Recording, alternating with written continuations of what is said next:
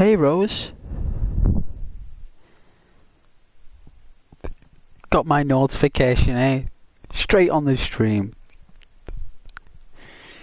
Thanks Rose, how you doing today, you okay?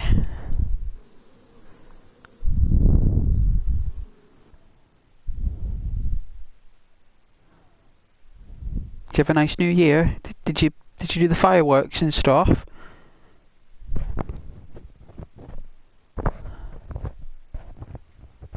Hey Duke, God bless the Enclave, Ave, true to Caesar.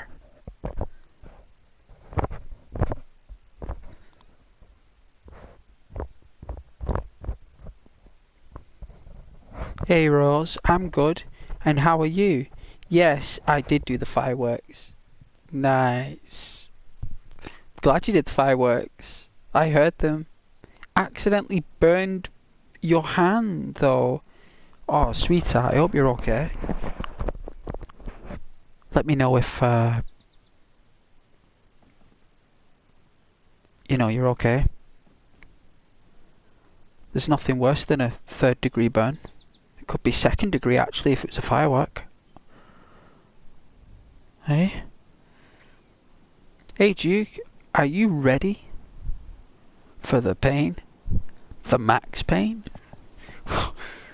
Well, max pain is a completely different story. I mean, that's a whole different type of pain. I got 1 hour of sleep. Did you, Duke? That's not good. You need more than 1 hour's sleep, Duke. If you have less than 7 hours, you're gonna be feeling rather, how can I say, distant. I think that's the best way to put it, distant. Kind of like indifferent. So you want to be, but not a good indifferent. There's a good indifferent and a negative one. And when you got lack of sleep, you're restless and you're grouchy and cranky. You need your sleep.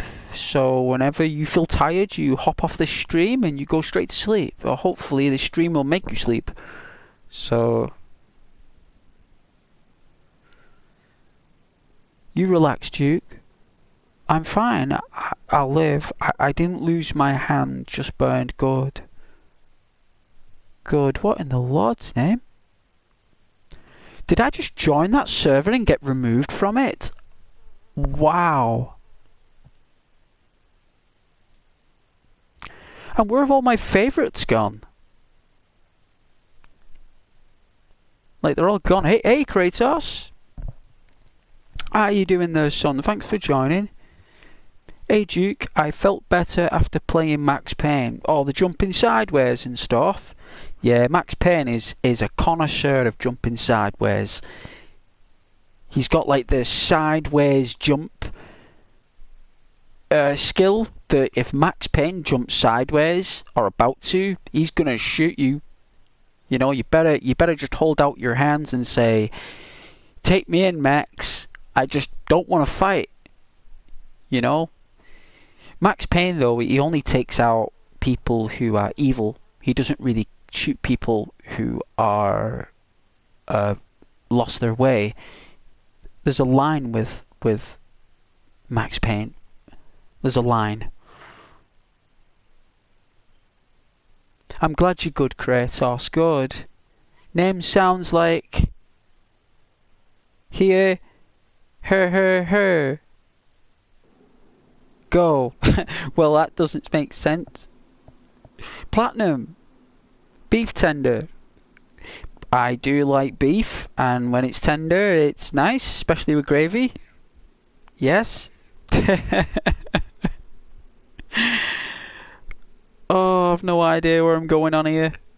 You know what? I really don't care if anyone sees this server I'm going on, because people will die probably within 50. You get a 10-minute rule. There's a 10-minute lifespan, so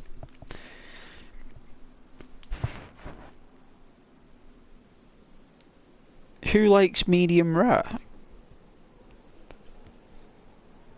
I don't know who likes medium rare steaks.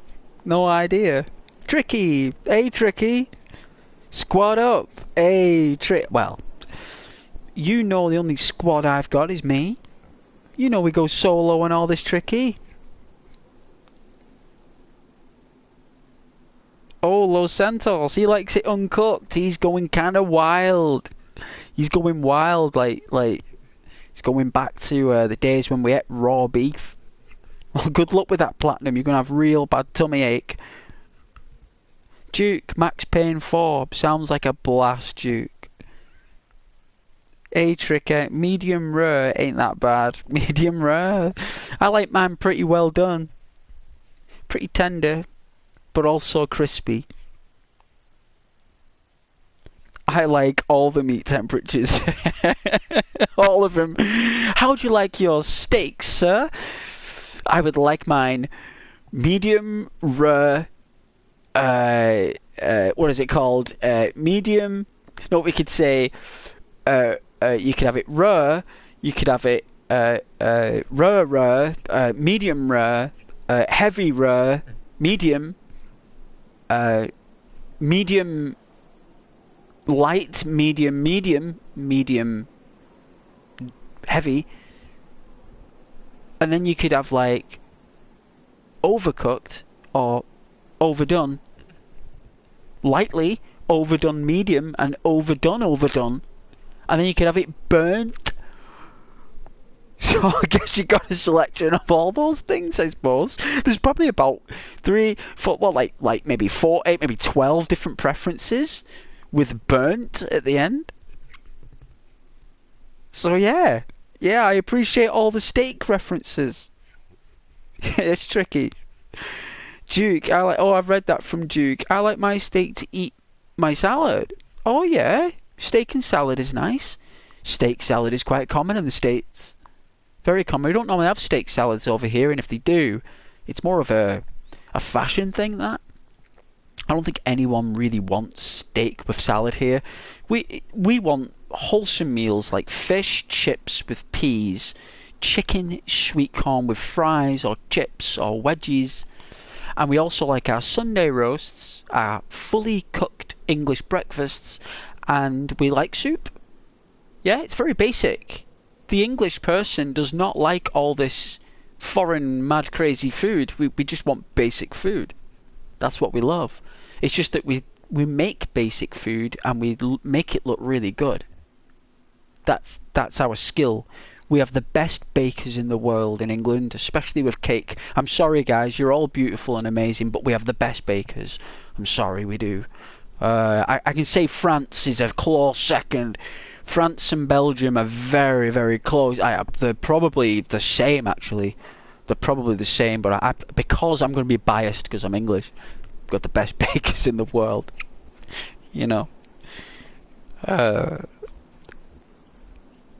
Yes, did you know raw meat is good for your health?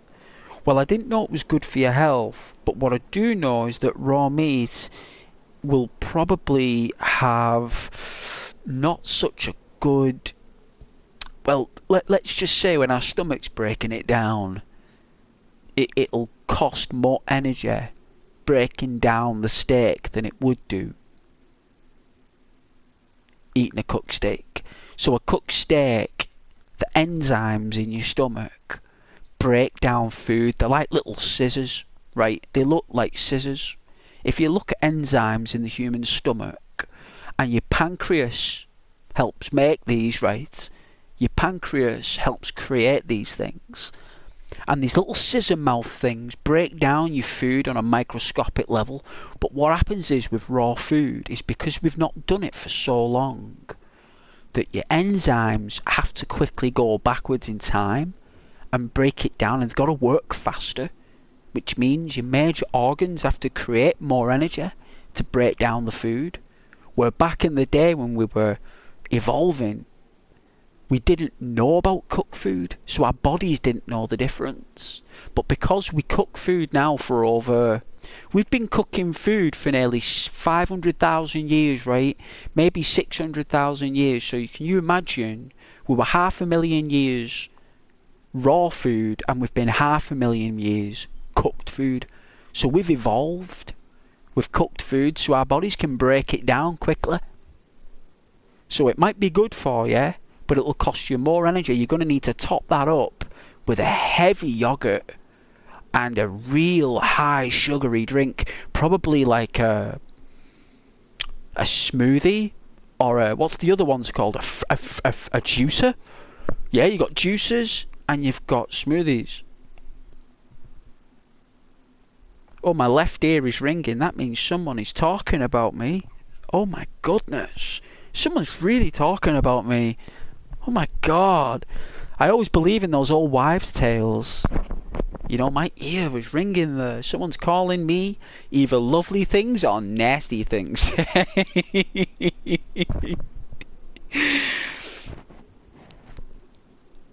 Oh, but yes, Tricker, you are right. We can eat raw food, but now I think we can, but I think it will do more harm with energy resource, not with health. It's probably healthier because it makes your body work more, which means you get sleep quicker. Maybe, I don't know, Tricky, but it's a good point. But I do like to focus on all of your questions, guys, and answer it thoroughly. I think you guys deserve that, being a viewer on the platform and the channel. Max Payne 3. I like Max Payne games. I've played them since the PlayStation, the very first one. He jumped sideways then. He's still jumping sideways. I don't think you're ever going to stop it. I eat fish and chips with macaroni and fries. Alright, Duke. Fish and chips with macaroni and fries. I mean, I can see you'll have the macaroni and fries on a separate bowl. I don't think you'd have the macaroni and fries with the fish and chips, because you must have oven cooked chips as well. So I do love my fish, especially chip shop fish from the supermarket. It's delicious. Duke, achievements unlocked. The Templars or the Assassins? Oof, you'll have to make that on your own there, Duke. I've played games that evolve around both of those clans, and either one isn't a good choice, unfortunately.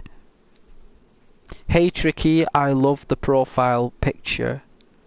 What is it, Tricky? What's your profile picture? Soft drinks? Yo, I believe in that too.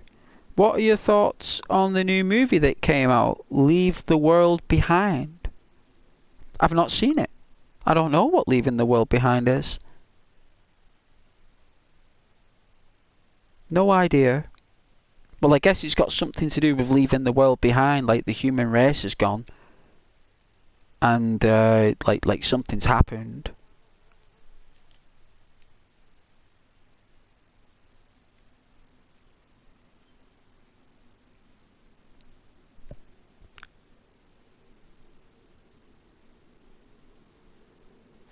Jukemeister, Tricky, have you watched have I watched The Walking Dead? Yes. Rick Grimes and Carl and Herschel, the farm owner, Merle and Daryl, Carol, Father Gabriel, Tyrese, Glenn, Abraham. I'm trying to think. The guy who came in from in the barn. Is it Aaron? There's Aaron, and obviously there's Rick, Laurie, his wife, who died in season 2. Favorite show? Did you finish it? Did I finish it, Tricky? Tricky, you're talking to a Walking Dead fan. You're talking to a person who follows The Walking Dead. I'm even watching Night City at the moment. I'm watching Night City with Negan and Maggie, and you know what? I really like it. I like it that it's at night. I like the fact I can't see New York, and you know what? As much as I love New York, I don't want to see it. You know who I want to see? Maggie. That's who I want to see, Tricky. I want to look at Maggie because that woman drives my mind crazy with attraction, because in my eyes I think she's one of the most beautiful female actors on screen at the minute. And I'm not just saying that, like, when I was watching The Walking Dead through all the, because she came in season 2, right? Maggie came in season 2 when Carl got shot by the hunter who was hunting the deer. He shot Carl by accident, and they ran to the farm. And you meet Maggie on a horse. She actually clashes with the camera in a shot, and she goes up on the horse and she guides them back to the farm. And when I saw her then, I was even jealous when Glenn got close with her. I was even jealous then, you know, in a lovely way though. In a lovely way I was jealous, because I know, like, but she's just amazing, and I'm watching that series at the moment.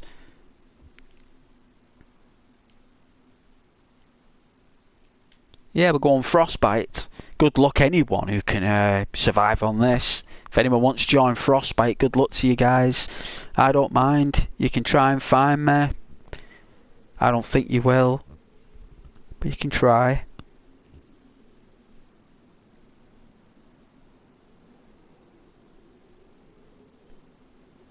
Where was he up to? Duke. Yes, I've seen The Walking Dead. Yes, Duke. Yes. Good. That's Rick from The Walking Dead. I love Rick. Andrew Lincoln's one of the best. Favourite show? Did you finish it? As I've answered it, yes. Yes, I finished it. Yeah, he does. He does see his. Well, he doesn't see her. He actually seen her after. After it's Carl who sees his mother, because Carl's the one who delivers the baby with a caesarean. Tricker, Negan. Yeah, Negan. I do the whistle on stream, but microphones, they destroy whistles, so I won't whistle on stream, but Negan's crew has a whistle. Carol. Yeah, Carol and Rick were very close. Still are, actually. Still are. But Rick had to leave him behind, you know. Rick couldn't lead them anymore. He was too tired. He was too tired. He'd lost Michonne. He'd lost Carl. He'd lost everybody. He was gone. He was done. Rick's done. But all of a sudden, when Rick wanted to walk away, he got sucked right into it. You know what? We're going to watch his story soon, because I can't wait. In fact, I might do a stream where we can talk about it, or I might do a video about it. You know? I might do. I don't do movie or TV shows. I only do computer games. But Andrew Lincoln, Rick Grimes, I'll make an exception. Loris. Hey, Loris. You're talking to one of the biggest Walking Dead fans. Really, Tricky? Well, so am I. Maggie bad. She is. Maggie is one of the best. Maggie is.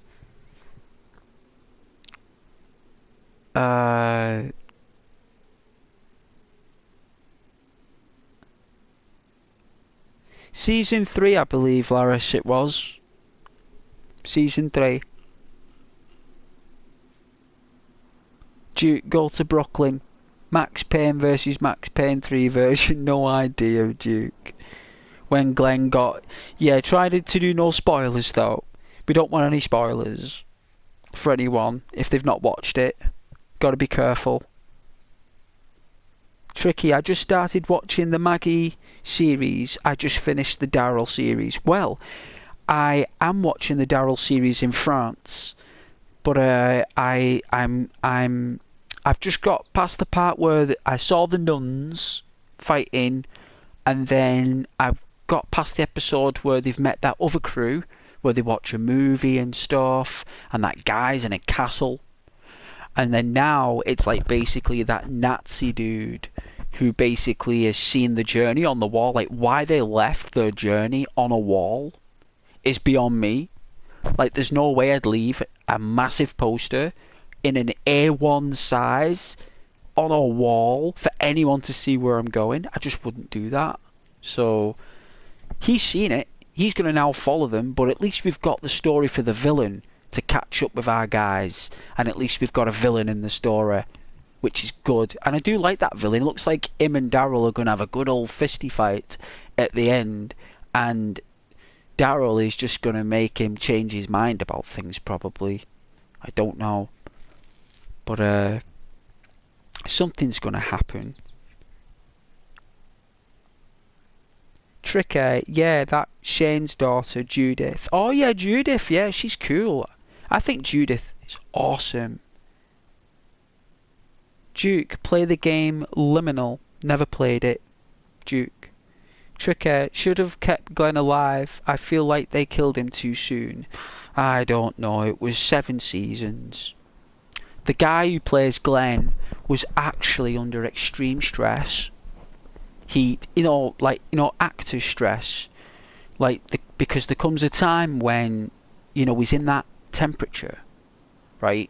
He's in that environment for nearly a decade of his life. His family in South Korea. And all his other friends and family he hadn't seen. He's just, isolated. And, Glenn, the actor, actually went on to South Korea to do South Korean drama, right? And movies. Glenn is actually doing South Korean dramas and South Korean movies. And South Korean dramas are pretty good, right? Even though they're difficult, I can't speak South Korean. I can't, right? But I tell you something. In South Korea, they do the best dramas. They're just not globally advertised, but they're really good.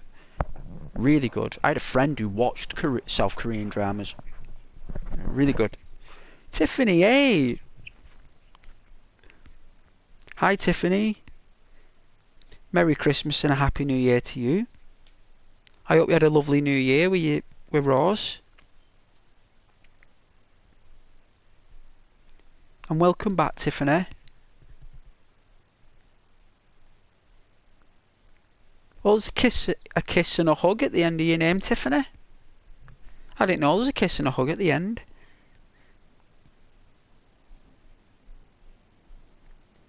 Thanks for joining though, sweetheart. It's a pleasure. Hey Duke, Arthur Morgan passed away of cringe in chapter epilogue. It's actually called consumption, actually. Tuberculosis is a modern name for it, but it's actually called consumption. Tricker, bro, don't tell me that I'm not there yet. I haven't finished Fear the Walking Dead yet. Oh, Fear, I've not seen Fear. I watched it up until, the guy who's a Maori from New Zealand. The guy in season 1, he kills that dude with his bare hands at the end of season 1. Kills that soldier. Because he tried to kill that guy's daughter. He tried to actually overpower her, like this soldier. And the Maori guy killed a soldier with his bare hands. He actually punched him to death, right? And he did it in front of the crew. I'm sure he does.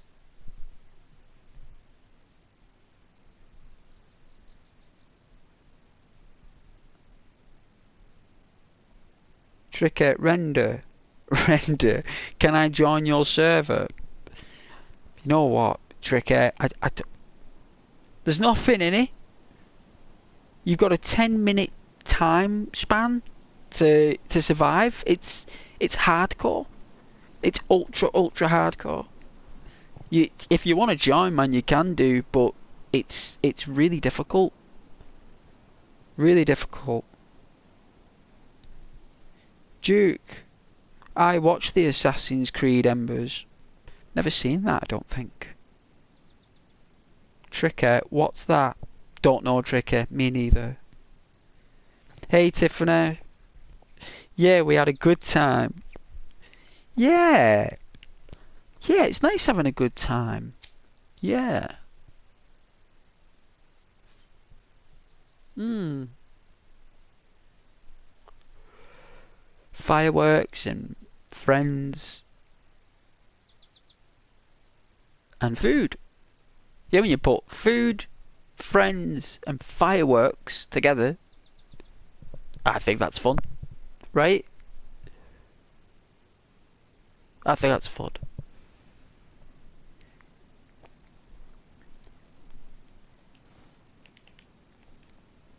Me, I actually just got rest, really. Just lots of rest, lots of chilled out time. I just.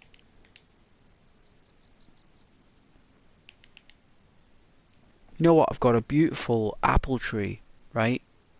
Uh, Outside the apartment. I've got like an apple tree, right? It's quite high up, right, from the ground floor, right? I'm a little bit more up in my apartment there, but the tree is right outside my window, right? Right at the side of my window. And when in springtime and summer, when I open that window, there are robins, starlings, magpies. There are just like all these different types of birds, and they're all whistling. And I that's my way of having a good time, Tiffany, when I'm on my own, especially when I'm drawing. So if I'm drawing, I prefer silence when I'm drawing. I don't want music on. I just like nature, and I really love that. I really love that time of year in my apartment when the sun comes in differently and the light's different at certain times of the day. It's different in general, and yeah, I love that. I love the sounds of birds in trees. Hey Alex, Assassin's Creed Embers is a story of Ezio and him being 67 and dies at the end. It's a lovely movie. It's short. Or yeah, kind of like a farewell lore to the character in games because they're not making any more games of him anymore. So they've made a film to polish it off. It's nice. Well, nice, Duke.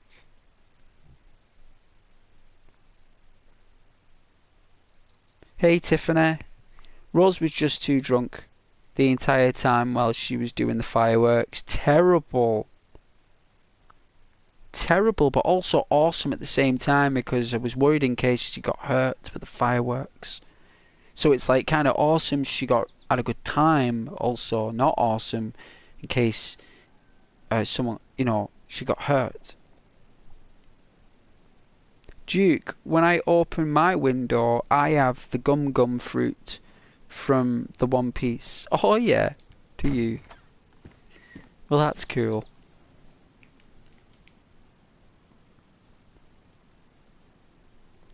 No way, this guy left me with some food. What a legend. Is he online? Is my friend here? Online?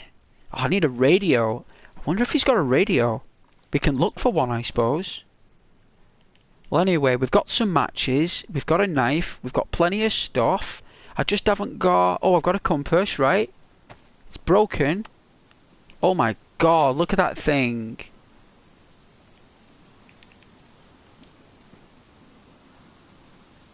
That's west.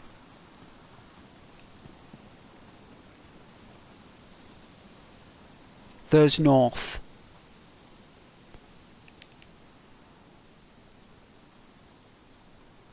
Oh, it looks like these two are together. Looks like they were infected by the same spore. Yeah, they're tethered. They're like acting in rhythm together. It's very strange. So anyway,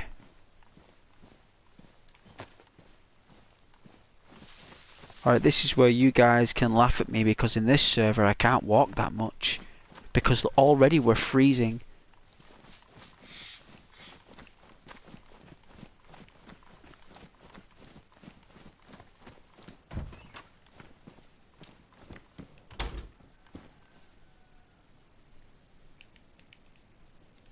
Oh, is that a shotgun we've got?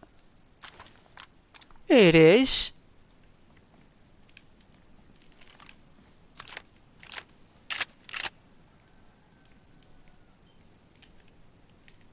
Oh, we got a loaded shotgun. Alright. Capri pants, what's in here? A flare? Well, I suppose we could take a flare. And what was it that guy said? We needed to take a torch with us at all times. A sewing kit? No way. I think my jacket's ruined, is it not? Oh, it is. Leather pants worn. Why is my jacket ruined? What happened? Stab vest damaged.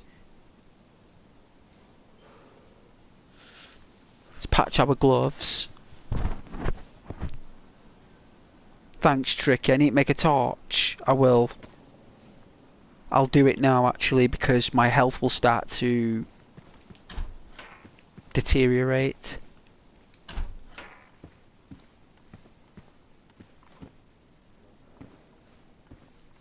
I thought I saw something, but it was nothing. There's nothing in here. I'm surprised I found that sewing kit, actually. Let's have a look at the condition of the... Alright, so they're just damaged now. I don't know, I used up a lot of sewing kit. That it doesn't really take up that much. That's a lot.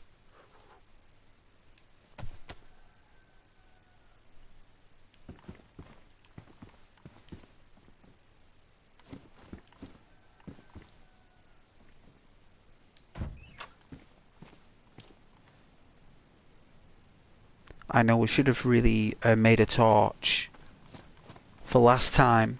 I should have prepared a torch before I spawned out last time. Like, I had a torch in my hand.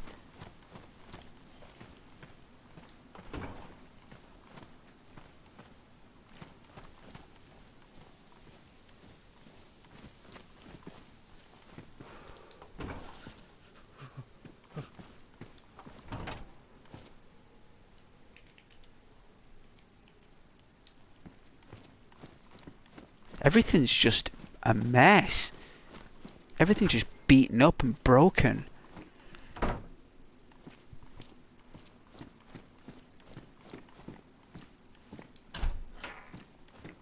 Wow, our character is freezing. We need a jacket.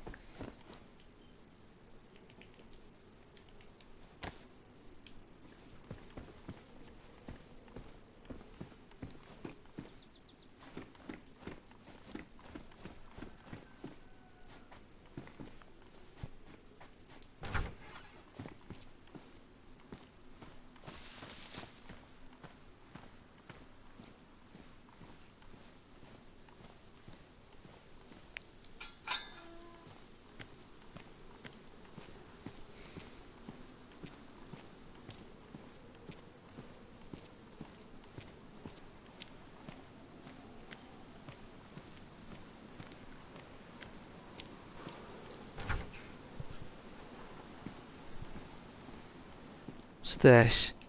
A jacket, but it's a tracksuit jacket and it's damaged, so we don't want that.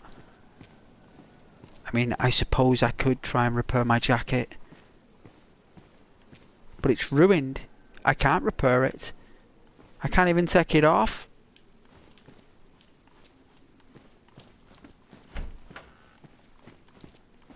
Oh, I thought there'd be a jacket in here.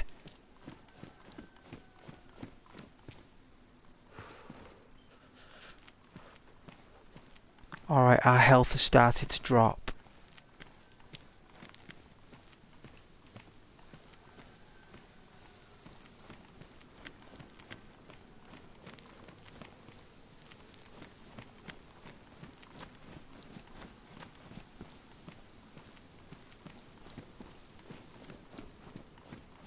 See if there's any jacket. Oh dear.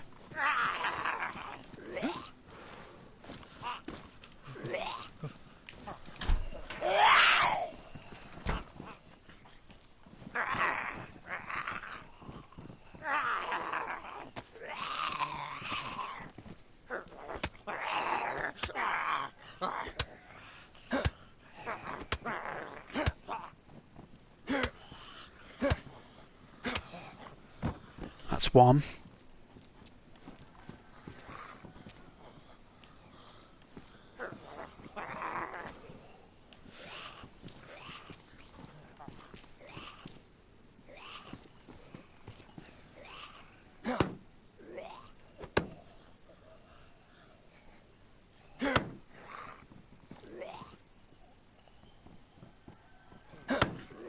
No.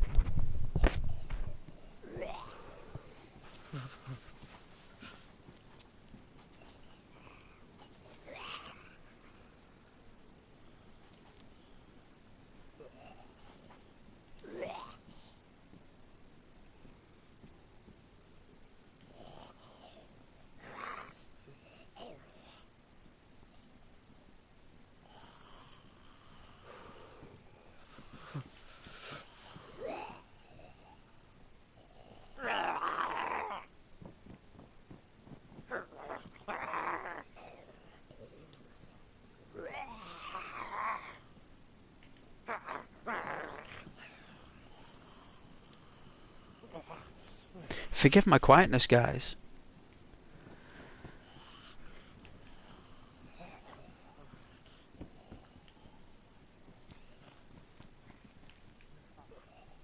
I think it's circling the place, but we'll be fine. We'll be fine. It's all good.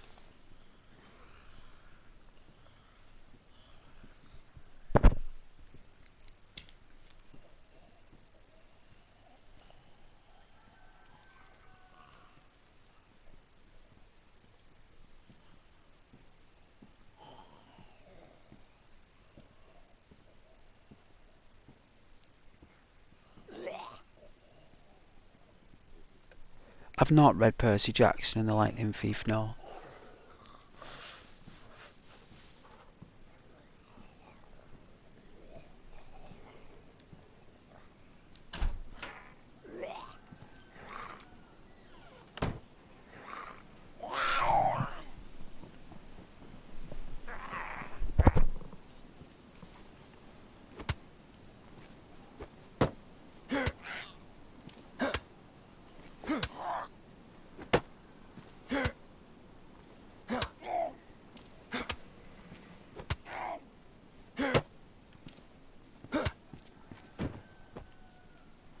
There's another one down.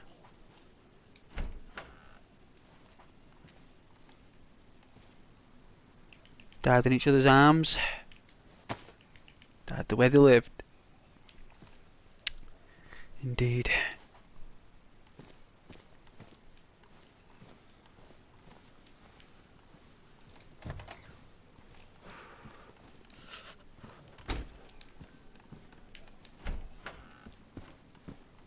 Oh! Is that a rifle? It's badly damaged. Oh, it's a Spartan.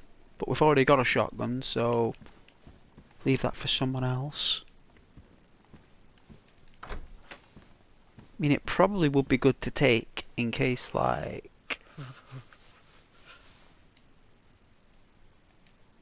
This is dress. We can rip this up. So...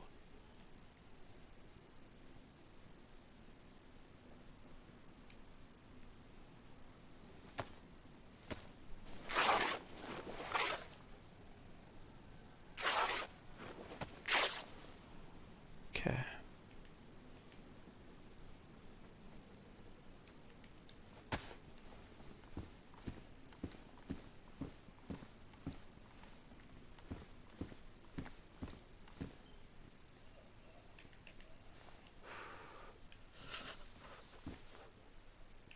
I don't think we need that, but I'll take it anyway.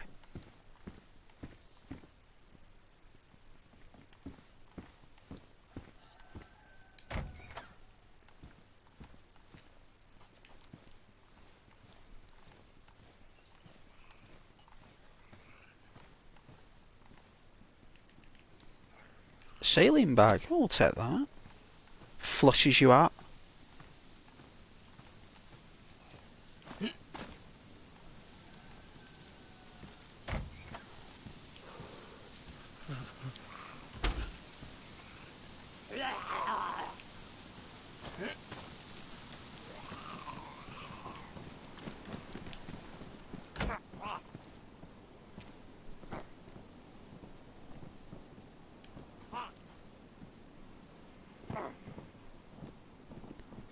Yeah, sorry about the view counters and if the chats don't come through quick enough. My apologies. I don't know what's been happening over the past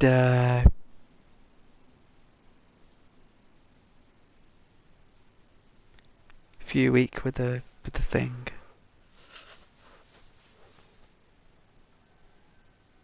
But I appreciate all of you. I really do.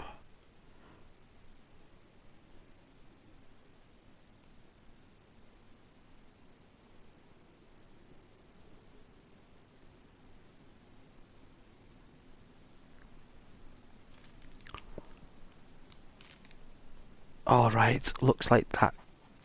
Oh, okay.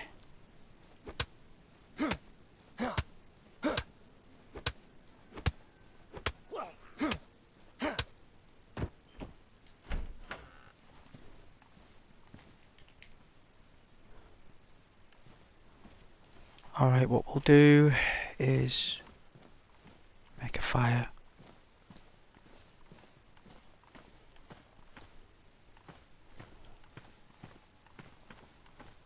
I mean, there's none of those trees that I can get that you can just take down with your bare hands, you know? Yeah, it's getting cold, so normally if you can find those locks, like, so let's see if we can climb up.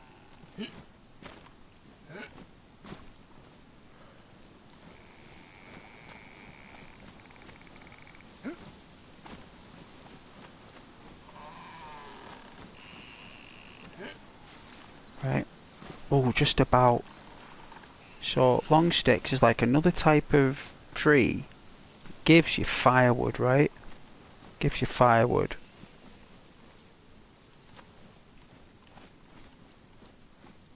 What's a sewer head?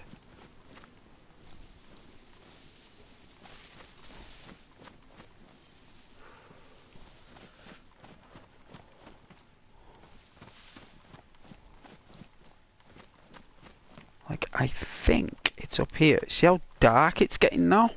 So we've got to act quickly. Firewood, right? So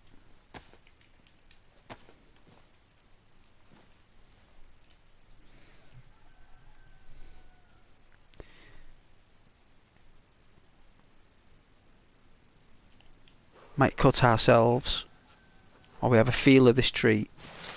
There we are, we have cut ourselves, right? So bandage, bandage, bandage. Don't tell me I've got no bandage.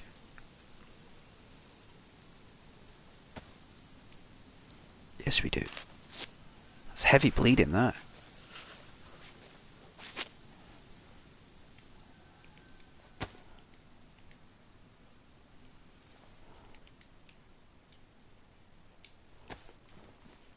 Then what we do is you put on... I've got a pair of lackey gloves. Working gloves. There we are. Put these on. Now this should stop our fingers from getting cut.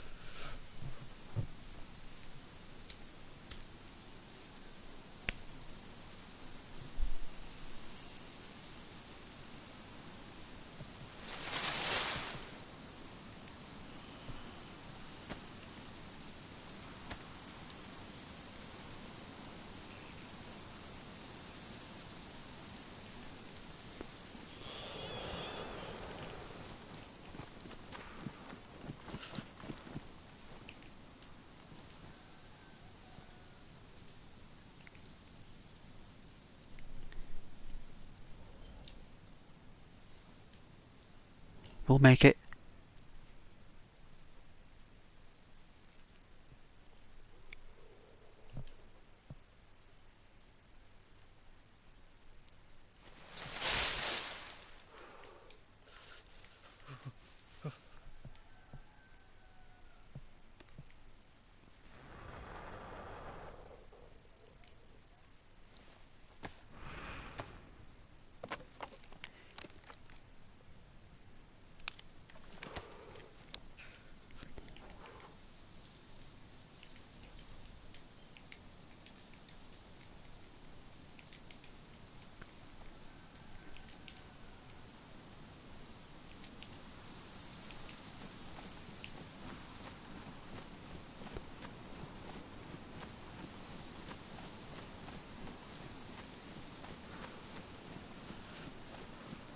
warming up for some reason, which is weird. Probably because we've just done some work. Our body just warmed up a little tiny bit. See if this hussy has a little fire. I don't think it does.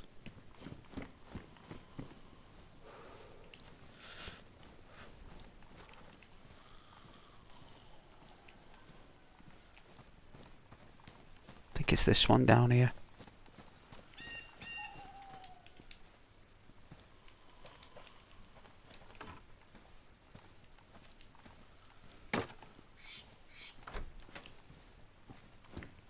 And it's got a bed. And it's got a trackie that we can cut up into rags. So, let's put that in there. Then we will... We've got a battery. So I need a... And it's a good condition battery as well. It's okay. Which is good. You know? So, now that we've got a fire and stuff...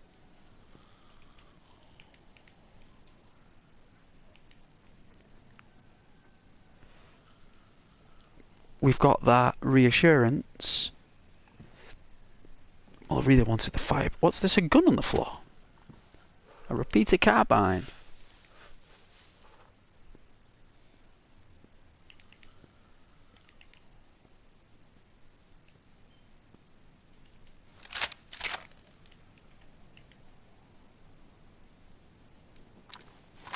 I'll take that. I mean, that could go in the Desert Eagle, you see. Because we do have a golden Desert Eagle, right? If you want to see it. My battery's low on the controller, you kidding me? Oh, I've got one on charge here. Alright.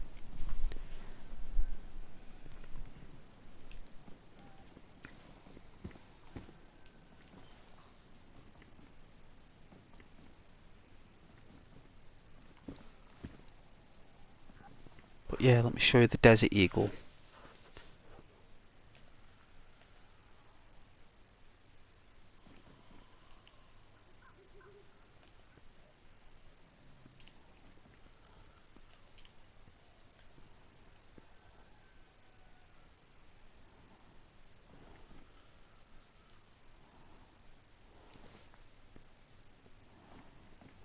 I think if you go close to a wall as well, you can see it a bit better, look. Yeah. Oh. You can just make it out a little bit. I don't know what writing is. It looks like it's in Dutch. It just says a Magnum pistol. Edge. Military.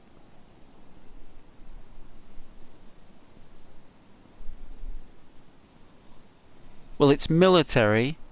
It's a Magnum. It's got an edge.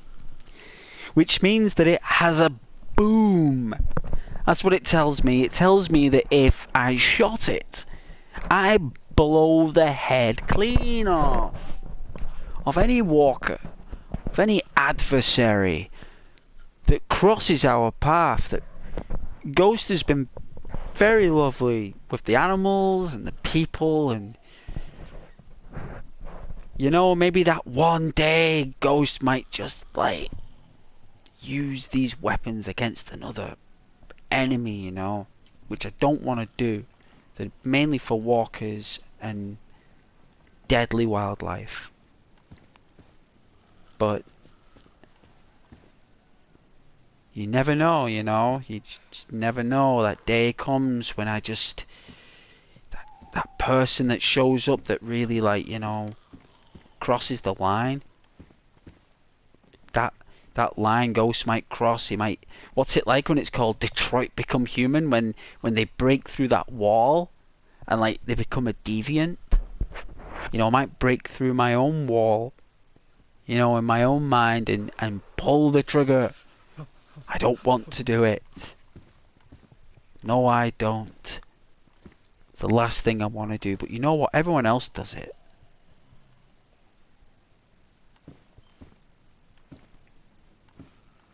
And how many times have I been shot at and attacked, and people have only shot once. It's not like people have like how can I say?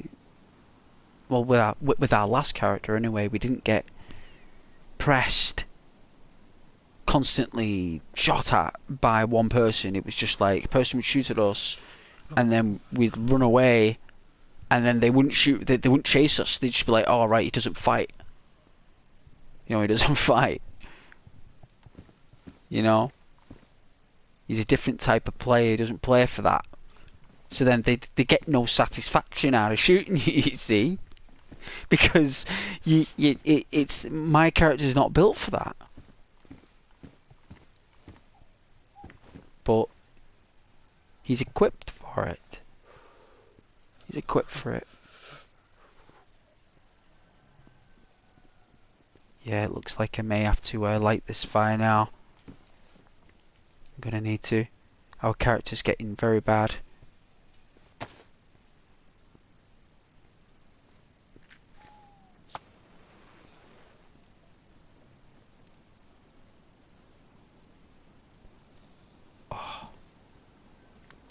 It's going to take a while to get warm in here. Well, it's a small area. And I don't think I have a lockpick. Do I have a lockpick? Did I find a lockpick? No, I did not.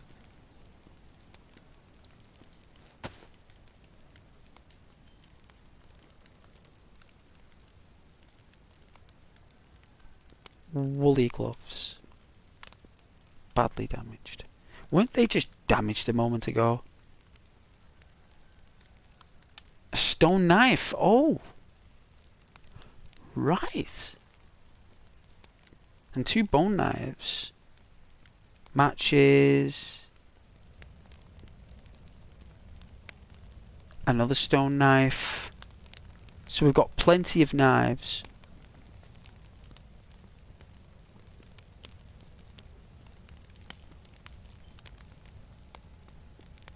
Oh, we're starting to heal up.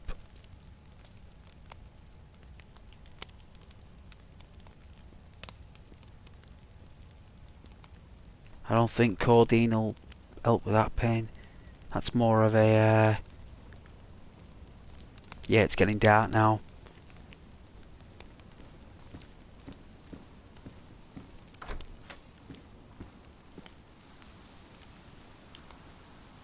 So if I remember rightly, we've got a flare, right, and we've got a glow stick in case we need to go out, right? We can always throw it.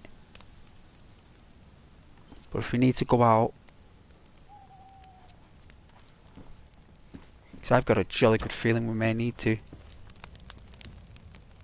Like... I mean, if worst thing comes to shove, we'll just spawn out and then spawn back in. If that's the worst case scenario.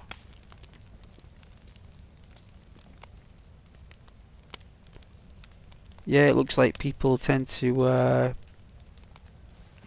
mean, I can always go on another server until this becomes daylight, you know what I'm saying? I can always do it.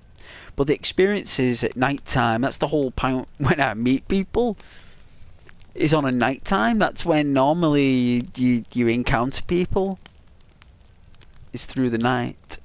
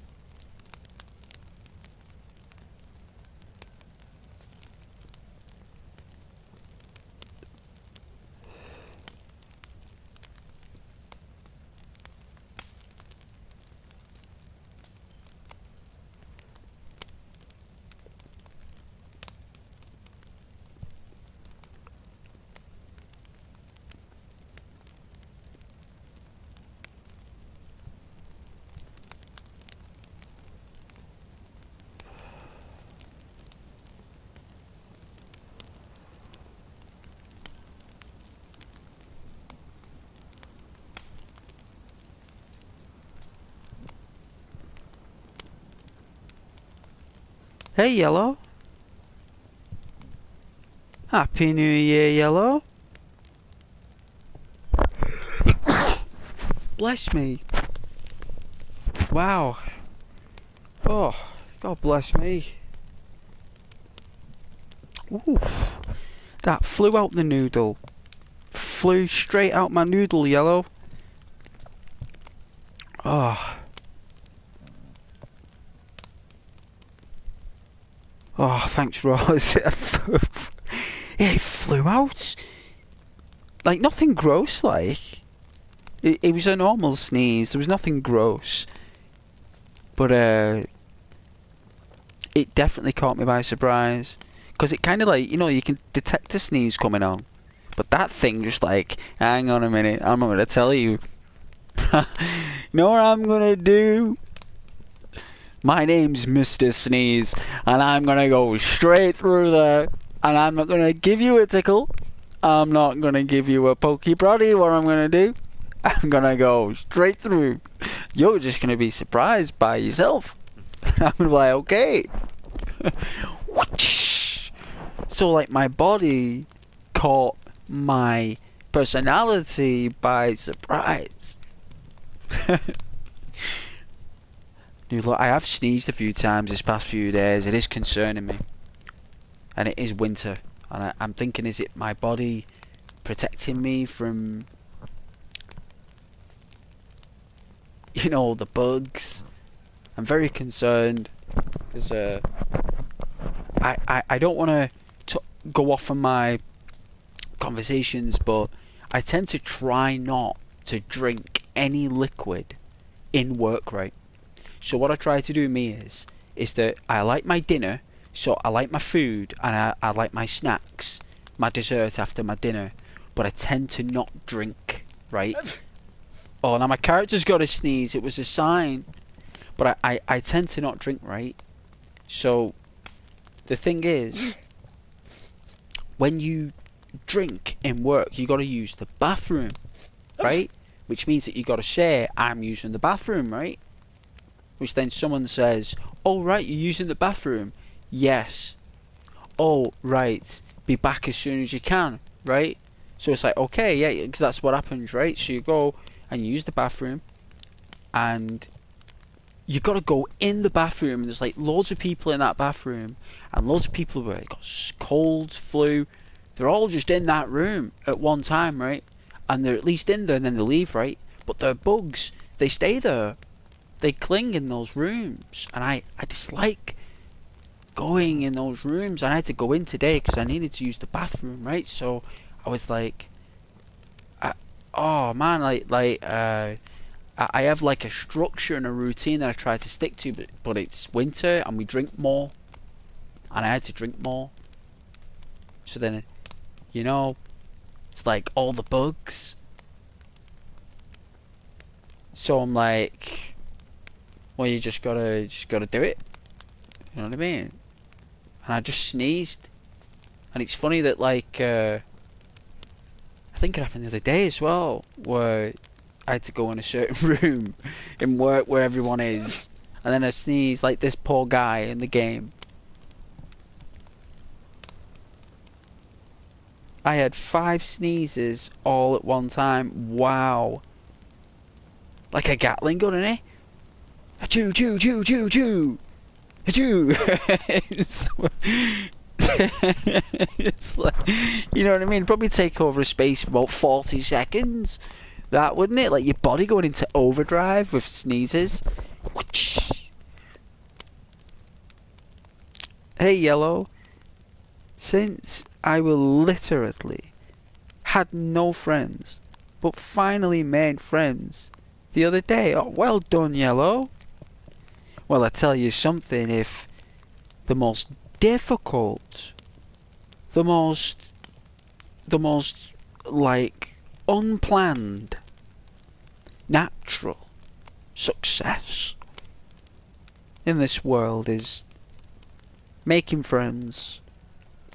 And well done, Yellow. It's not easy to do, and if you've made a friend, then I'm glad that you've, you know, earned that treasure. Since I moved, I have nobody that lived in the neighbourhood that I know. Yes, Yellow, understandable. Understandable. Expected. I can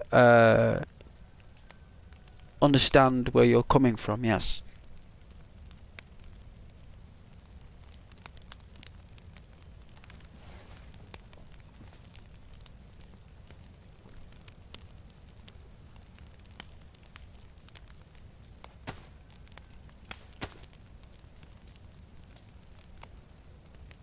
Have this chicken.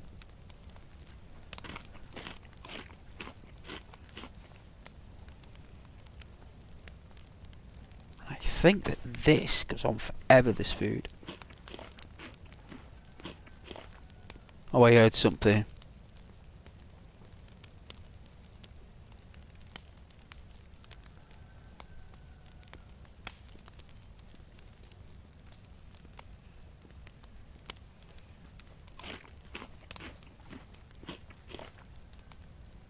Oh, we got the plus sign. That's good.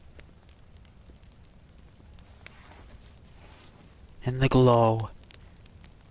Oh, that'd be so warm right now. Wouldn't it? It'd be like, oh man, it'd be like, yes. Everyone would just be around it, like.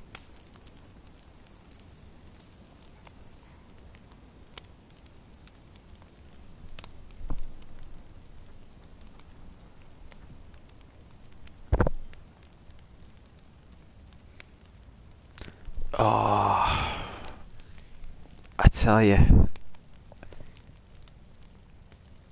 It's like, it's just all just gonna be crackers now. Isn't it?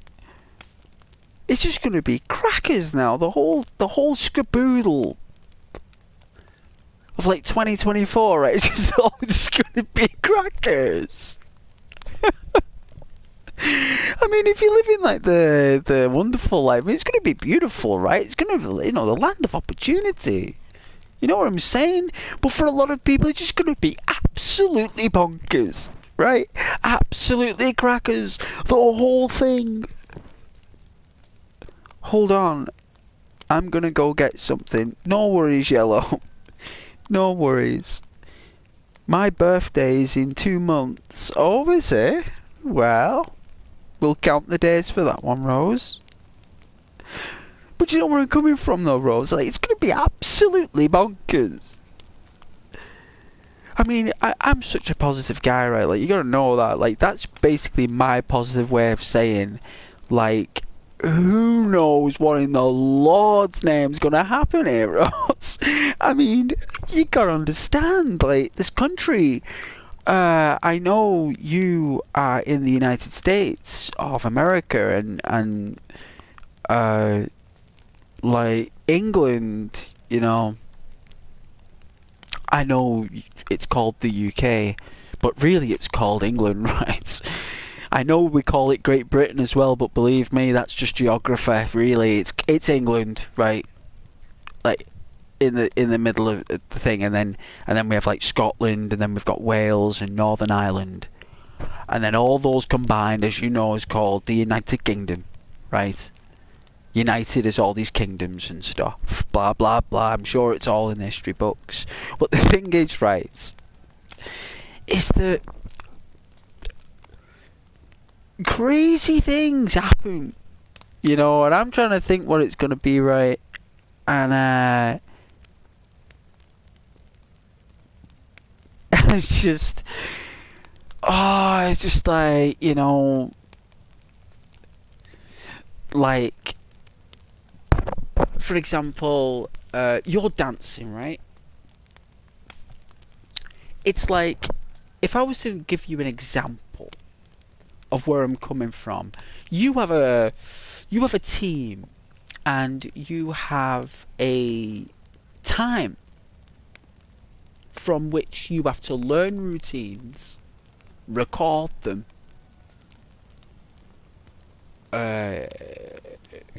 choreography, write it down, put it in literacy, in a portfolio, give that to a leader, That's my work, right? And you hand over your evidence to your people to prove what you've done. Because you can't just say you've done that. You have to actually show whoever is representing that studio, and you have to show them, or someone at least, who is going to promote it. They're going to want some substance, right? That's natural. It's called, like, development. I think that's what we call it, like a development. Well, imagine that one file you give, put another 5 of them that you're expected to do in the same amount of time, Rose. That's England. And every year that goes by, things get more, like, how can I say, more difficult to do. Do you know what I'm saying? Like it's not a lot. It takes like 15 years for like that bracket. But like they've already been doing it for 15 years, so it's already got to that point where it's been very difficult for 15 years, and then it's going to be like another like thing, you know, and it's just having to go through another year, you know. But it's going to be a blast because I'm going to be streaming, you know, and we're going to have some fun through winter. Coming up with my own choreography is not easy and takes me hours, days, even weeks. Yes! Yes, it will. It will do, because anything that's good like that and creative can't just be done like a strike of a match, right? I mean, it's not like falling in love or out of love, or in attraction or out of attraction. Those things are all chemistry. What you've got there is professional chemistry, not natural chemistry. Your job is to find some kind of natural bond between the team that makes them perform more professionally accurate at a higher acumen than what they previously did. So little by little they get better dancers, they stay with the studio longer, their payments increase each year, their commitment to the studio is greater because of the people that run it, right? It goes full circle, and somewhere along the line you get a piece of that. You get a piece of all of it, Rose. The money, the fortune, the reputation, the renown, yeah, the renown, and the kudos, right? Kudos, which is something very, like, kudos is where it starts going upstairs. Goes upstairs. Kudos is where you don't even know you're doing it. You're just doing it, right? You're just doing it. You're just in it. You're in it. You're swimming in it. You're running in it. You're skipping in it. You're bouncing in it. You're twirling in it, right? It's like that energy. You're in that space. When that space gravitates upstairs, that's when, and you don't even know, right? You're just doing your job, and then all of a sudden they start watching you when you don't even know. That's when good things start happening. But you can't get there, or no one can, without some kind of proof, right? And here you always need proof, like everywhere. And it always gets more difficult each year that goes by. It never gets easier. There are some places that the bubble gets a bit wider, but then other bubbles have to lose that you know, that space, and it shrinks other bubbles in other places. Don't get me wrong, some years the bubble might expand on this end, on this tail, and it might be a good year, you know, but it's always it's always that thing, you know. And I'm just thinking, what is it going to be this year? Because I always try and think what it is, and I'm always wrong. Rose. I'm always wrong. I'm not ashamed to. I'm always predicting what it is, and every year that goes by, it's always something that it is, and I'm way off. But I was kind of on the right track, but I was way off what it was. I'm trying to think what it could be. And I think what it is, and correct me if I'm wrong here, like Rose, but what I think it will be is, haven't they made, like, you know, people who have those little payment machines that, like, if they've got their own businesses and stuff, and like if you want to make a transaction, you can just say, hey, yeah, no, we can make the transaction now. I can take payments up to £150. You know, you might be making materials, you might be doing crafts, whatever, right? Whatever it'll be, DVDs, vinyl, classics, vintage, retro games, whatever it is, right? And you're in a little stall and you're making transactions all day, right? Just selling stuff. You've got to buy one of those little machines, right? Because this is what my brain was telling me, right? Like, you got to buy a little machine, right? And this little machine has to connect to the telephone network, right? So your little machine has to have some kind of wireless network that can connect to an internet host to get some kind of connectivity with the payment, right? So it's like, okay. So what I think is going to happen is in 2024, it'll be like people will have to pay higher rates, right, for like those little card machine things, right? Like, these are people who are trying to get by, right? These are just people who've got hardly anything anyway, and they're just like trying to get by like everybody else. Like, they're not swimming in luxury swimming pools, they're not got major cars or anything, they've just got families, children are going to school, they've got to buy food, all that stuff, and they're trying to make a living, right? And it's like, these people use these machines, and they're called self-employed, right?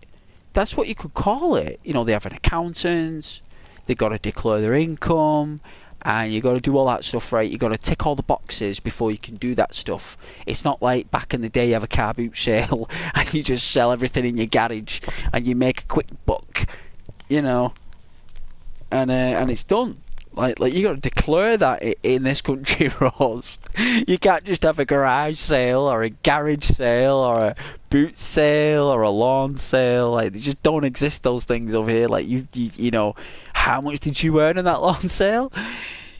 You know, how much did you earn in that car boot sale? What did you take in that day? How much? You know, what did you sell? Where did you get those games from?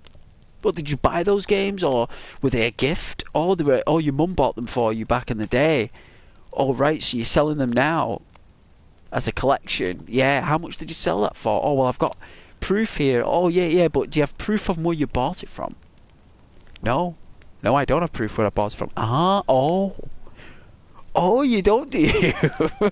No, well, okay, that's okay. Don't worry about that. We'll not. And this other item that you sold here, this other game that you got. Oh, yeah, other game. Oh, yeah, this other PlayStation game from back in 1999. Oh, yeah, this. So, have you got the receipt for where you bought that? Oh, no, my mum bought me that. Oh, so that's also a gift. So that's the same as the previous game you just sold? Yes, it is.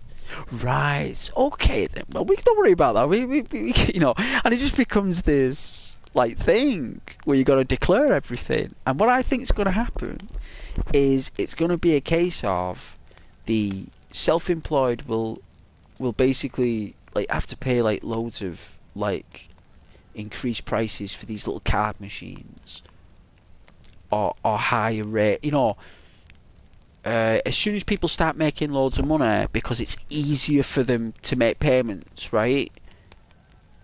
That means that other people start wanting to get into that gap as a company.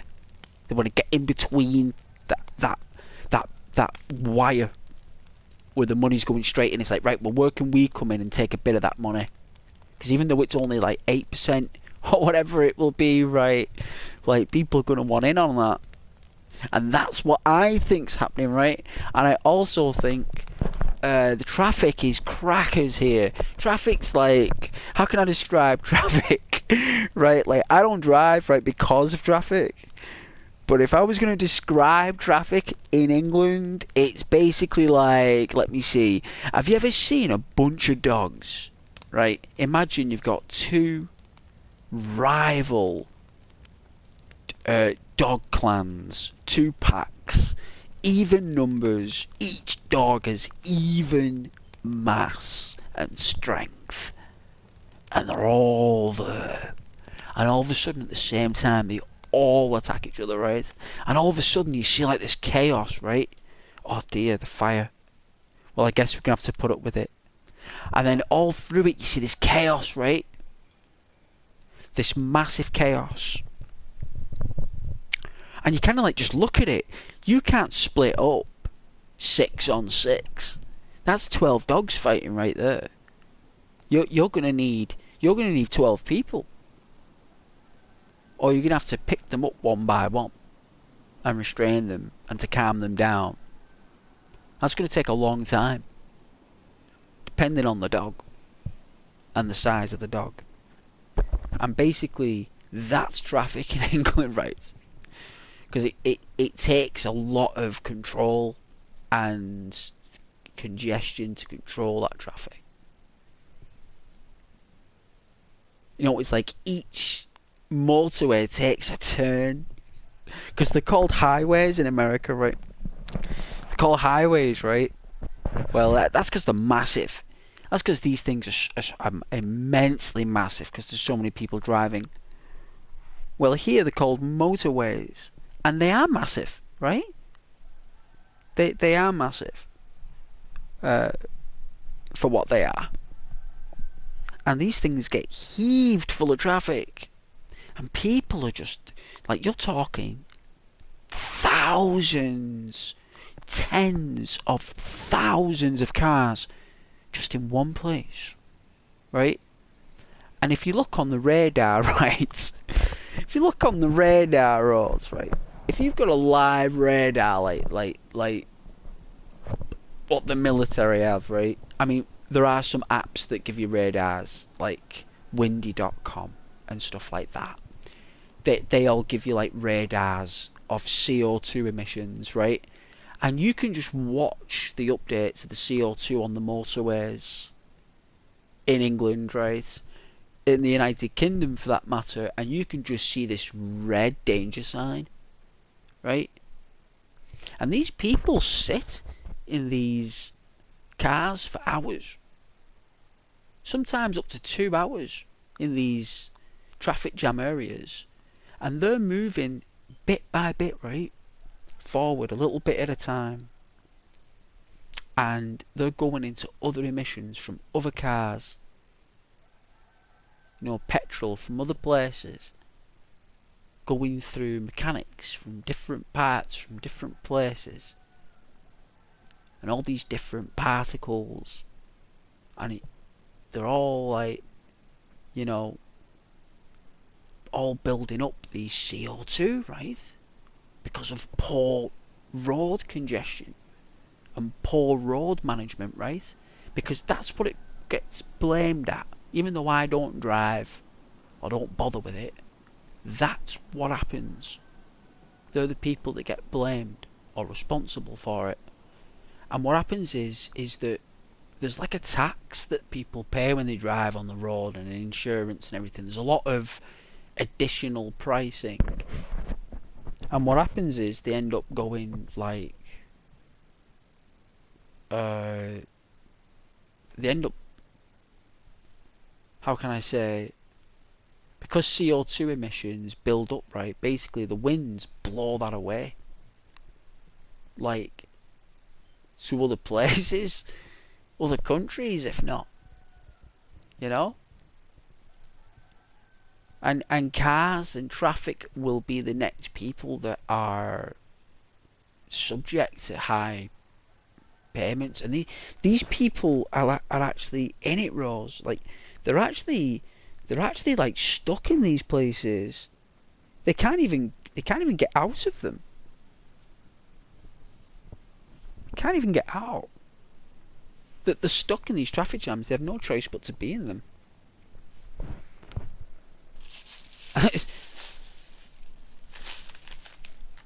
And it's just like, oh man, like I'm gonna have this can of Dr. Pepper actually, Rose.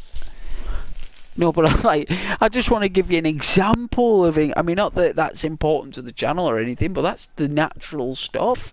But it causes a lot of stress in people, you know, and it's not good. It's not good because about 70% of this population drives. Like 70%.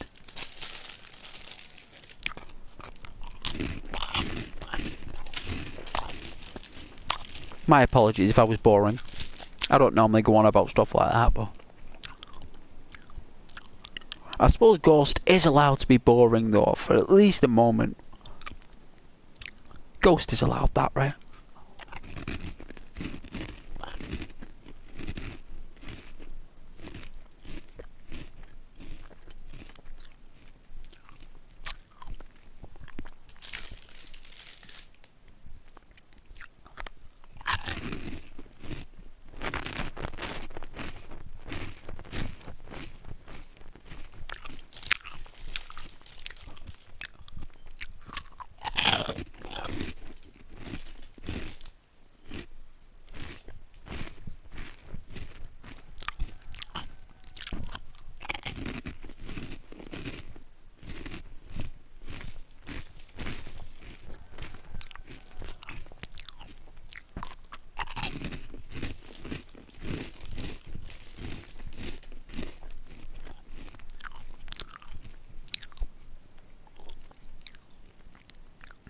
Oh no, where, Rose? Did your videos come back?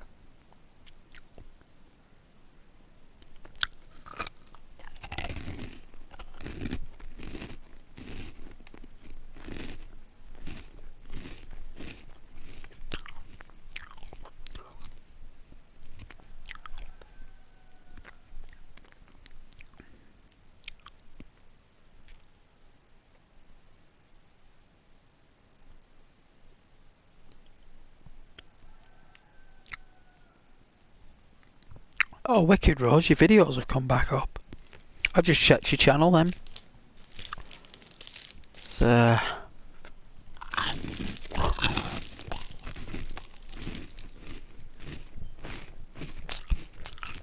This got rid of that cold.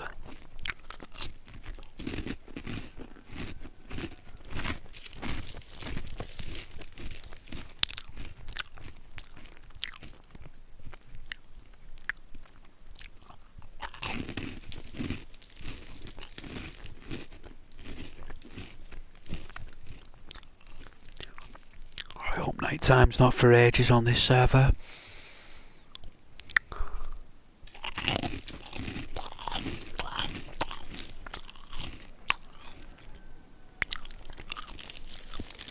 Nice, Rose, I'm glad.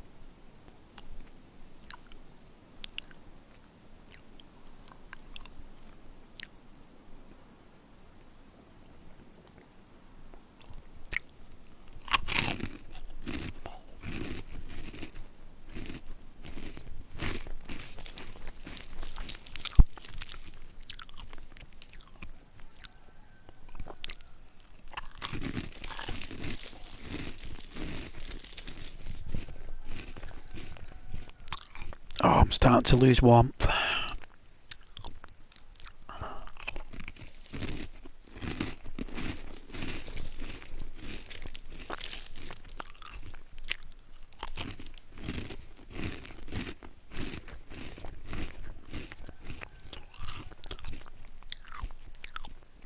I'm glad I showed people this server I went on today because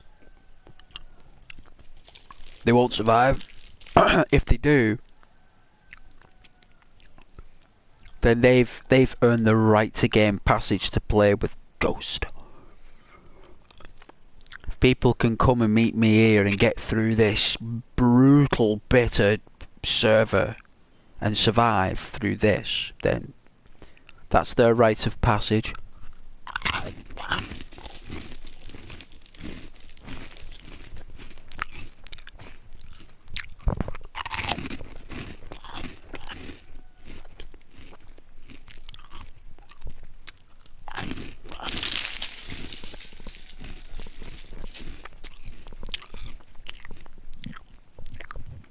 You know what as well? I actually bought the other day and I couldn't believe they had it in the shop. Dr. Pepper strawberries and cream flavour. And I had no idea that it was about £1.80 for the can. So it was over $2. I remember I had a friend on Xbox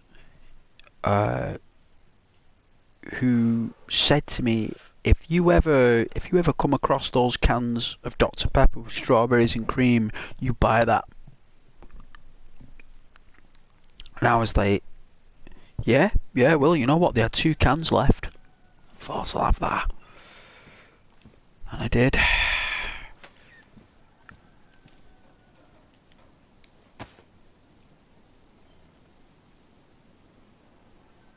And it's the most delicious can of pop I ever had.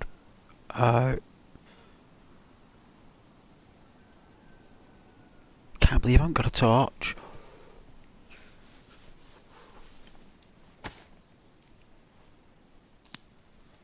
Nice, it's green. Oh, cool. Green's the best one to get. Lucky to get a green one. Wasn't there a tree, like, behind this house?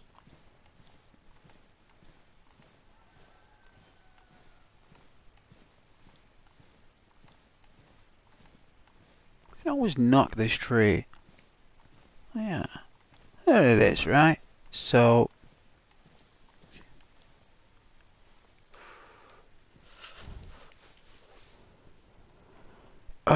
this axe, what's the condition? Badly damaged. Oh, it's a hatchet. I don't think I've got anything to repair it. Oh, I hope this is okay. I hope it survives. I think it will. Surprised the tree didn't kill us.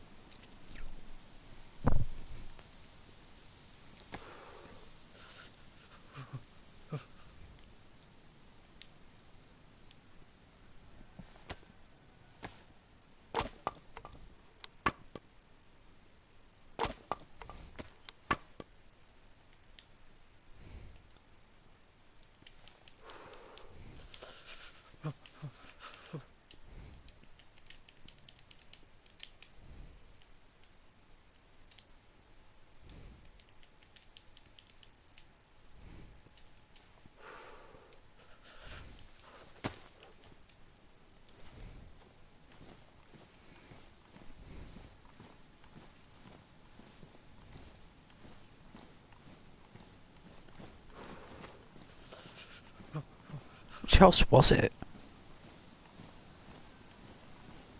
It's this one, right?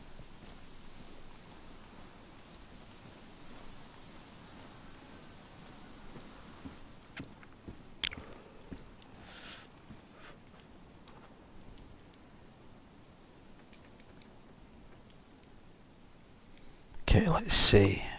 Where's this fireplace? There we go.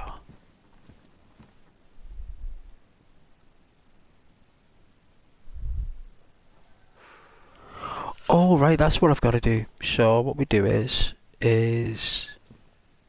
if we put this down, right, you then put the logs back in and your sticks back in, right? So there you go. And then you get this and then split it. Put this in the kindling. And then I can use my matches again and we'll get warm. So hopefully this will last through till morning. Okay.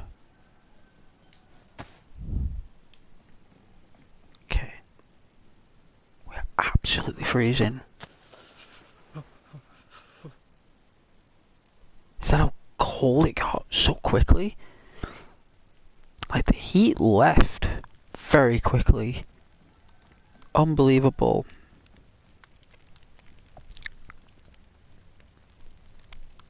To cut that beautiful tree down.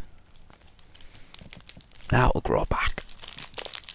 It's DayZ, so not as if it's going anywhere. Terry's chocolate oranges, why not?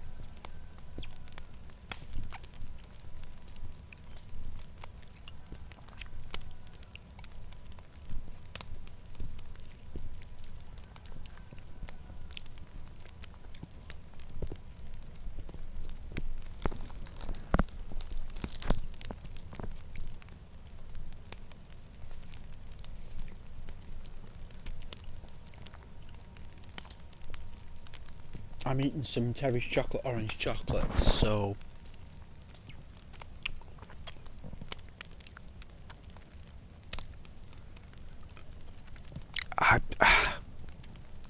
they're delicious, so I couldn't say no. They're actually called Terry's chocolate orange minis. They're like, you know, if you had a tangerine and you take out little segments of the tangerine. It's the same shape as them, but chocolate. And it's a flaky, melty chocolate as well.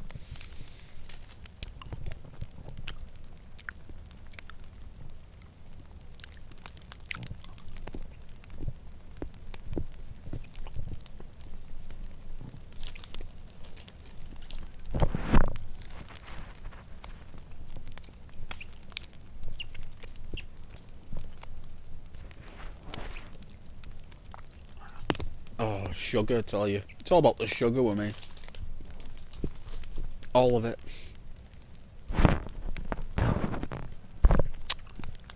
Salts and the sugars.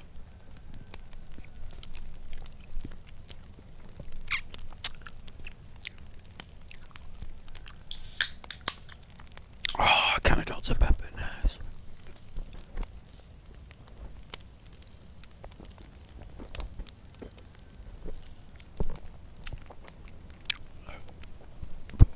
Oh, it's really nice. Dr. Pepper never fails me. Never does. Always gets it right.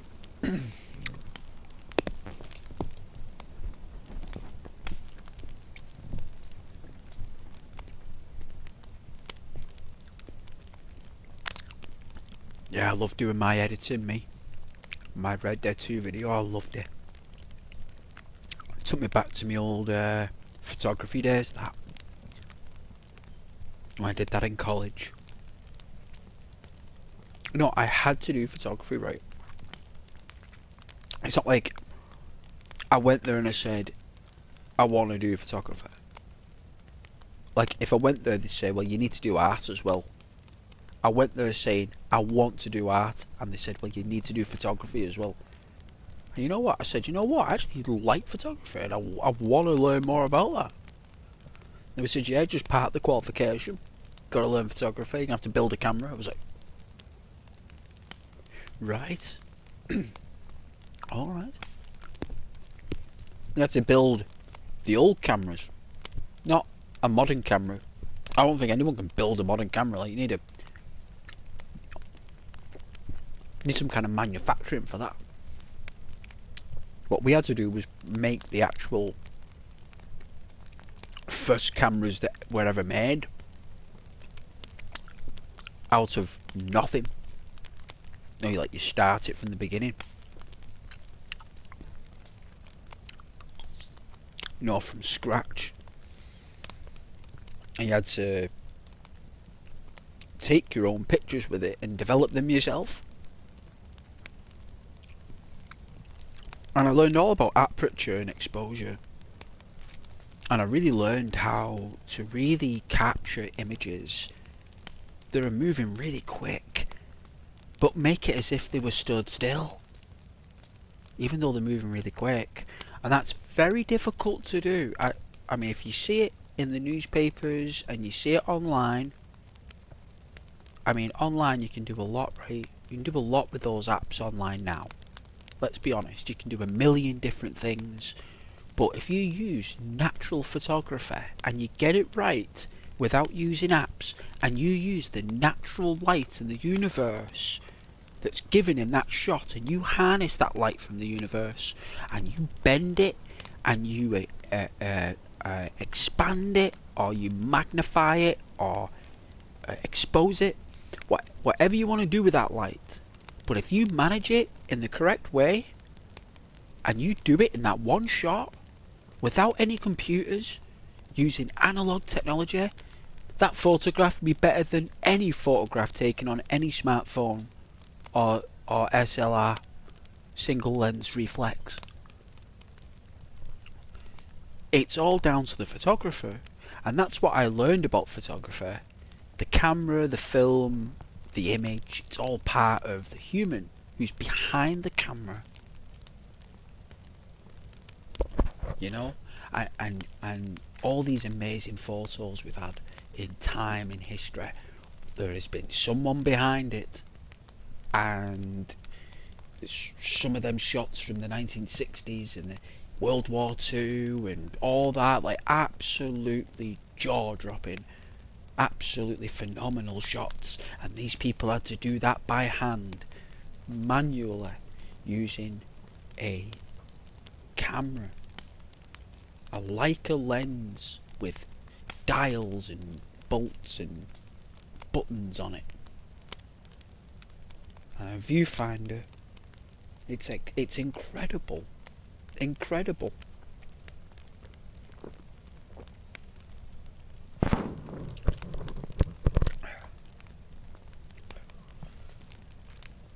I love photography with a passion. And I love camcorders as well. I love camcordering.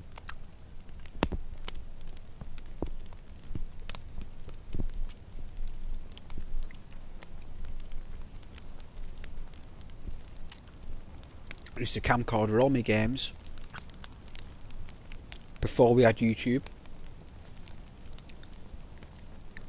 Look terrible, the quality's so bad. But you know what? They're on DVD somewhere.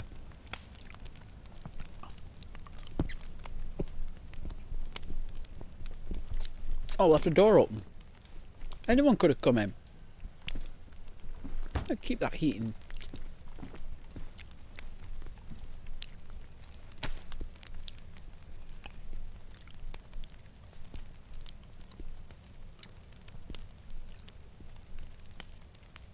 I've got a stone knife, right?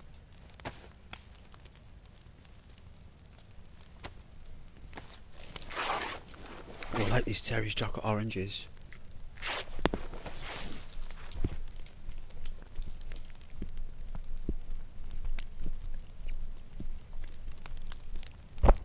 Now, if I was going to buy your Tiffany any chocolates, Rose, it would be a bag of Terry's chocolate orange minis. I think your Tiffany would love these.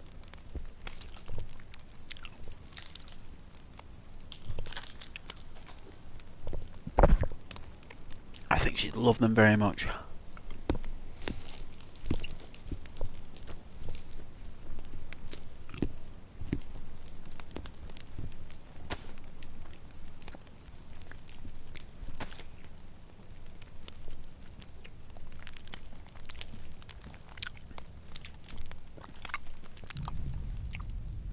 That was an explosion.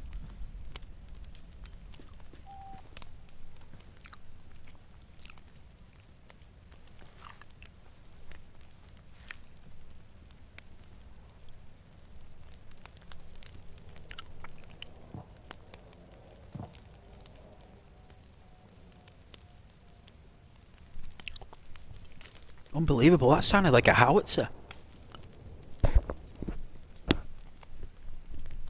Oh no.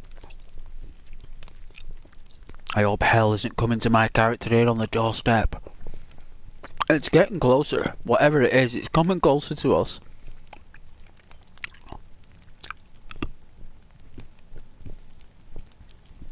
It's that chicken over there, is it a walker?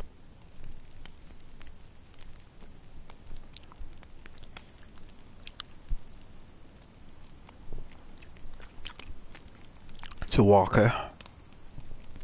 I thought the head of it was a chicken.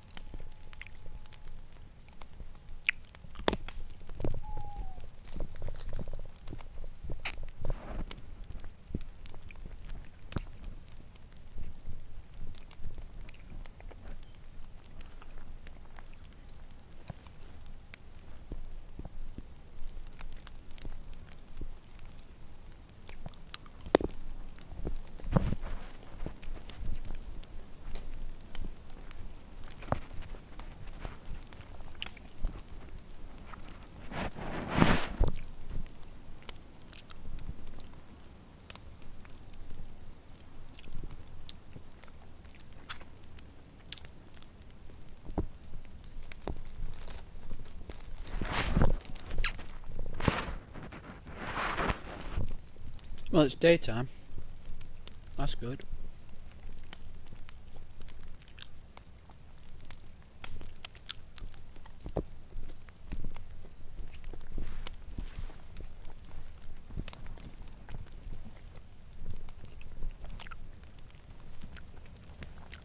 Nice and warm by the fire. I'm have some breakfast.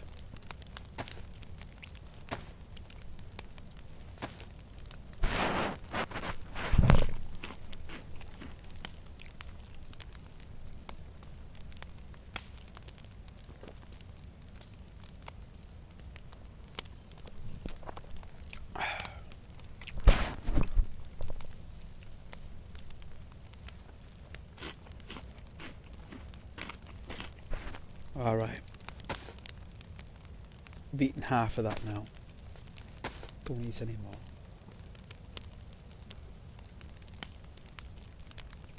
That's all the food we have. Now that this is burning, now that we've got one log.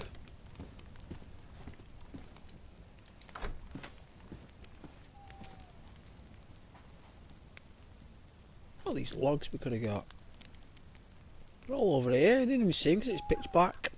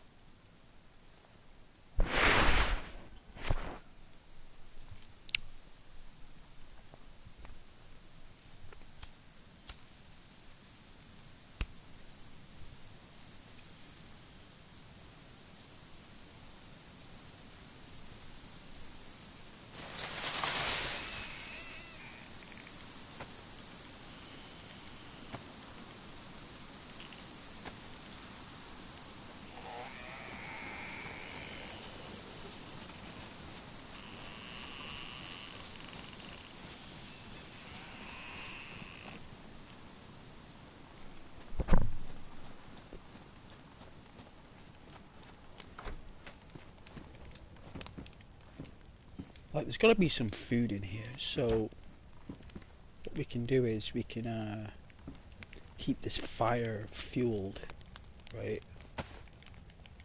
Like, so we can always come back here, right? Or if anyone else comes in here and it's freezing, at least they can use it as well. So.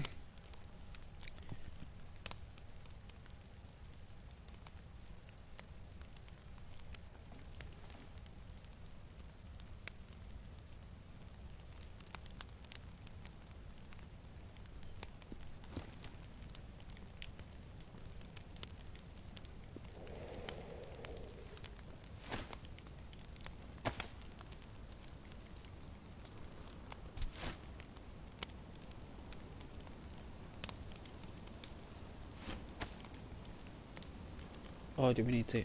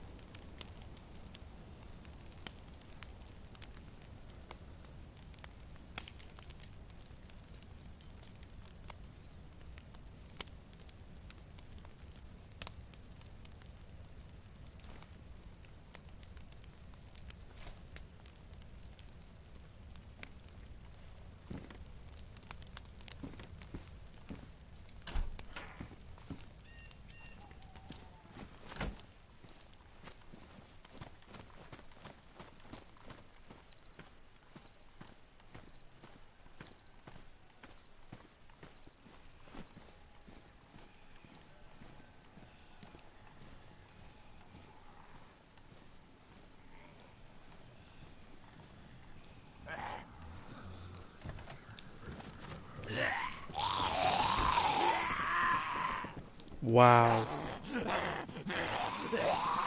First house we went in. First house. Just next door. Next door I went. Next door. That was it. I went next door. Now they got my face ripped off by 3 hooligans.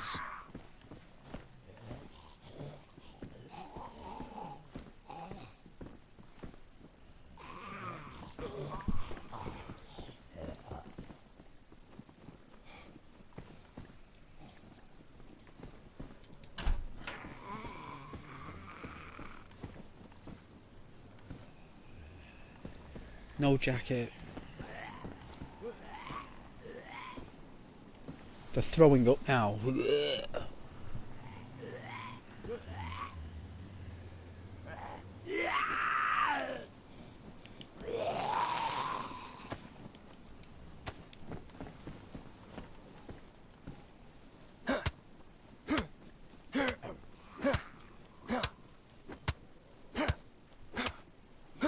We got that guy.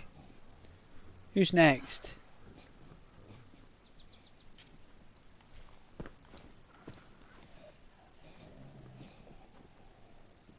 What's that on the floor?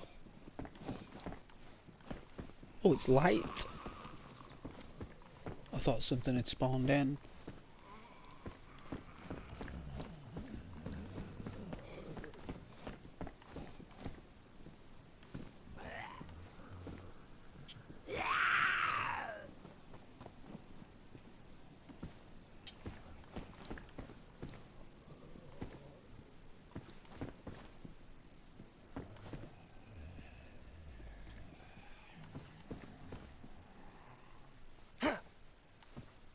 Sometimes you can... No. He'll come across.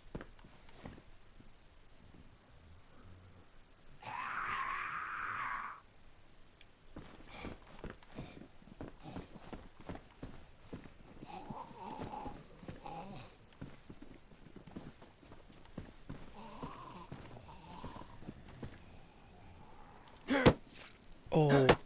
Oh my. Oh my goodness. Wow, 2 cuts. Where's that awful bandage that looks like a piece of chalk? Yeah. Oh my goodness. cannot believe that.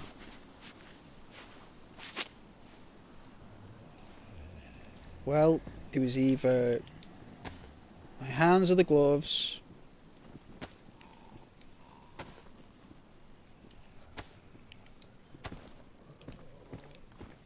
Looks like I gotta wear the gloves.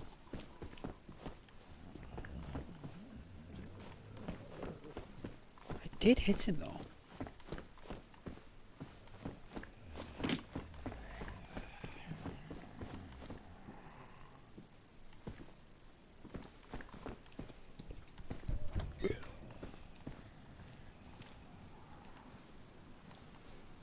Wow, there's no one there. Oh, he's there, look.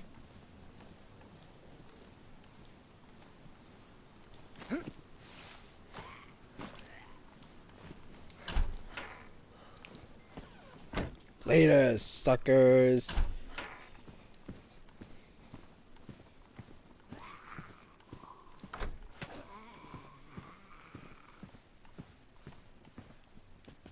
Holy smokes, what's this? Pants.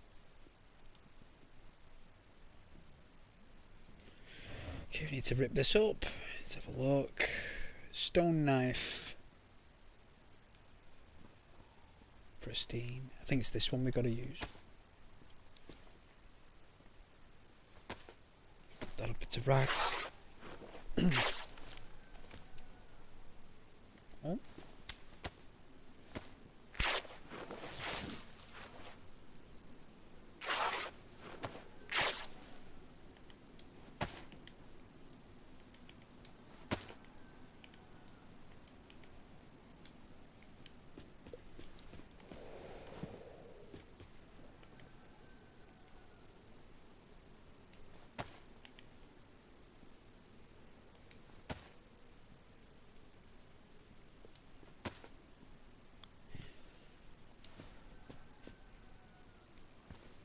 Is that ruined now, that knife? It is. Well, we won't throw it here. Throw it outside.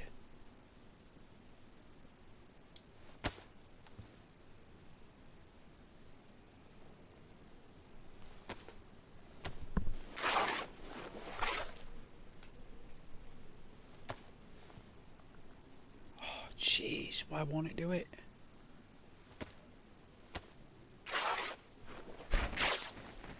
I forgot about DayZ. I forgot that I wanted for Christmas till now. Oh yeah. It's all good. No worries, man. We all have our wants and needs. Hey, pork chop, wants and needs, you know.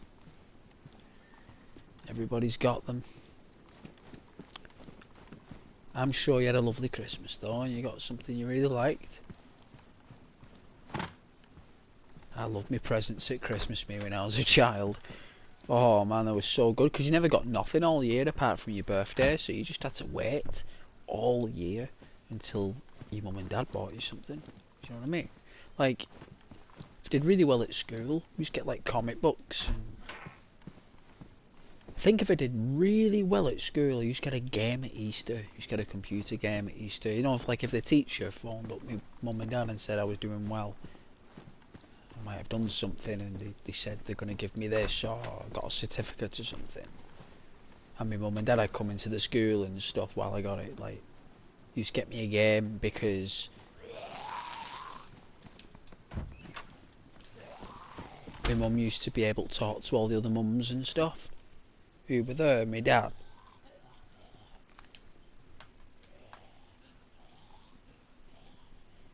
Yeah, another year.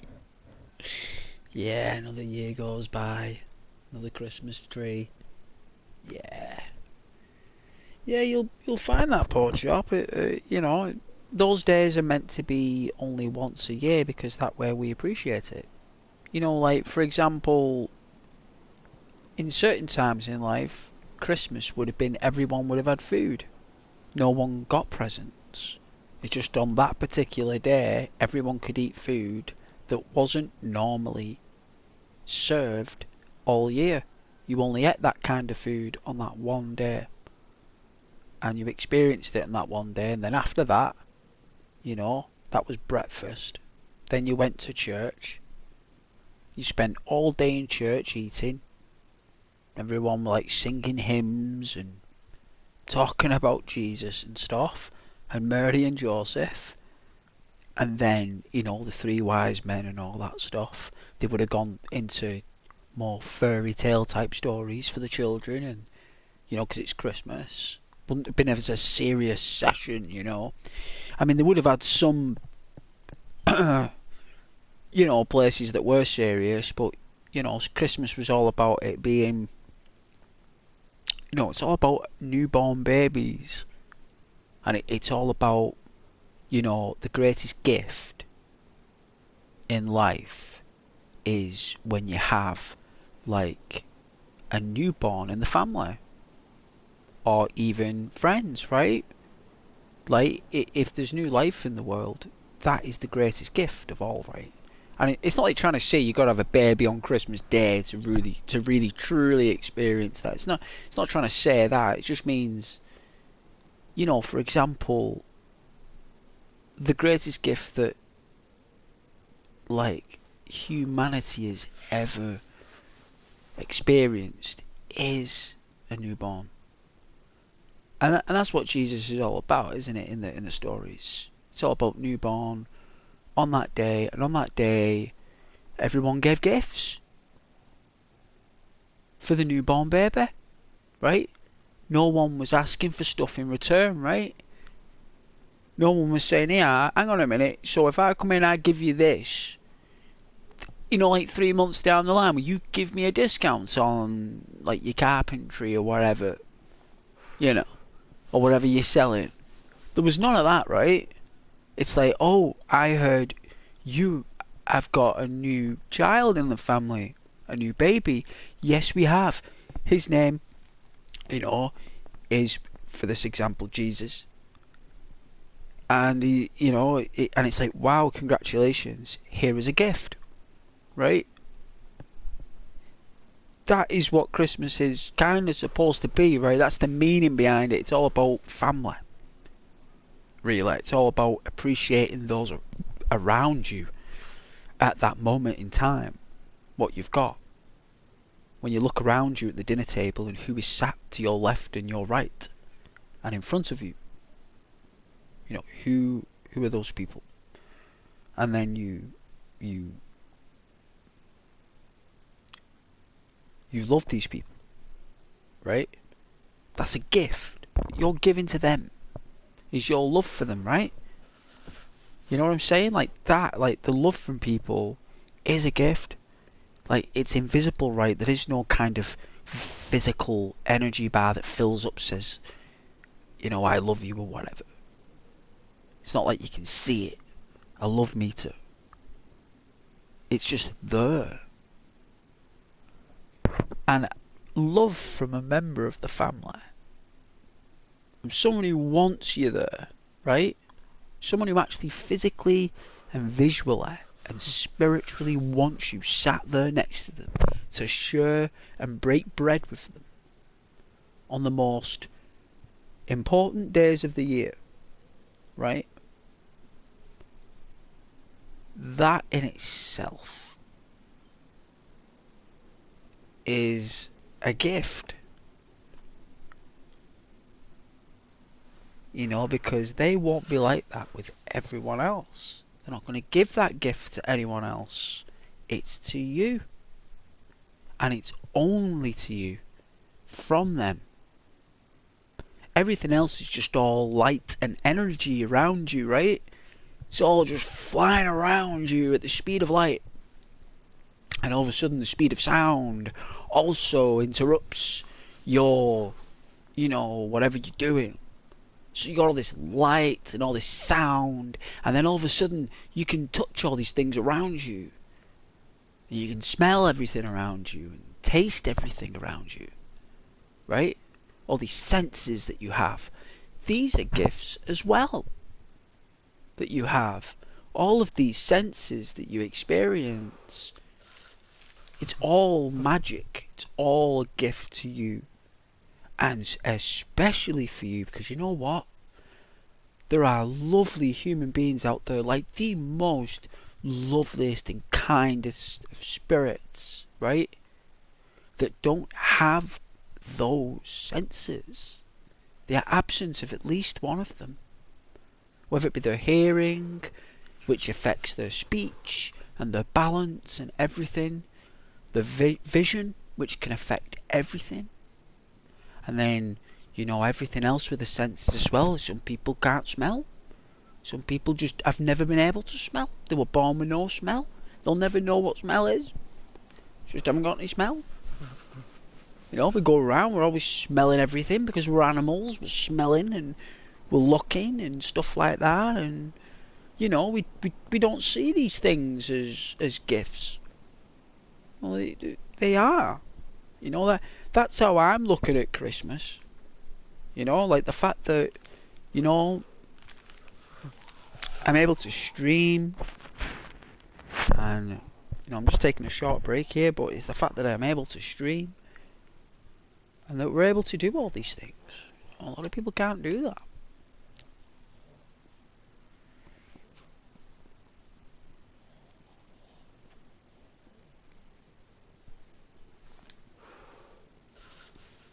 Wow, Ross, what are you professing about? My goodness.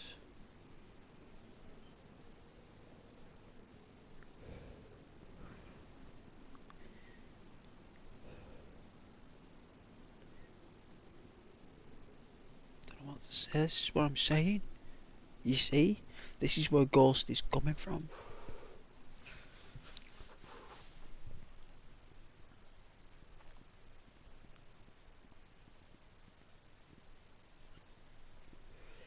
It's like, I'm not a Scrooge or anything. I've always loved it when you see, like, people receiving a gift that is truly magical. No, but you see people coming in and out of cars with bags of stuff. It's like people spending all this money to buy people stuff.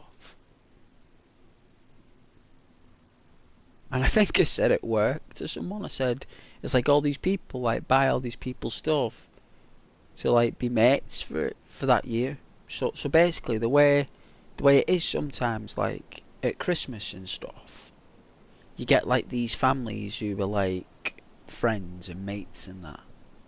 And then what happens is, at the end of the year, because they've all listened to all their cack and all their grieving and all their problems, right?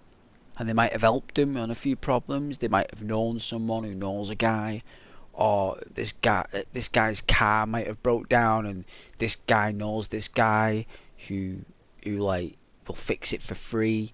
You know, you get like these favors and all these things and stuff, and it's just like, you know, all that stuff is tallied up at the end of the year, and it's like at Christmas time they like give him a really nice bag of presents.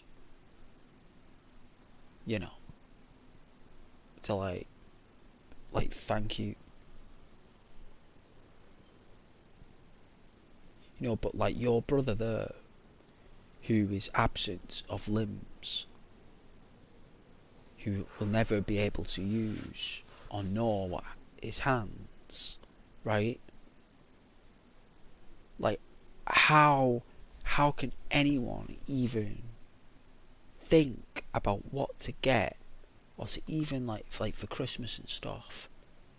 So it's like I said, like, you know, about the light and the energy around us. Like, all these things, everything we have, the gifts that we have, that's where I was coming from. You know, it's kind of like I said, I didn't want to sound like a Scrooge. I didn't want to be mundane for Christmas, but I just think my spirit, right? Like Ghost spirit, right? Like the person I am. Obviously, I have a name, and I am a person. Like the spirit that I am, right? It's like I've undergone a massive change in my inner compass, right?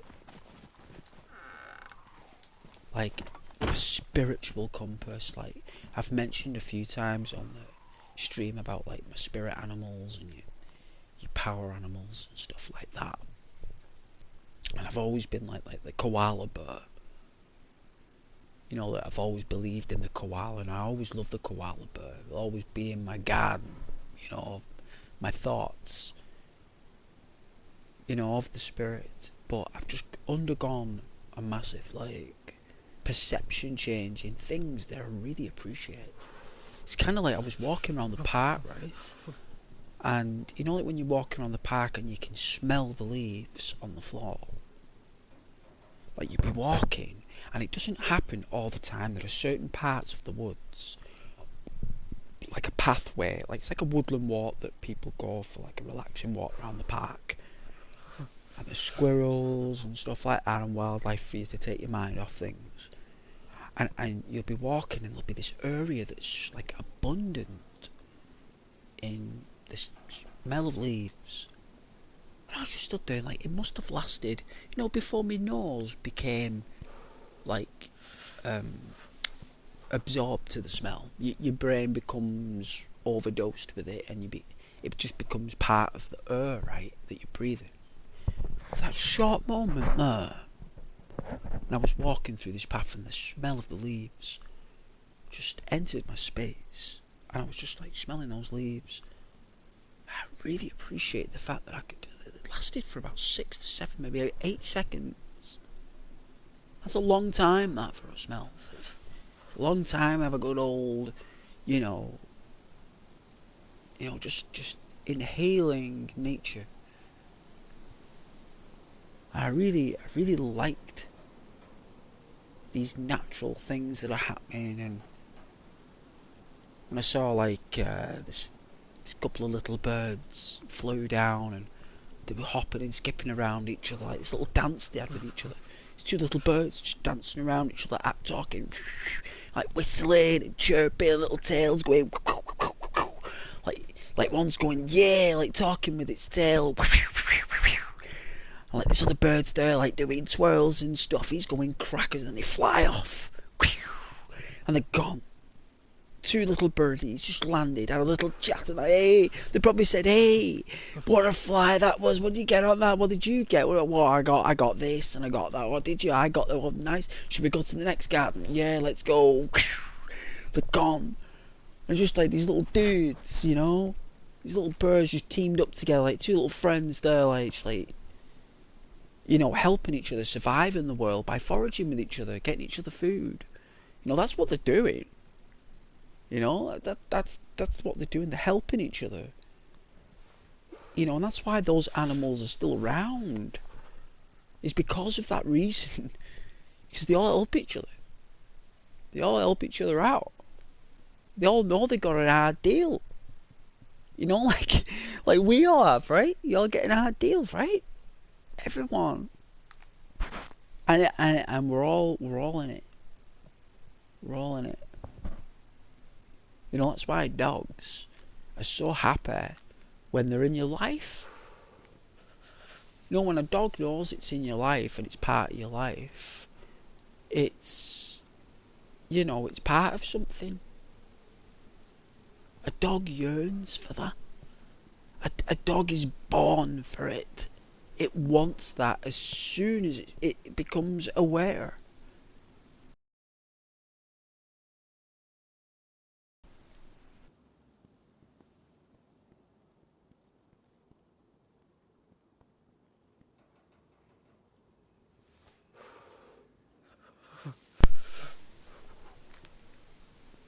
Anyway, Ghost is waffling on about Christmas presents and what we should really appreciate. You guys already know about that stuff. But I just wanted you to know that I too also follow that as well. The spirit animal. And like my spirit changing. That I'm really like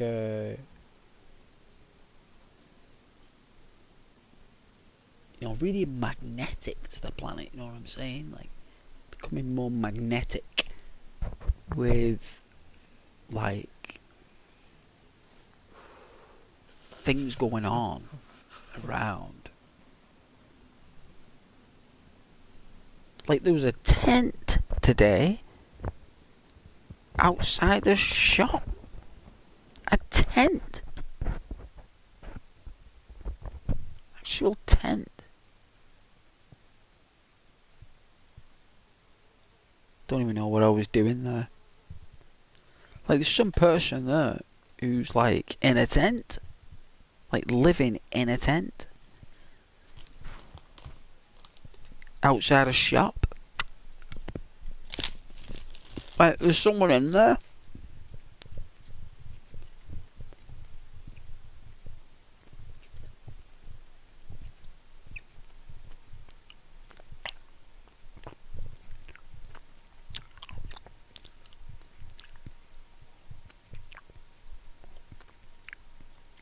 Like, that's what it comes down to at the end of the day, isn't it? Like, what people have for Christmas and stuff.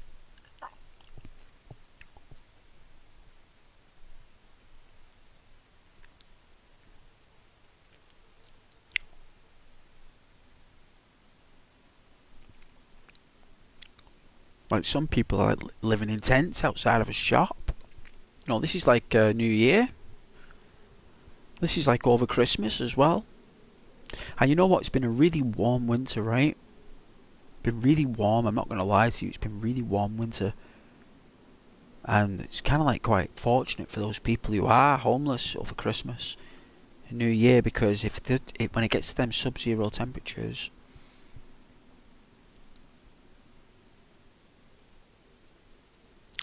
you know, this country can plummet in temperature overnight, literally overnight.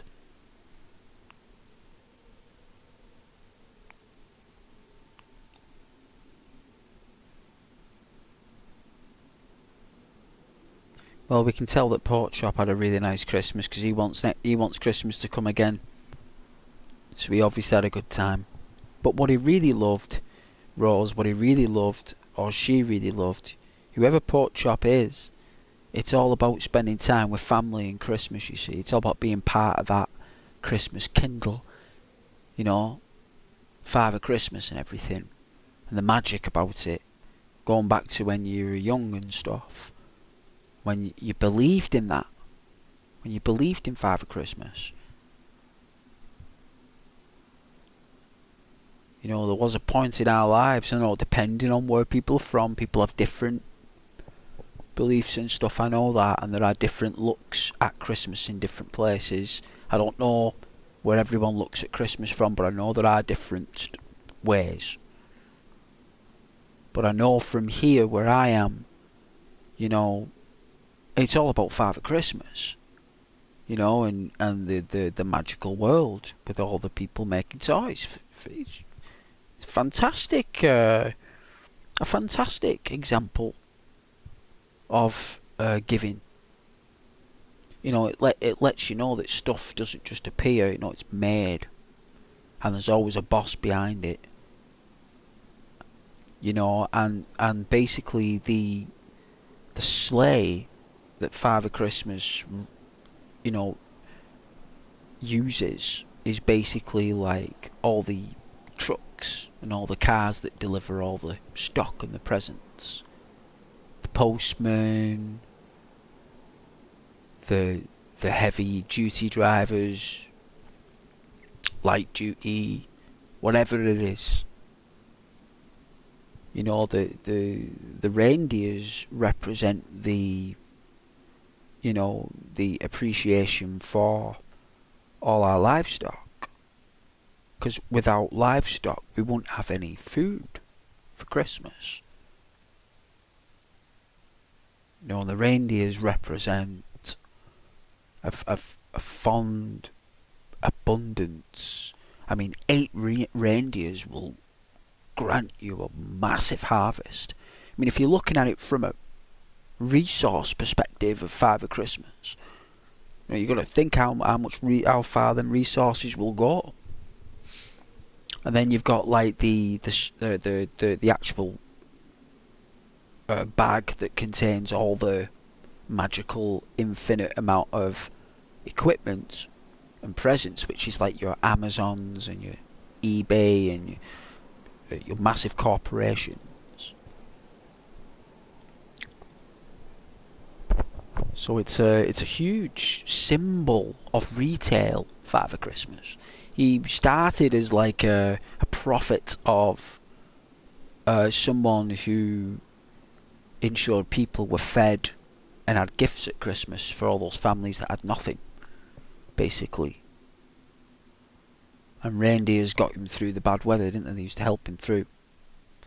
But like now, when you see Father Christmas and the sleigh, it's like he's having a blast.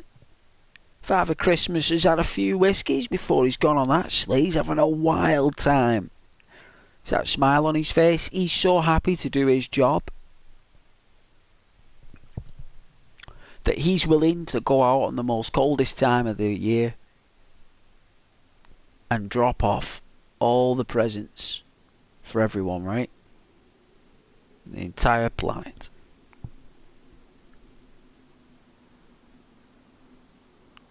And himself, Father Christmas, is actually everyone. The people. Because the people make Christmas, right? It's the people that dress for Christmas. It's the people that dance for Christmas and sing Christmas carols at Christmas, right? And it's nobody else. It's just the people. And that's what it is now. It's a retail symbol for money and gain and profit. You know what? Can't blame him. I think I'd do the same as well. If you've got to run a country full of 60 million people, that you promote that, like, you know. No favourites anymore, look. No favourites anymore.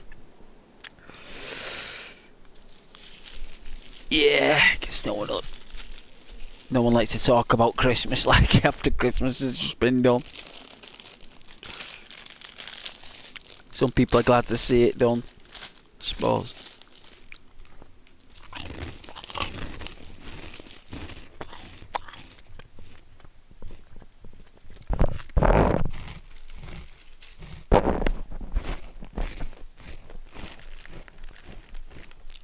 To 11.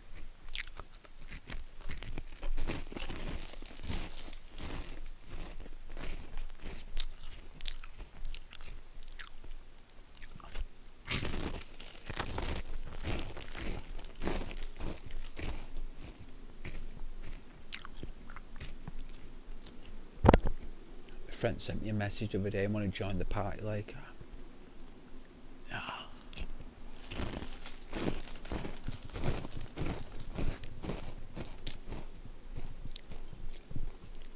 used to love being in parties all the time. Now I just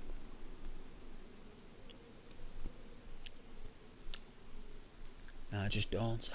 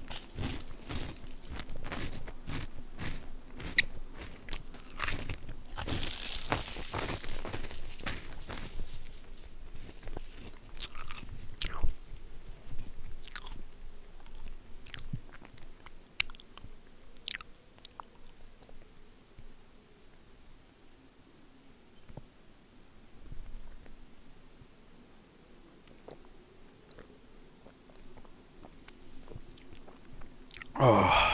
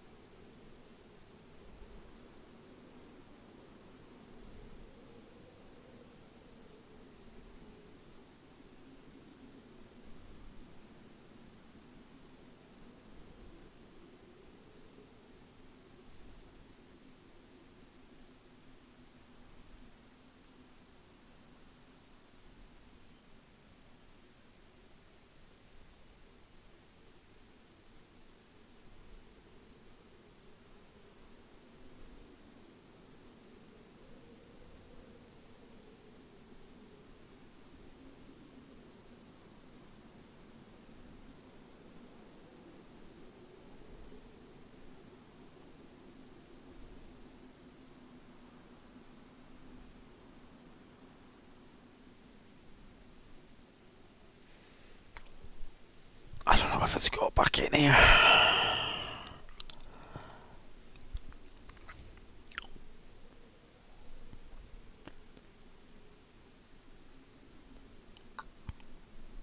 You know, I fell asleep with a stream on the other day. I was streaming for 4 hours and I fell asleep.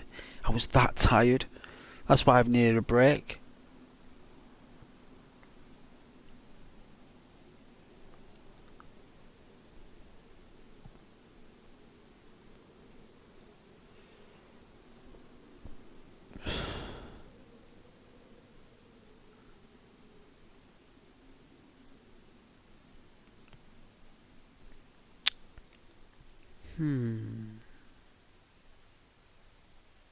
It's only 10 to 11.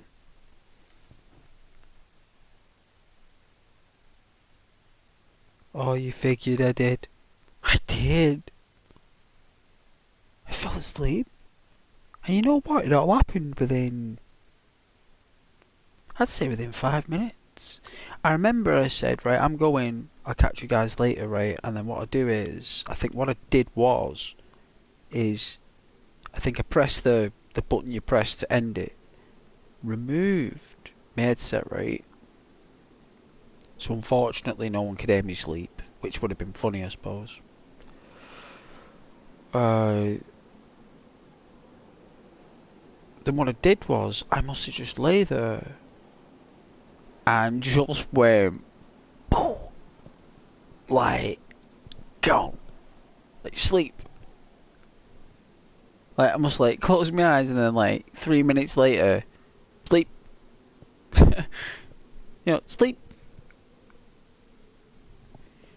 And I didn't even think like I must have just like been sat up and then I've pressed that button, unplugged the headset, and for some reason I've not continued through the menu, right? I've probably done something else. You know what I've probably done? I may have like moved some, maybe like wrappers, like biscuit wrappers, chocolate wrappers. Maybe I might have adjusted like my pillow or something. And then I've probably thought in that process of doing something that I have actually, because I've probably turned off the TV, right? Probably turned off the TV standby button, so I wouldn't have seen the blue thing, blue screen. And it's only until I woke up it was still on. I was like, the PlayStation's still on there. So that's still on. I was just turning that off. So I turned on the TV there, it was like the stream was still on. I was like, oh my god. Oh my goodness. I was like, should I remove it? Should I remove that? I was like, nah. I don't think anyone cares. In fact, people just think it's funny, if anything. I'm a heavy sleeper. Someone could try wake me up and I just don't. Yeah. Yeah, it could be anything, couldn't it?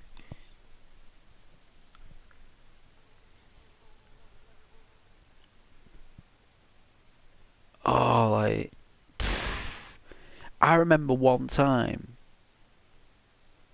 I think I was really tired, like from work, and I think I had like a long weekend break, right?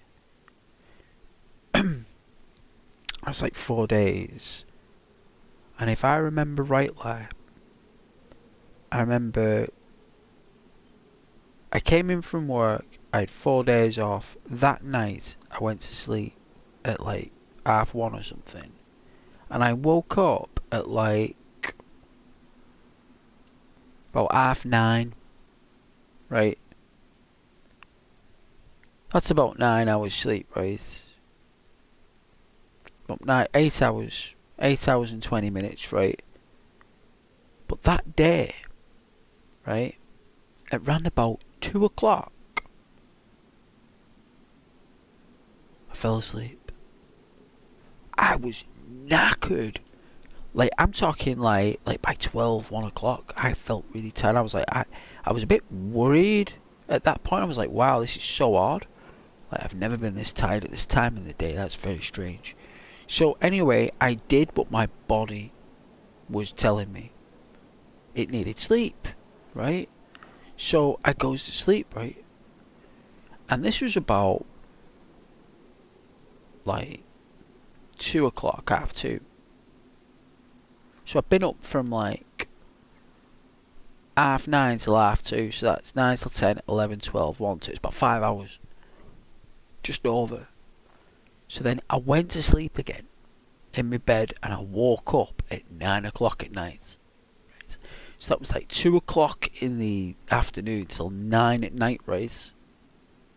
So that's like what? 2, 3, 4, 5, 6, 7, 8. That's like 7 hours, right?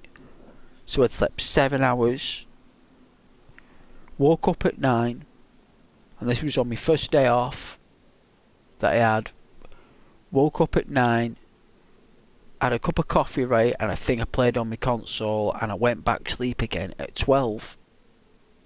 Got up the next day at 11:30. So that was like 11 hours sleep. So I had 8 hours the first sleep. I was up for 5 hours, fell asleep for 7, up for another 3, fell asleep for 11 hours. Within one day, that was all within one day, Rose. That's how much sleep and that was about, I think that happened in October, that, Rose. It wasn't long ago, it was like October, maybe late October actually, that happened.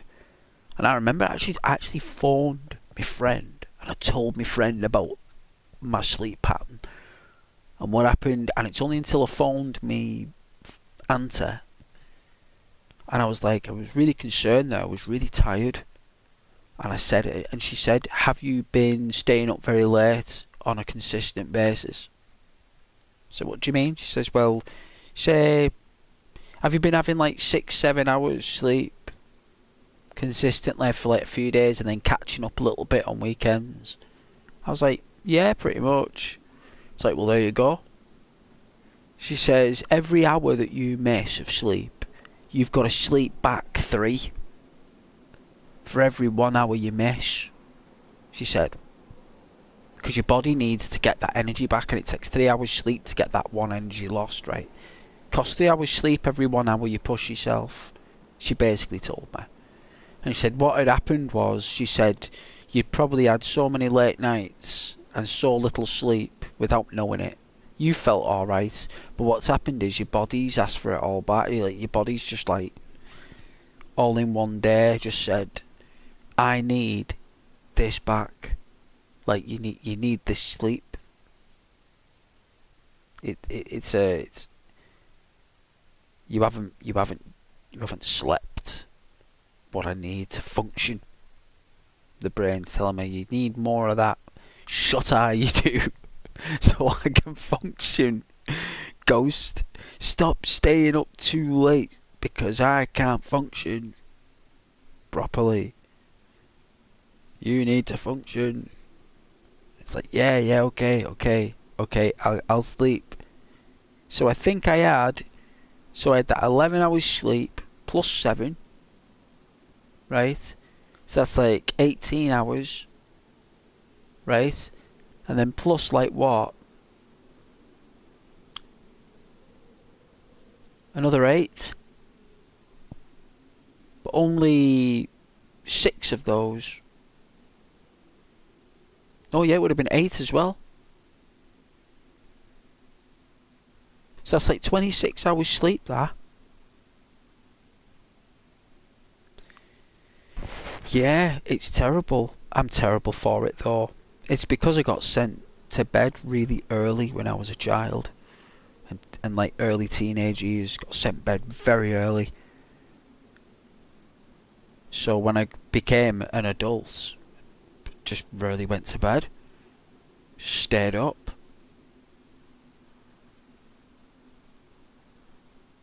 I remember being like 18, 19 years old there, like staying up watching like all me MTV back in the day. Beavis and Butthead. Really popular Beavis and Butthead. You stay up watching that. But was never allowed to stay up late. Only on my birthday. If that ever happened on a weekday. Only on my birthday I could stay up late.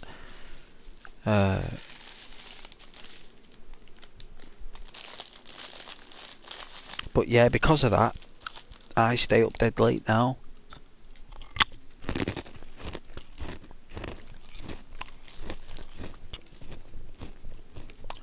But my body always calls in the debt, you see. Rose always calls in the debt. You know?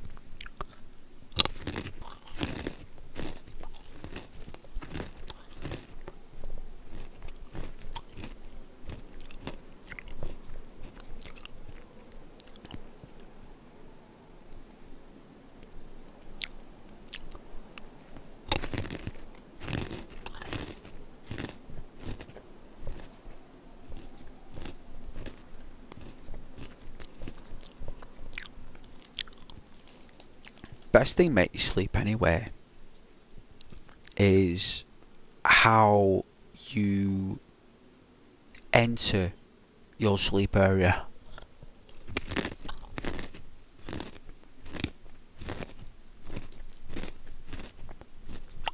You know, like slowly.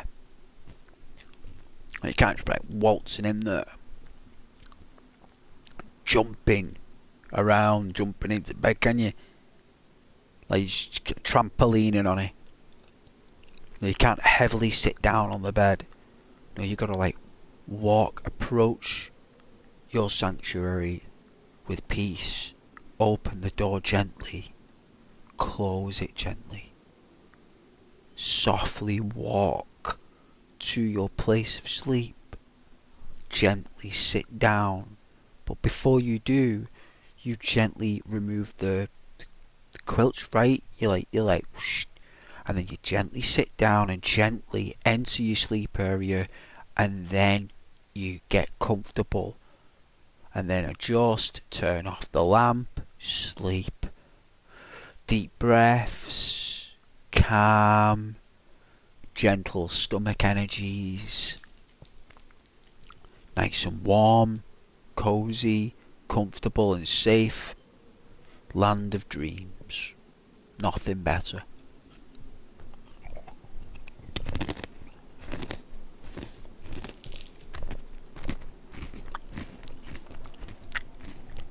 Now if you enter into your sleep area in a mood, you're not going to get sleep.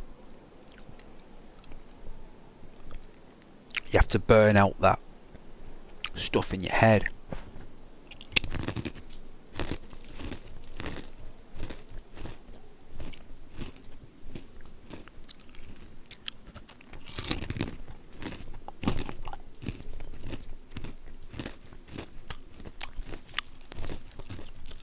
Like my friend at the moment, he's a father to 2 children, amazing dad and stuff. Well,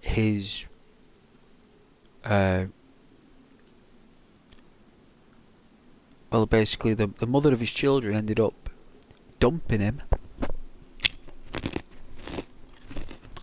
for his mate, for his friend, right? So his head cannot settle down. My friend, such a chilled out guy, right, Rose? Such a relaxed guy, like, so chilled out, right? But yet this happened in his life, and now the guy can't settle.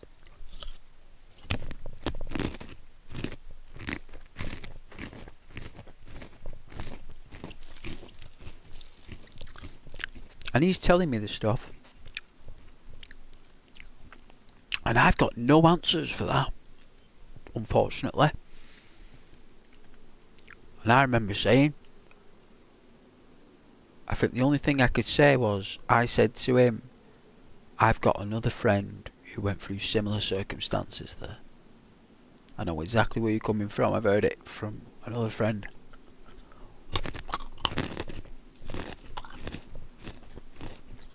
But like his friend is now with his like ex-girlfriend who's the mother of his children, and now when he goes and takes the children back home or to and from or whatever, he's now got to see her with that dude who was his best mate.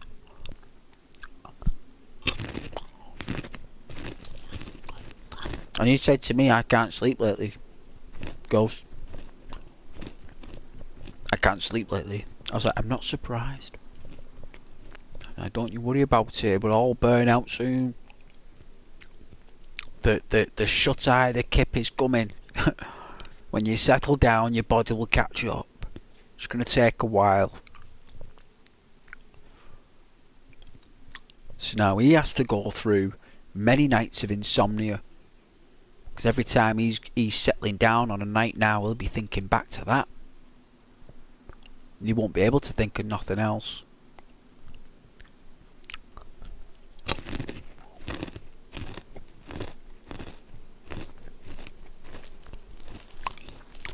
So we've been staying up very late.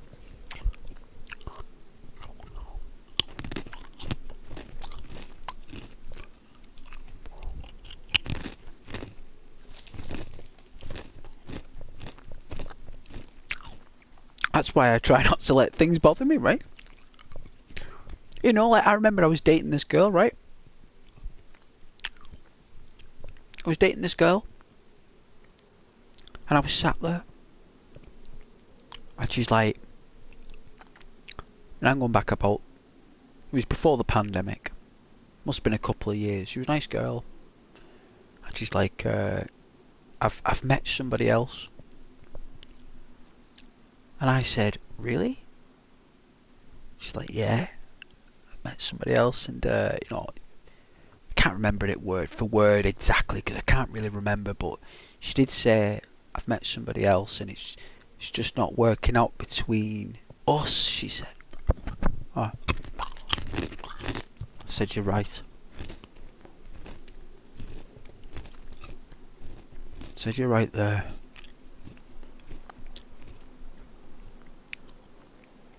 I said, well, okay. No worries, I said.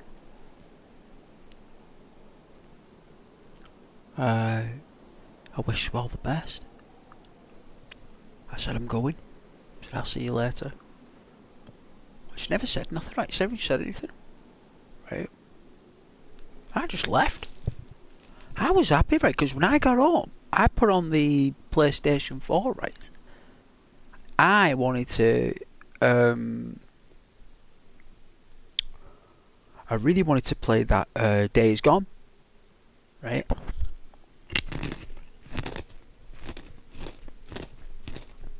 And I can now play it. I was really happy. And I was actually looking forward to actually getting more time to do it because she was taking up a lot of my time.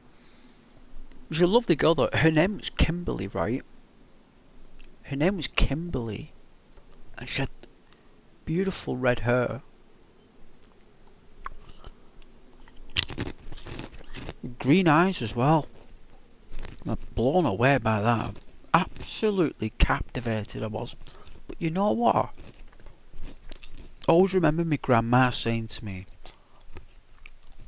if someone says to you they don't want you or they've met somebody else, you just, you know, don't argue with them, don't ask them questions, you just acknowledge what they've said and you leave. And you leave in a lovely manner. Because that's who you are, you're lovely, and you don't want to not be lovely because of something like that. You should be lovely, you smile, be charming, and be you. Never ask questions, never argue, never try to negotiate. If someone doesn't want you, whether it be in jobs, people, whatever it is. And I was like, yeah, you know what, you're right there, Nan. You're right. I ain't gonna freak out. I am gonna try and keep my head on my shoulders.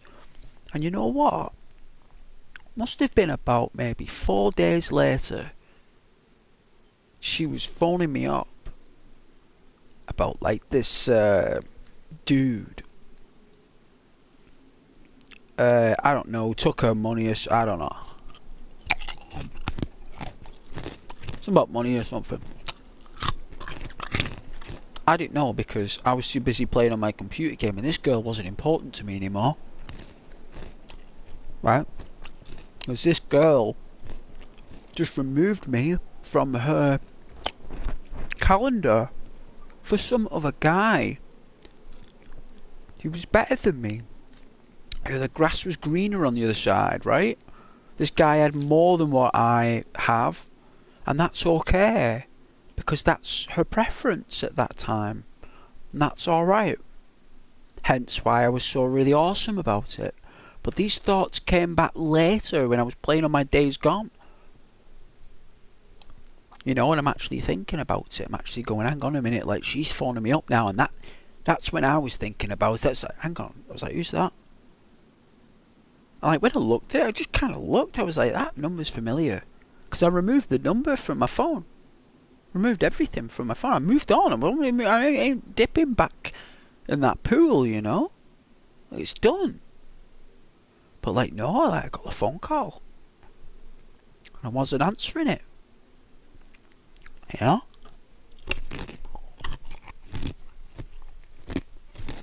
Then another phone call. Another phone call. You know? And it's like you get the text messages, and then when you don't reply to the text message, there's a story as to why you've not replied, and you've not even replied. Like, there's an actual text, right? Rose, I get the text, right? This is what I got the text, didn't reply, got about another 15 to 25 texts of a story as to why I've not replied, right? And what happens if I don't? Within 25 messages, I think it was, I remember reading them all. I was like, wow, damn. Like, I was playing on Days Gone. You know? But she was no longer a priority to me. And now, she was no longer a priority to that other guy. That other guy had other priorities, right? And now she's no longer a priority to that guy, and now she's no longer a priority to me. Right? Because I've moved on. And so's this other guy. Both of us in different ways. But inevitably, we've both moved on from her. You know, that guy's not going to be one of bothering with a girl who's just ditched a guy who's awesome. I mean, that guy, us guys know, Rose. We know, it's like, I'd say, why do you ditch that guy for? Like, he's awesome, man. I wouldn't do that to him. Do you know what I'm saying? Like, us guys, we do say that stuff, you know? Like, it's like, I don't know. I mean, that guy's pretty cool. Like, he's got good money. He's got a good guy. I wouldn't do anything with me. I'd get your head on your shoulders right and get back to that fella. What are you doing? Get a grip. I know you're like, yeah. I know you want fun and all that, honey, but come on. But yeah, this girl is like phoning me up and texting me, and I remember I actually did pick up the phone after a few days. I remember when I answered it, I was like, hey. Hey. And like, I got the deep breath thing. You know, like when they're crossing stuff. No, the sigh or whatever it is. The sigh, the cross sigh. Like, and like already I knew that I was like, nah, not having that. No way. Mm-mm.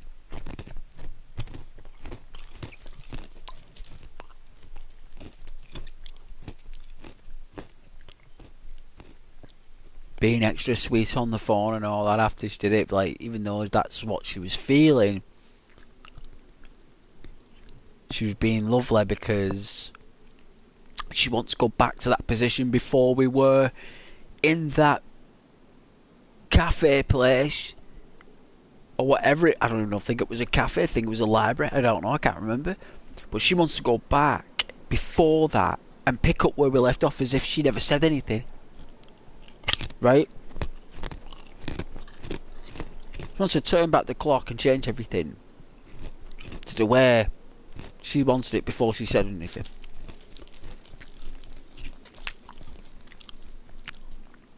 I remember saying, well, money doesn't grow on trees. You know, I said to her, hey, you know as well as I do that money will me. You can only earn me. And you have lost that. Do you understand? You know? And then she just cried. And the phone went gone, and then I never heard from her again. and she really loved money, right? You know?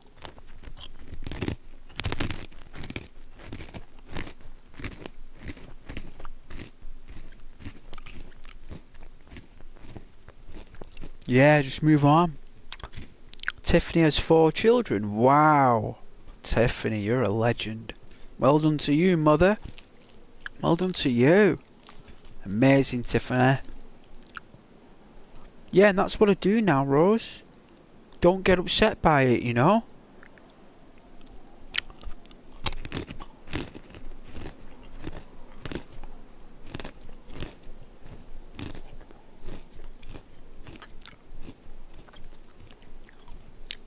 That's why I don't let anything go through me now. Just let it go by me instead. You know, people,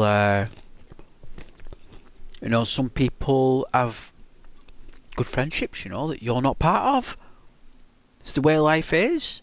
Some people gel a lot more than what you think you are with that person. Some people just get along in a different way. They're just all wired up differently, you know, and they all trigger each other's chemistry differently. And, you know, someone might wear a certain aftershave or perfume and dress a certain way, look a certain way. I don't know.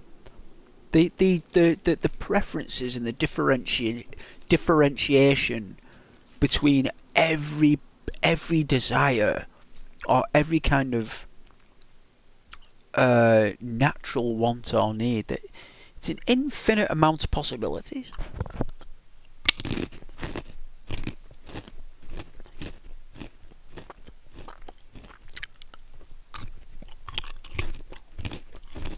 The whole point is to choose a particular individual that you know that you don't have to, how can I say, challenge in certain parameters. So if some people like people who are very open and very talkative and very social, if you're gonna want a girlfriend who's like that, and you want a girlfriend who is social like that and always talks to everyone and giving everyone hugs and kisses, then you're gonna want to go for a girl who's like that, right? You know, what kind of girl are you looking for? Oh, a girl that's very social, bubbly personality, very caring, very giving, very expressionate, sharing her love a lot around the community, giving people hugs and kisses. You know, you might. Some people are like that. Some people want that in a person, right? It happens. So that, you know, you're gonna look for a person who behaves like that. If a person doesn't like a person that they want as a particular partner, and some people might not want someone who's very talkative or very expressionate or very social. Someone might not want the partner to be in the circle of everything and giving everyone hugs and kisses. Some people might just want all that for them, right? Because that's how they see what it's all about, right? So they're going to want to go over someone who gives all their time and energy to a partner, right? Why go with someone, if your preference is someone like that, why go with someone who's the opposite of that? Or to find out later that they're like that, right? You know, because that's the tripper right there, right? It's that you find, oh, so hang on a minute, you are actually a social butterfly, social media warrior who has a agenda, like, for your own cause. When all along you convinced me that you were quiet and you were all about, like, you know, whatever it is the guy wanted, right? You know, and some guys get tripped up. But it's all about seeing that stuff early, you know, like, you know, it's same with girls as well, you know, with guys and stuff. It goes both ways. It can go both ways. But the whole point is to not care.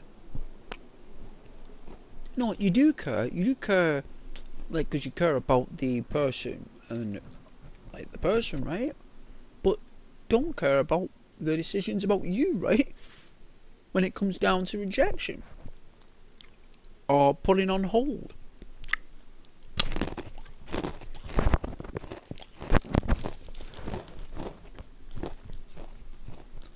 You know, we need a break. We need a break. We need time. Oh.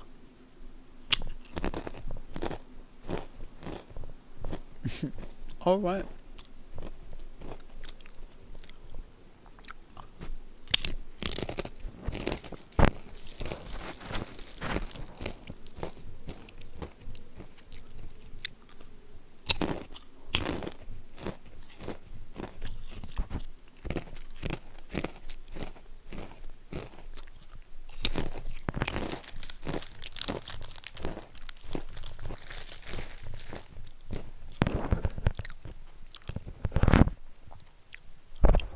No, it's a very dangerous game.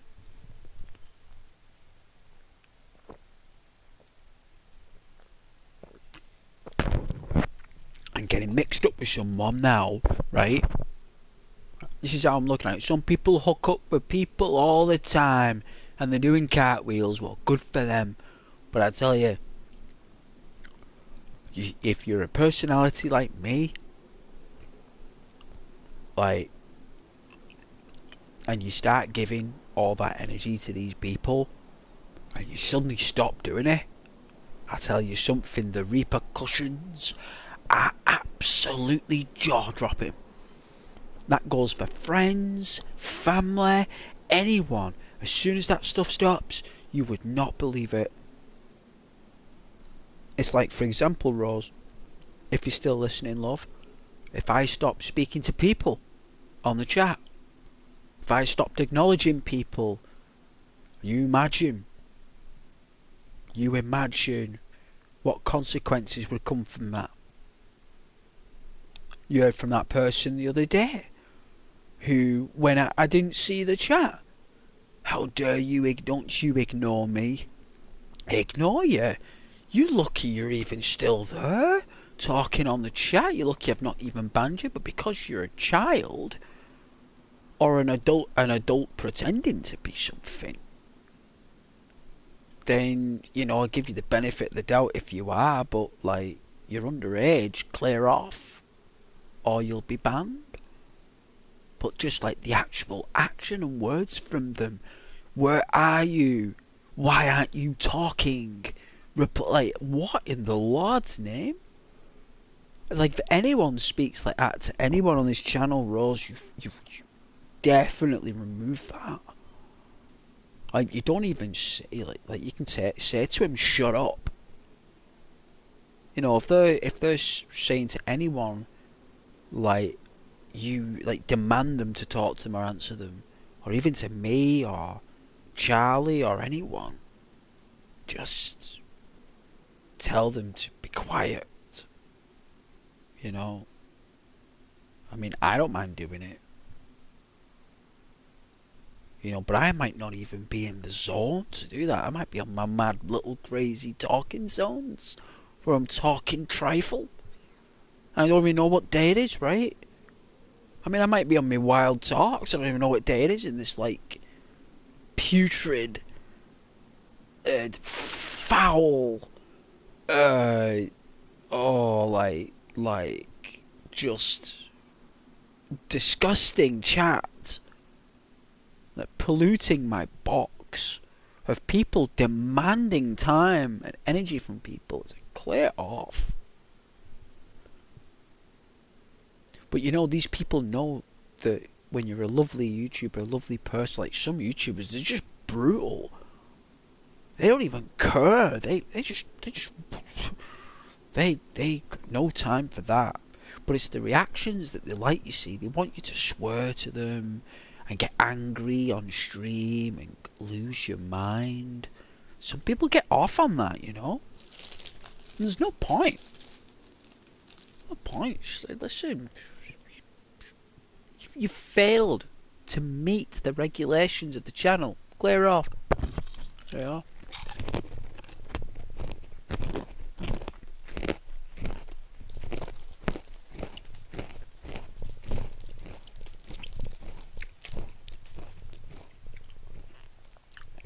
It's like you get people who are literally adults who pretend that they're just someone that they're not. and they might say to you on the channel, or they'll just declare a fake age, right? Because they want me to say something to them about it. Like, oh, you're, they want that attention. Well, it's going to get to that point now where I'm just going to one button it. Just going to one button that. Now.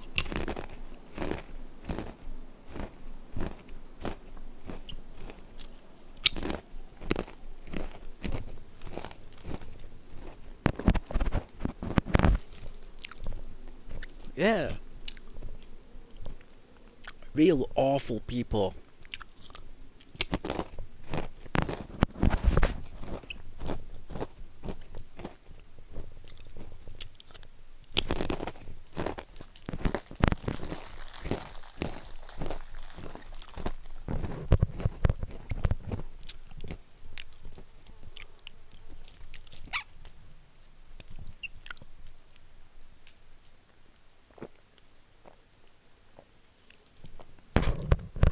I mean, I know some people have a bad day and that, but you don't come on my channel and start talking Turkey.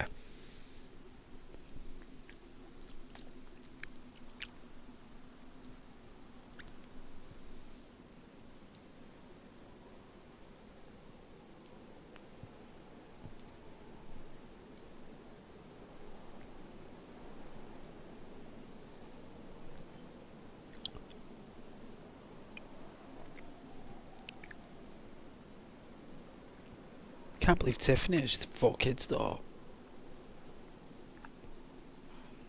You'd probably run out of names but after 3, wouldn't you? You'd be like, what we call the 4th one? You just run out of names. And I'm sure there's more than 4 names in the baby name book. But you know what I mean. Each family has like a blend of names, don't they? They have a blend, you know. Like you get people who use like straightforward like Bible names. I mean like David and stuff. You know, Andrew and you know Neil. It's very rare I ever hear anyone called Neil. Oh, hi Neil. It's like, yo, you know, how is Neil today? How you doing, Neil? You know, Neil's fine. No, I've never heard anyone called Neil. I bet no one's ever called Neil in the States. But you ever heard that name, Neil? About like, what's your name? Neil. Hey, Neil? Neil. What, like, on one knee? Yep. But it's not spelt with a K, it's spelt with an N. It's not 2 E's. It's an E and an I. And an L. Neil. Hey? Oh, 2 of them are 2. Oh, jeez. On the other 2. Oh, well, unfortunately for the other 2, then. No double twinnies.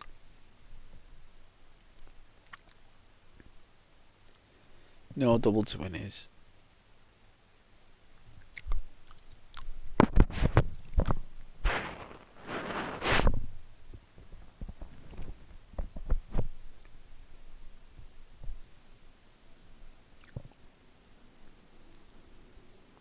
Oh, I don't think I can do another game. You know what? Like,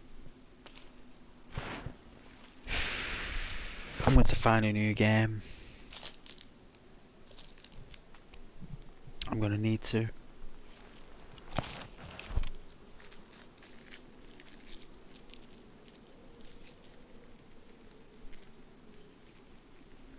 I love me streaming, like, but these games like DayZ and that, only playing for so long, me.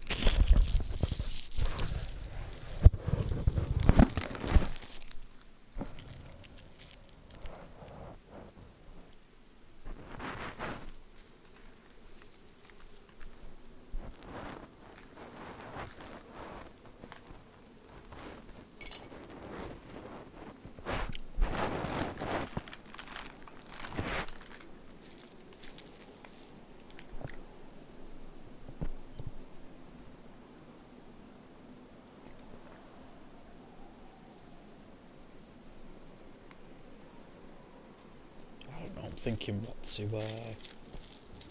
play on for future projects. I've still got Red Dead Redemption 2, I've got John Marsden story, which I plan to do. I know a lot of my viewers are looking forward to that. I haven't played Red Dead for a few weeks now, got over a month. People did say I went through the missions too quickly, so the same people told me to do the missions. So the same people who told me to stop the missions were the same people who told me to start the missions. So I thought, well, okay, if you're telling me to start the missions and now you're telling me to stop the missions, then I'll decide to take a break from the game. You know, because you can't speed me up and slow me down. You know, whenever you feel like it has to be at my pace. That's the only way the game will go right. That's the only way the stream will reflect. Hey Gandro, you're a new viewer there, welcome to the channel. I'm just talking to my moderator at the moment there, Gandro. Rose is a good listener, so I'm just talking to my moderator. I was going to do a real hardcore server, Gandro. It's really hardcore, but I don't know, unless you know of a really good server, Gandro. But I'm just catching up with my moderator at the moment.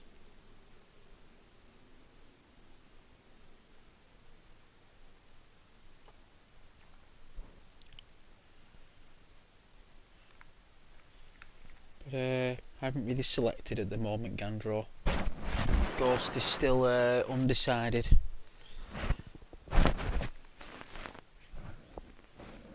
Please like though, Gandro, and share the video if you can.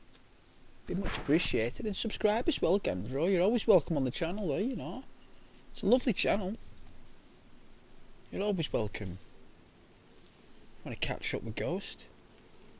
Like interacting with the YouTuber and getting comments read out and stuff in the right place. You know?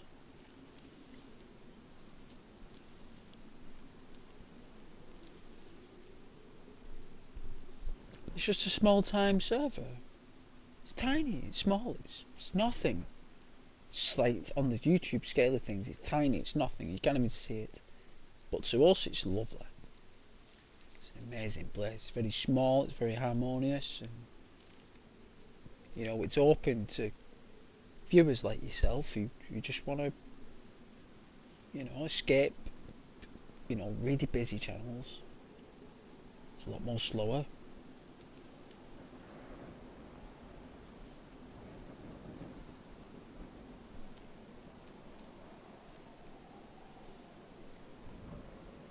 Oh yeah.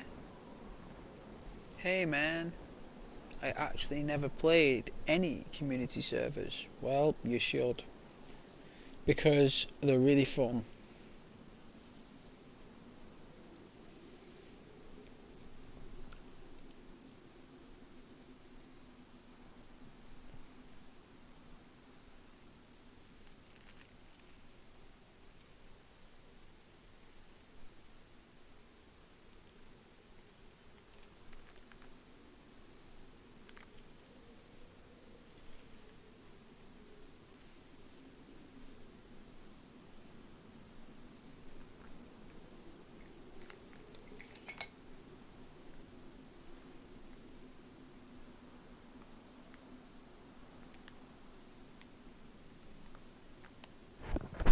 Well, community servers, they're a lot more relaxed, they're a lot more hardcore. I was playing like a really hardcore server before. It's deadly, it's brutal, it's so cold. So cold your character will get hypothermia within, I don't know, well my jacket's ruined, so no wonder.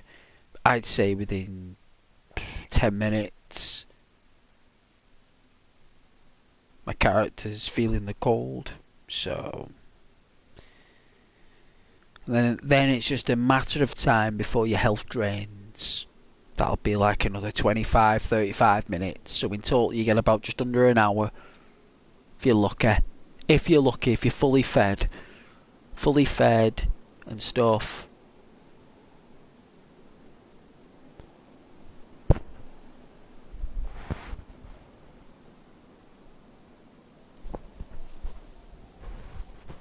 Again though, it's all a matter of perception.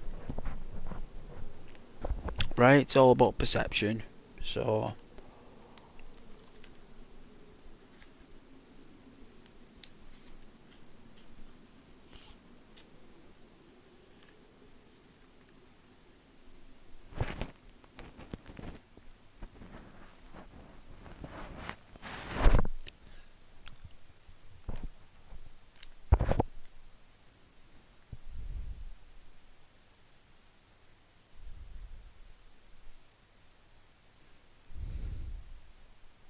but thanks for joining though, Gandro. Looks like you're a DayZ player on PlayStation. That's good.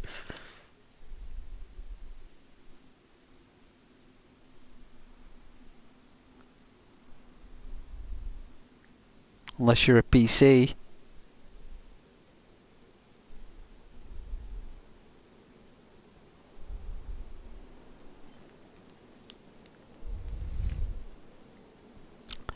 I know I've had many format players on my stream.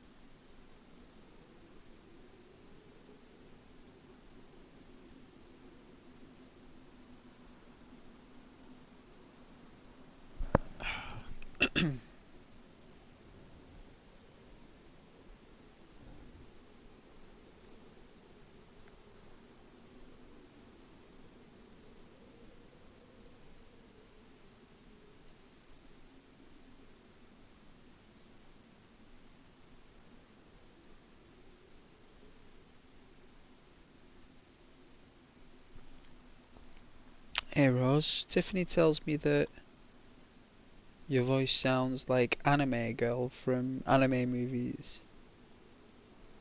What, your voice? Wow. Yeah? Well,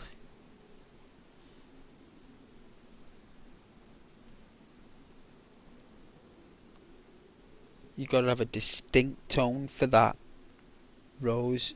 I have watched animation from Japan for a long time. Well, to be honest with you, Rose, I've not really tried to analyse your voice. I've just recognised you as being like a very sweet person. I've not really tried to say, oh, her voice sounds like she's from here or she's from there. My brain doesn't operate like that, Rose. It's just like the personality with me there. But if you want me to distinctively listen to your voice and to give you my opinion on that, then the next time I'm listening to one of your videos, I'll give your voice a pop, and then I'll be like, okay, let's give Rosie's voice on the pop. Let's give it a good listen to here now. Let me see. Does she sound like an anime girl? Because I tell you something, there's a lot of anime female characters out there from a long time ago that,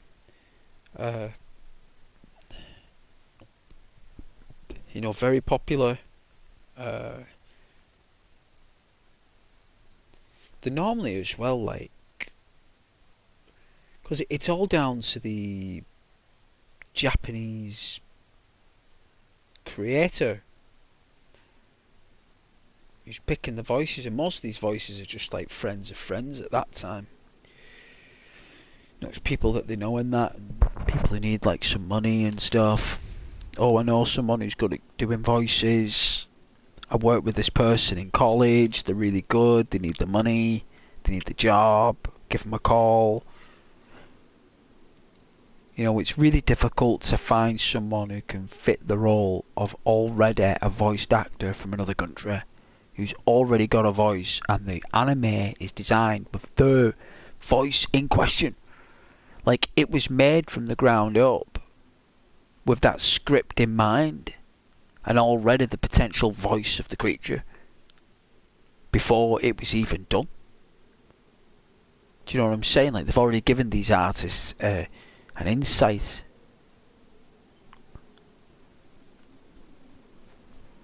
And then all of a sudden you're taking that insight and it's coming to the West, and then what we're doing is we're kind of looking at it and doing our very best to accommodate the Japanese dialect, the kanji, that's been used to create that magic, and then kind of put together this jigsaw puzzle of a script, and trying to do our best to translate the Japanese language, which we can't do because some of the Japanese words don't exist in the English language. So we kind of put together some kind of sense of it all, you know. As Japan is very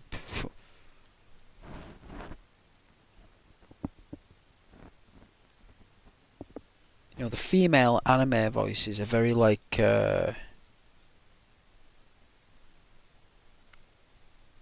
normally the protagonist female is very soft and gentle voiced, innocent in fact, but very powerful. And the villain of the anime, if it's a female, she's normally like a real nasty piece of work, very sharp with her words and very fork-tongued and very judgmental, on people's looks and stuff, and how people are and how they look, it's so you've got many different female variants there of Japanese anime. There's loads, because you've got that character Akame from the Japanese demon Urushishu Dikidoji, yeah, the demon the legend of the Overfiend. Akame, she's a top female anime character in that, innocent, involved in all this massive manga stuff, but she's such an awesome character, and she's involved in all this, and she's very light voiced. So I'll give it a bash. Rose, it's all I can do is Ghost can give it a bash. Good old bash at the good old hearing, and I'll let you know if you're an anime girl, Rose. I'll let you know. But you're normally talking to your friends anyway, which is lovely, so. And how about your moderator? How's your moderator? If you said you ended the channel the other day to me, you told me you've ended it all. What's happening now? Is your moderator back? You got your moderator back? Or are you just like starting fresh?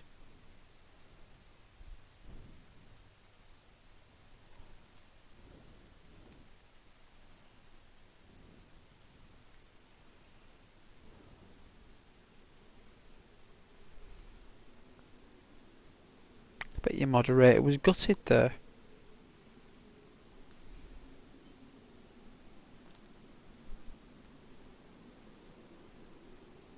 Oh, your moderator hasn't showed up for a while. I did see him though. Did see him, like.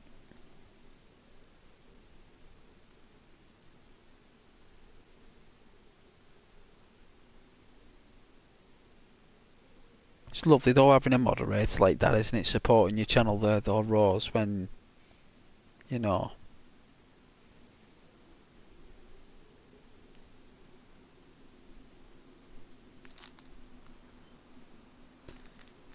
course you do. So it's good to have, but I didn't have one. I was getting mithered for months. Months. Everyone was asking me for it, every streaming session, all the time. And they were just like, who's the moderator, Ghost? And I used to say, me. And they'd be like, what do you mean you? I was like, me. And they were like, but you need a moderator, blah, blah, blah. I was like, yeah, it's me. I'm the moderator of the channel at the minute, me. So if anyone gets timed out or anyone, it's me. It's done it, nobody else.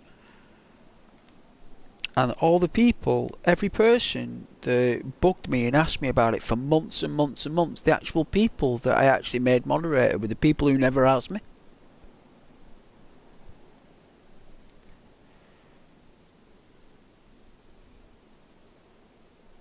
Like the people I actually, you know, said, yeah, you can. Or I've just gone, yeah, would you like to?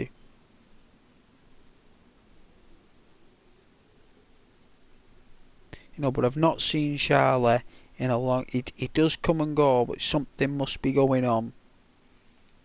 He's either too busy, something's changed where he can't do it anymore. Something's happened, and he's not saying nothing to me. You know what? He doesn't need to. He doesn't need to say nothing. It just means that he has got other priorities in his life.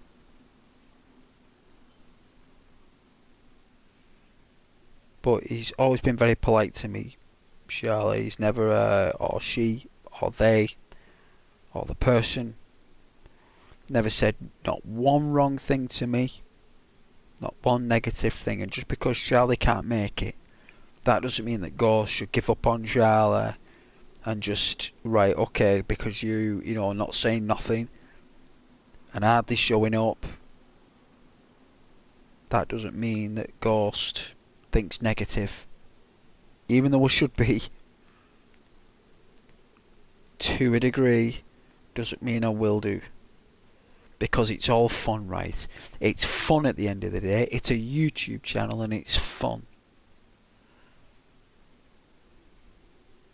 And this channel can get real fun sometimes, and we can get some real lovely people on the chat and everything. We have a real nice time sometimes. Gets real busy, and I love those moments. Yes, I do. But it's through the quiet times as well that I've got to find out who my viewer base is and who actually does like the channel.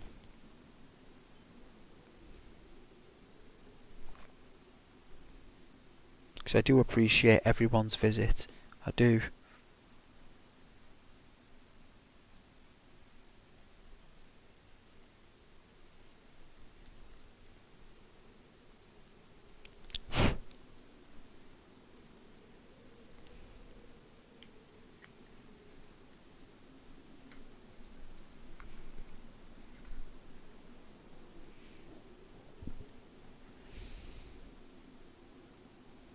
Enjoyed that Dr. Pepper with strawberry and cream anyway. That was probably one of the nicest Dr. Peppers I've ever had. And when my friend said, if you ever see any imported Dr. Pepper, you want to buy that stuff straight away.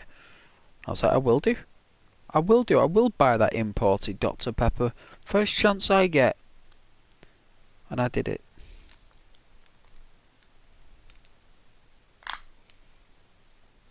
We've actually got like an American candy store in our town.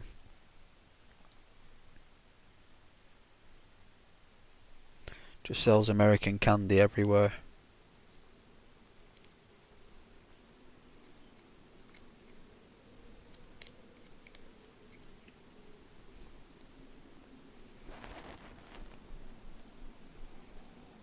And it is very successful, as you can imagine. As you can imagine.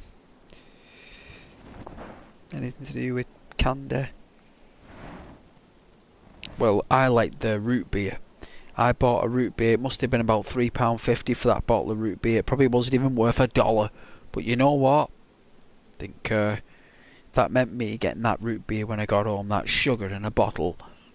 I'm gonna drink it. You know what? I'd probably buy about 10 of them.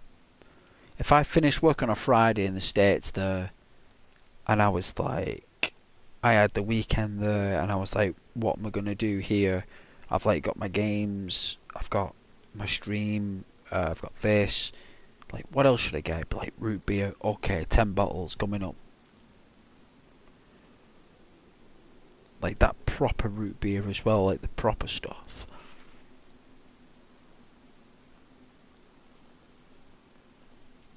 Like that American root beers, they are so sweet, they are so powerful, like, oof, like tasty, like, very tasty, very delicious. I love that stuff. The only thing I want to try out of Japan rolls is tofu. I want to try that. It's bread with fat on it, but I want to try it. I heard it's nice. So I know the tofu that we sell here in this country is terrible, and I know that I have to go to Japan itself to really understand and to appreciate their diet. I really do. There's no way I'll be able to experience it without going there. And going overseas these days is difficult enough as it is. So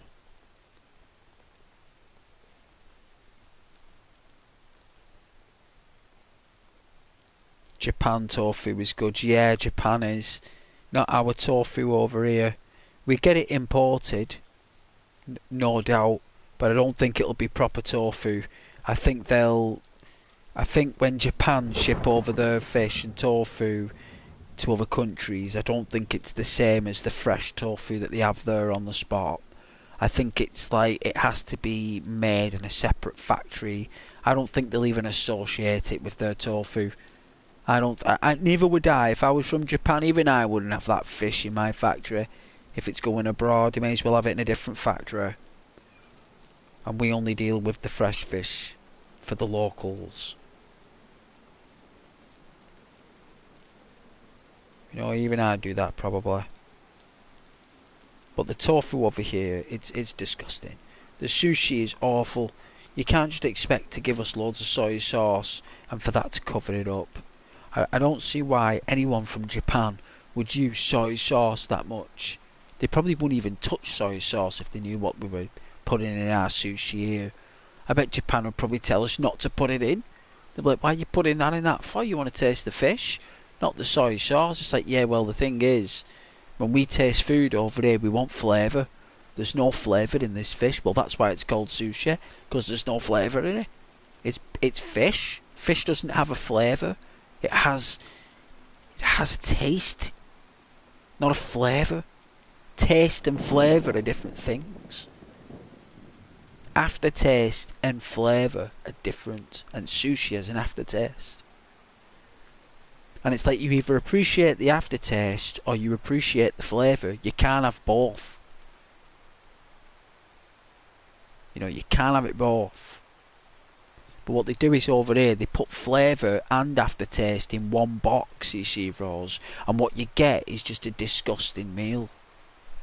That's what you get. Trying to cash grab in the sushi market. They think if they put it in really nice boxes, really neat and tidy, in fish chunks and that we'll buy it and eat it. We won't. Won't eat it. They've been trying to sell that stuff here for years. For years. They actually closed the cooking counter at the supermarket for a sushi counter, and nobody buys it. And I said, well, do you not think that probably it's for people who like sushi? And anyone in this room, put your hand up if you regularly eat sushi. And nobody did. There must have been about 100 people in there. I said, to anyone in this room tell me that you would genuinely run out and say before you have your dinner, I'm going to buy some sushi over the road. Anyone admit that? And no one did. That's because nobody here eats it. And that is unfortunate, because sushi is very good for you. But the sushi we get is not the sushi from Japan. It's not the sushi from Japan we get. We get some kind of adaptation of it that's probably grown here, Japanese fish, in tropical artificial tanks that we've raised and then used and farmed for these purposes. I don't think Japan will send over their fish on the boat, putting it in ice and all that stuff. I just don't know. Just couldn't see Japan doing that. The only thing Japan does with our country is it buys all the tuna. So you can't get tuna in Japan, you see.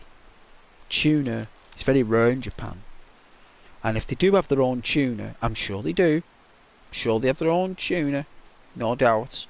But they buy the silver tuna from Scotland, and they will pay nearly £8 million for tuna, Rose, in Japan. We have fishermen in Scotland, in Norway waters, catching those silver tunas. And Japan will pay nearly £10 million for one of them to cut it up and have it for dinner, Rose.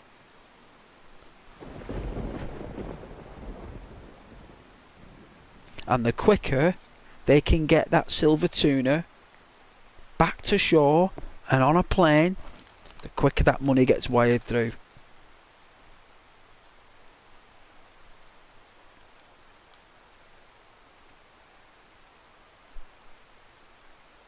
I'm telling you, it's a brutal business.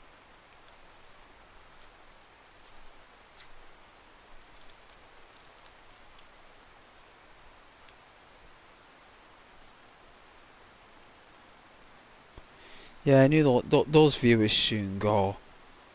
Once they know they don't go on the server.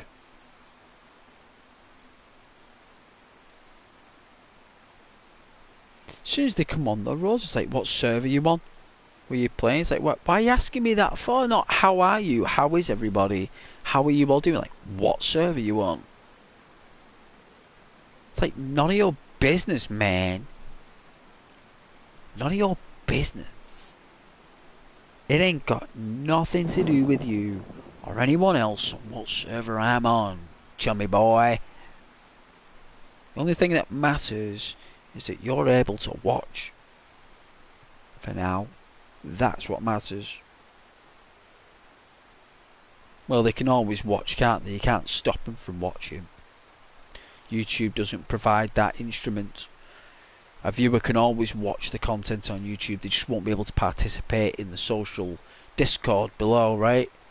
That's what it is. Sometimes that's all people care about. I know. Why? What's so popular about what server you're on? I think that's more immature individuals, that, Rose. I don't think that's an adult saying that. I think that's just children just coming on the stream using the mums and dads accounts or fake accounts. Just coming on, just talking turkey.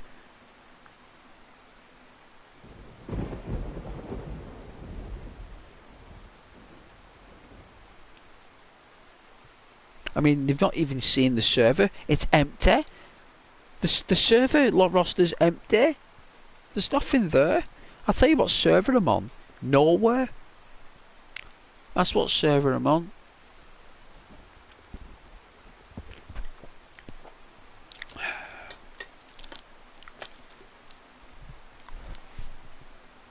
No one cares anyway.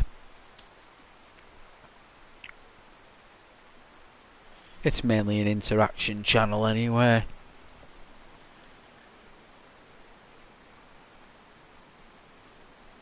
The game's just there for leisure reasons, really, isn't it? The whole purpose why people join the channel is because they want to interact with me and the community. That's 95% the reason why.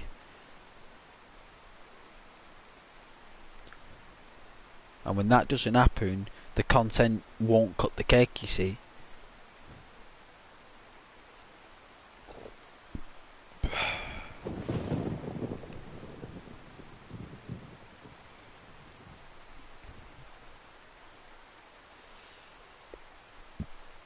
But you know what? I don't even mind. I don't even care. It's 2024.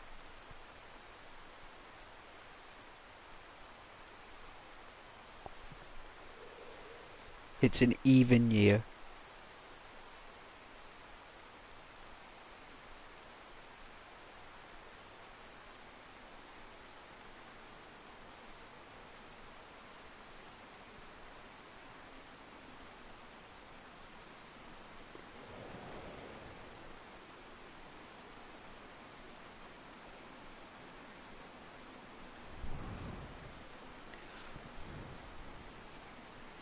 I don't know which server to go on, I don't even know.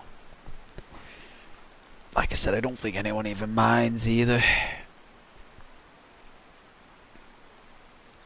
The sound of the rain's nice anyway, and thunder.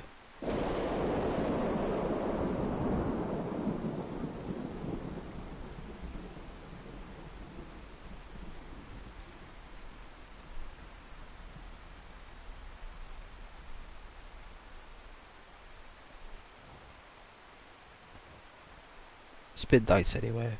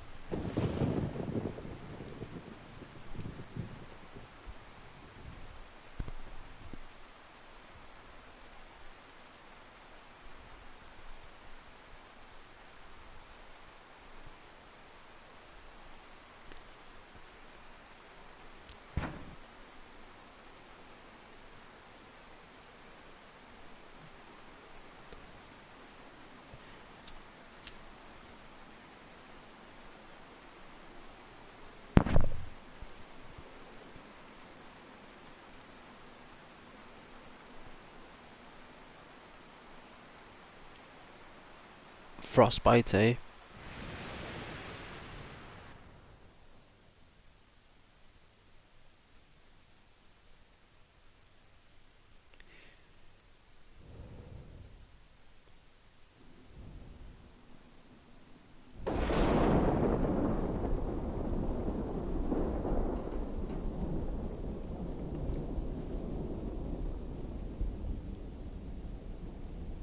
A burlap sack.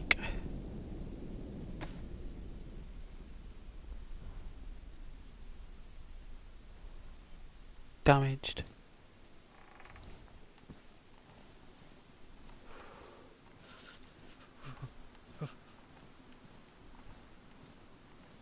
Hopefully.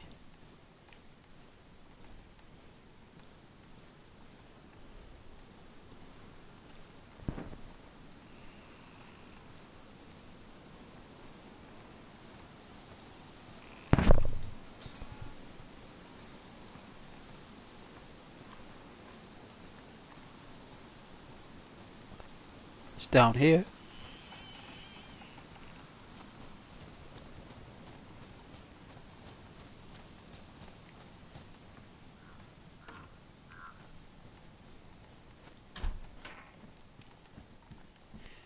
My torch is gone.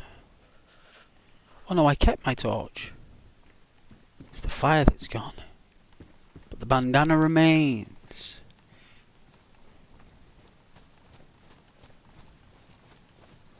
So if you remember, there was a tree up here, right? That gave us logs. So it should be here. There you go.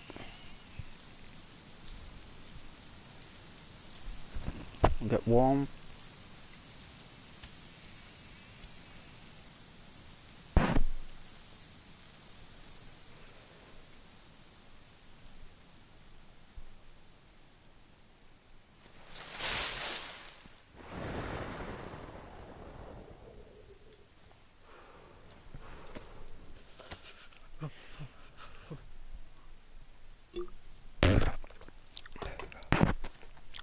I do remember the pandemic though, Rose. I took, because there was no work and businesses all closed down. It was a year. Well, it was actually 10 months actually. There was no work. You're like isolating for 10 months. I had the best time ever.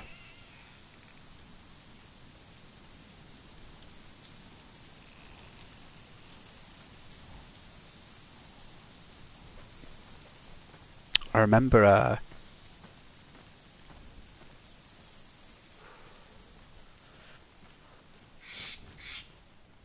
just playing games. Battlefield I was playing then. For some reason, Battlefield.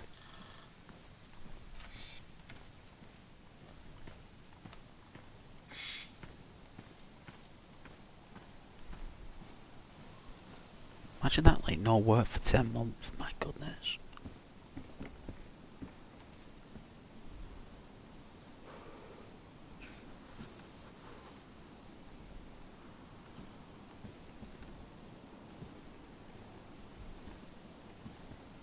Whoa, is this glitched out? There we are.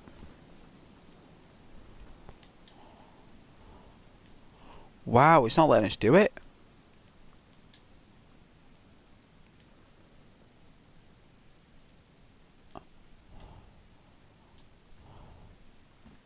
Is there something missing? Is it the kindling? Really? Don't tell me because of the kindling.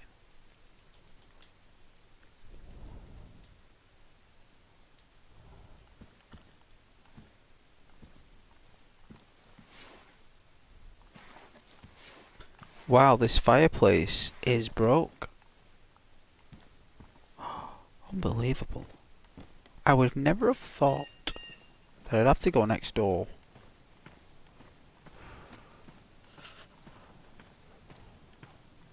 I don't even think it has a worthy fireplace.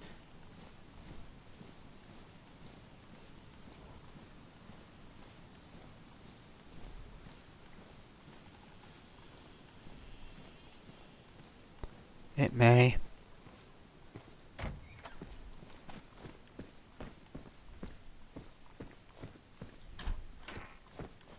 So this has got one in here. So that's accepting it.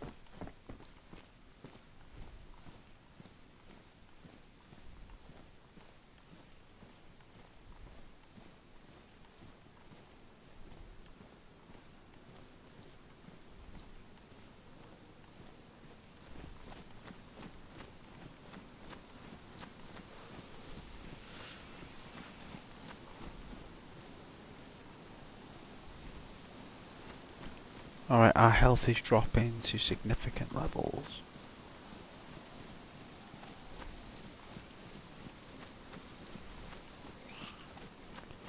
Oh dear.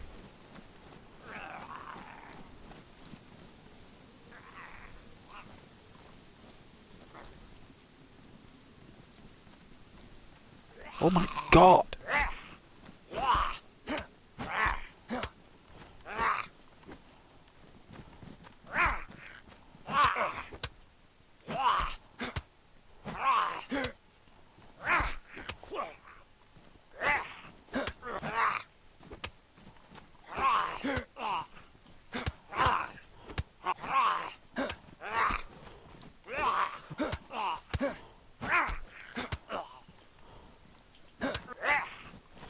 Oh my god!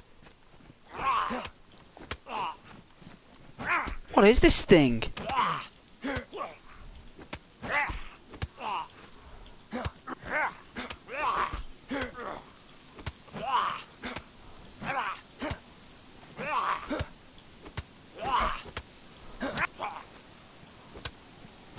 I don't think it's killing it.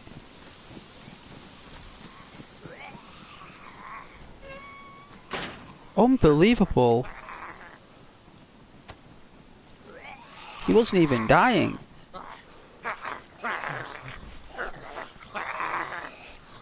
The unfortunate luck we have in this.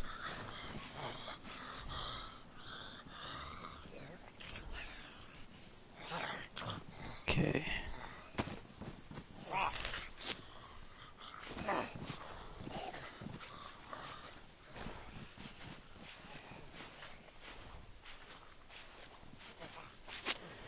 I don't know. Thank goodness we had the stab vest on.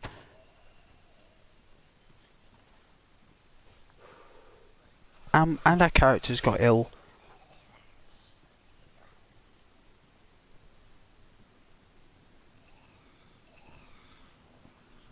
Badly damaged.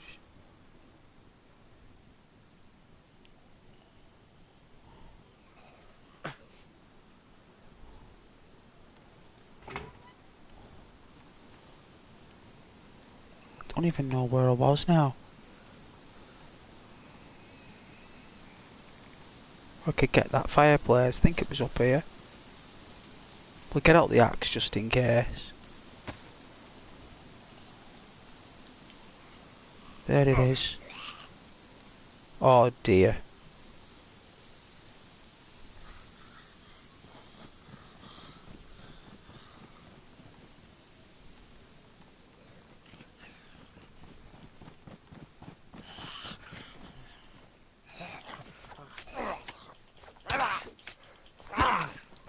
Oh my god!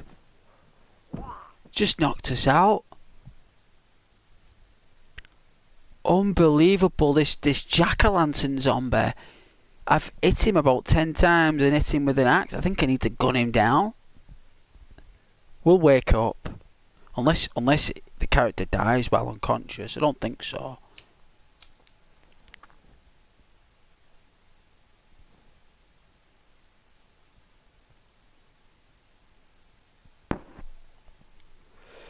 I was blocked as well.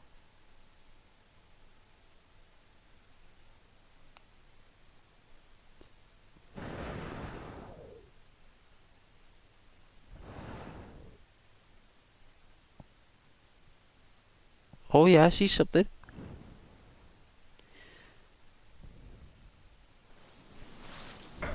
Oh dear.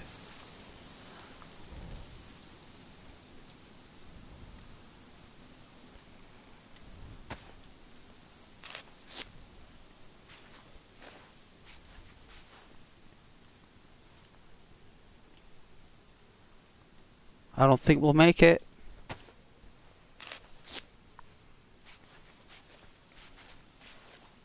Losing consciousness.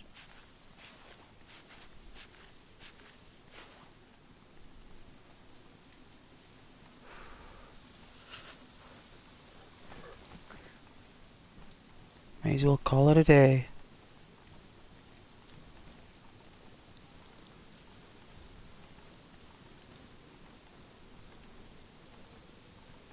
I think the fire is up here.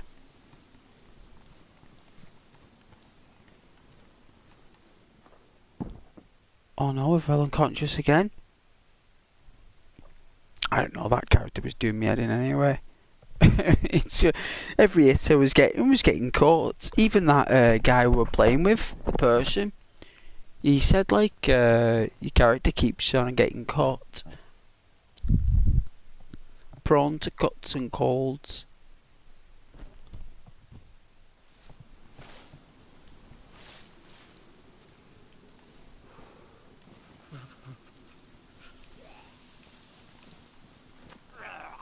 Oh dear no. I think we'll attract everyone here.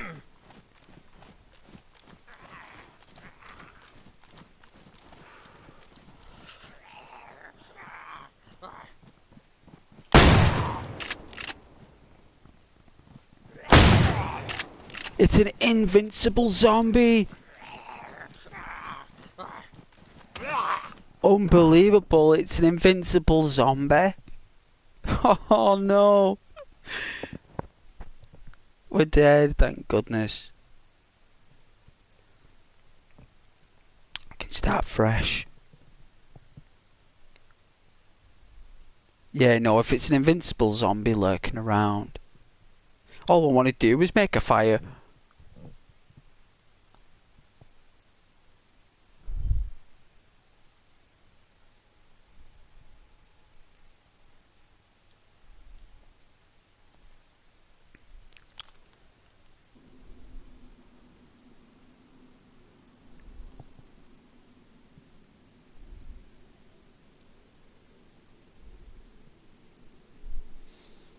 Oh man. that's how bizarre this game is. That's why I like it though as well. You know, with that character who was always ill, he was getting cut with what everyone hit. That's not what we want. He had a stab vest on, a big jacket. He was getting knocked out. Then again, like, I shot 2 shotgun cartridges into that thing. Hey Caden.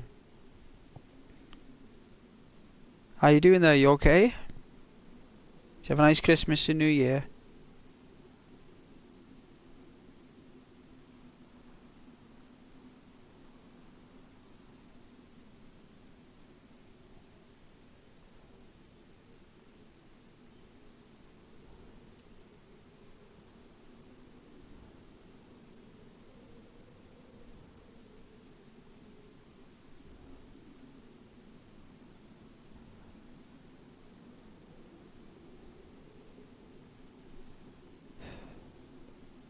Pretty glad that my character got munched there by a walker. Very, very, how can I say, happy that I can start fresh.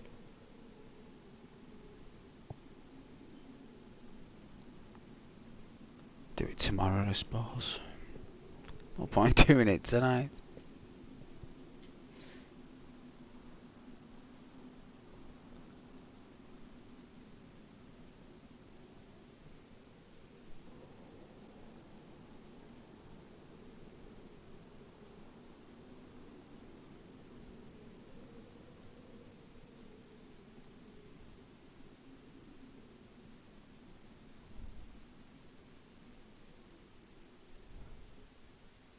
I suppose we can just look at this apocalyptic background and really appreciate what we have right now.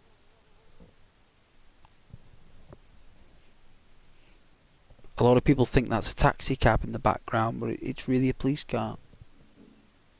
You got a boat that's tilted upside down, another boat that's right way up, and a crashed boat in the background.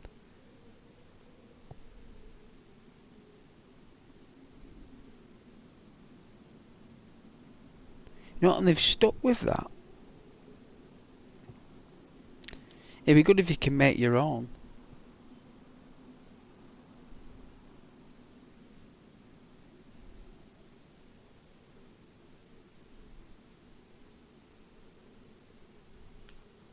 And then DayZ just sitting on the top left there. Nicely cushioned.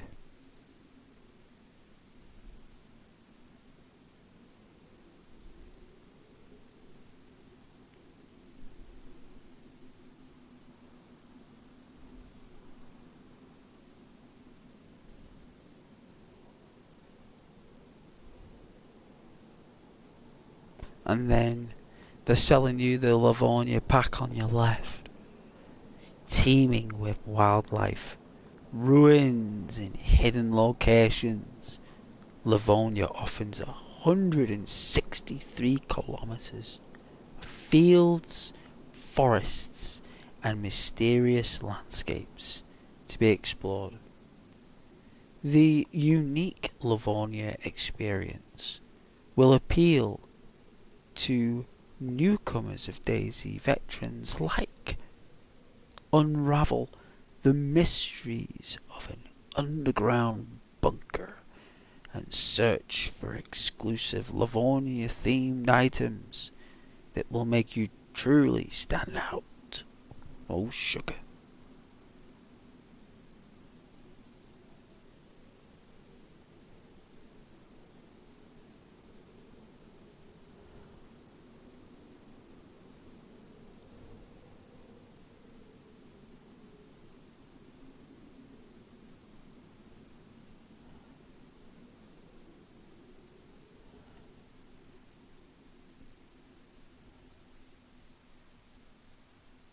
Well, it's a good sales pitch, but it's basically the same thing, only it's smaller, and you want me to pay for it.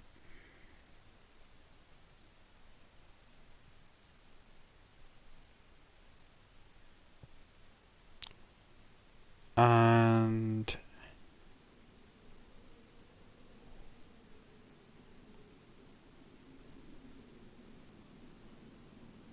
I mean, I suppose it'd be good for ASMR, but I don't feel comfortable with a giant bear lurking about that takes about 15 shotgun shells to take out. But I don't know, I might consider Livonia.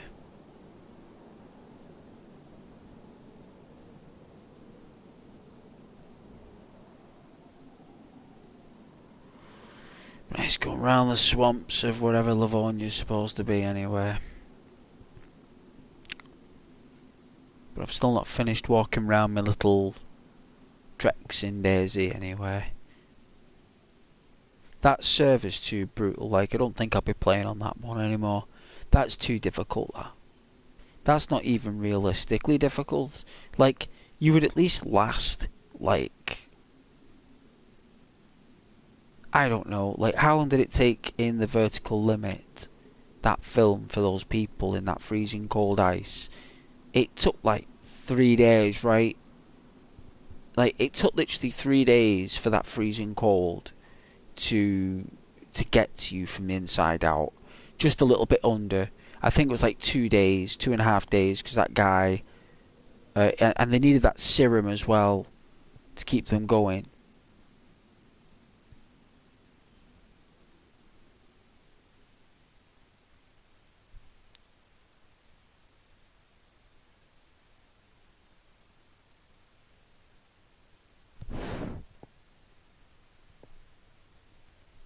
And like in that map there, like it was literally 10 minutes. Like you had 10 minutes to get a fire. So you could walk around with a torch, but then when the torch went out, you had 10 minutes to get another fire going. You know? All a torch would do would just keep you going.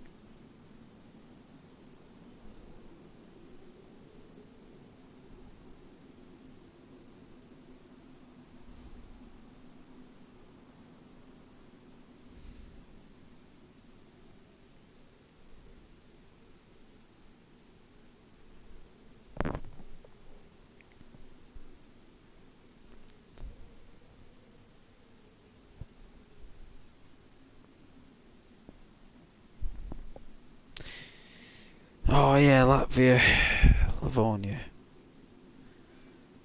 Yeah, maybe. Does give that vibe, right?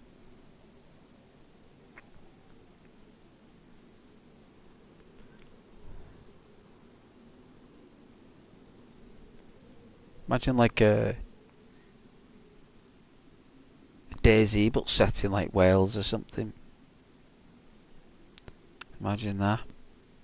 Be class, that, wouldn't it? DayZ Wales.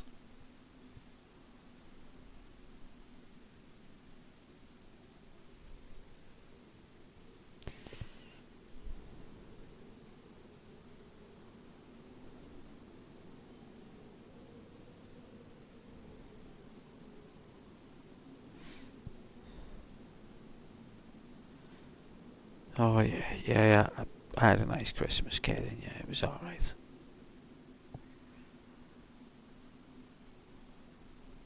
bought myself some face cream to keep me looking fresh after a shave. Got myself some night cream as well. That's nice. It was expensive.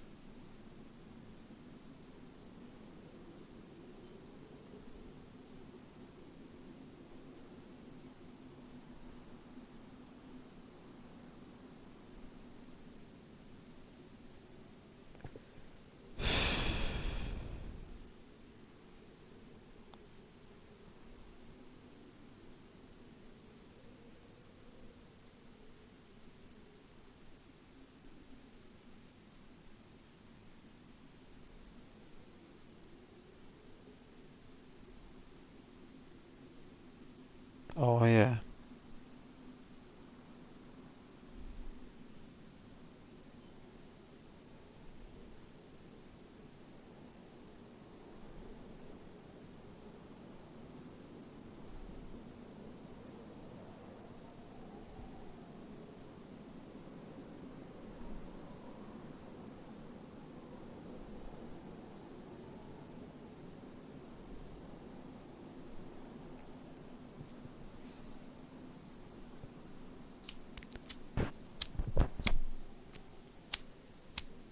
It's lighter. Doesn't get in.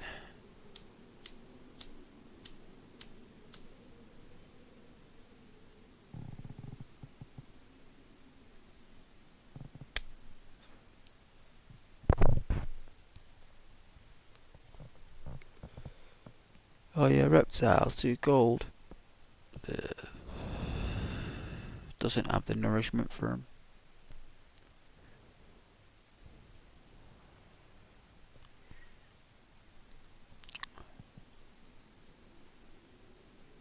Just insects.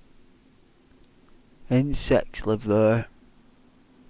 It's home for insects. They freeze in the ice. Endoskeletons.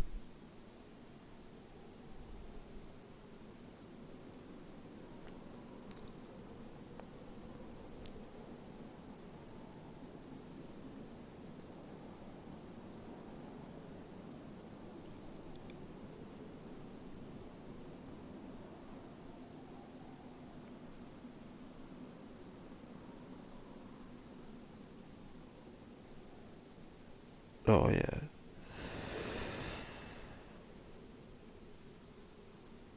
Yeah, we did.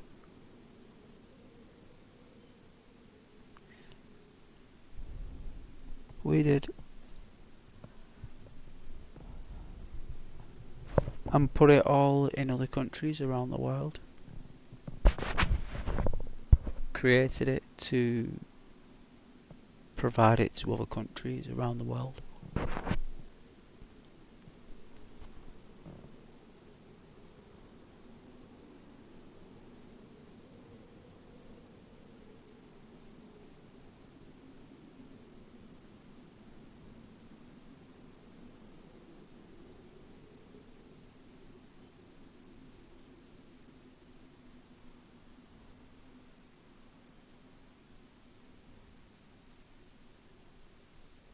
Oh yeah.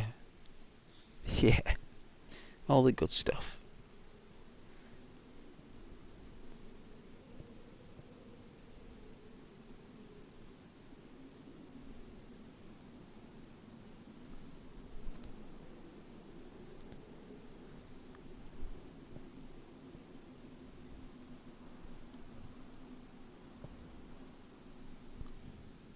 Well, Iceland was part of our land.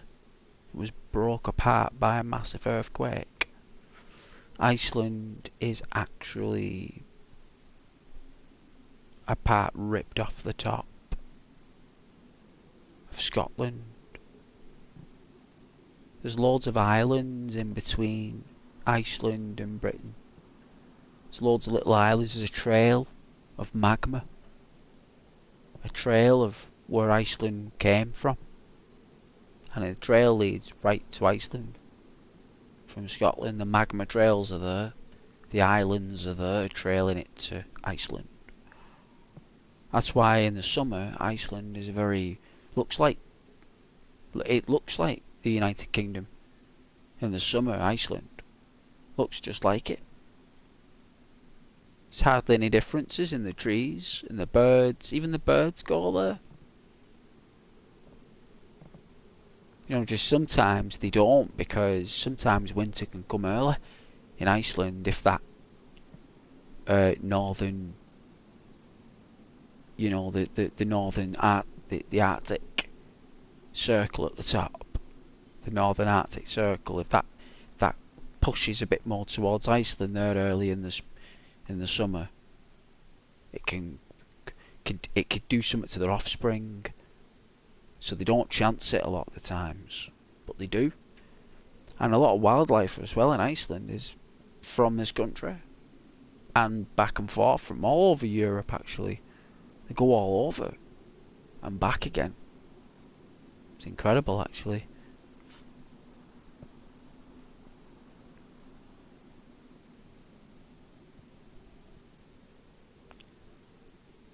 He did a lot of fighting. Wales 2,000 years ago.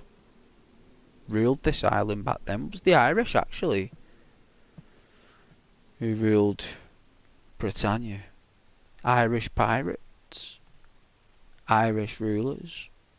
They just used to come over, take what they needed, take what they wanted, take whatever slaves they needed for whatever work they wanted or needed them for, and then went back home. It's only until one day they arrived and the Romans were there. And the Romans just slaughtered every single one of them that came. And the Romans just said, I had the boats, I had the evidence, let them land. As soon as they land, confront them. I mean, can you imagine being an Irish pirate back then, and then all of a sudden you've got a Roman centurion with like 50 Roman soldiers surrounding you, a place that was just like full of like just people living in the trees, and then all of a sudden there's like this Roman regiment there. Like you wouldn't even know what to say. You both talking different languages. Like you'd have nothing to say to each other. I mean, what do you do? What are you going to do? Draw in the sand?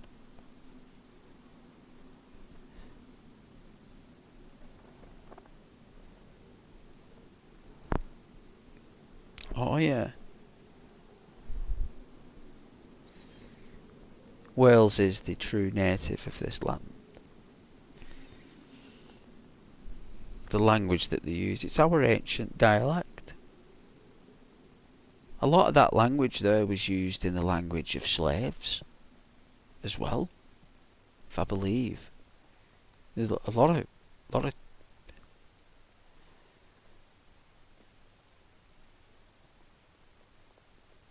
of languages were like converted because they were like too complicated.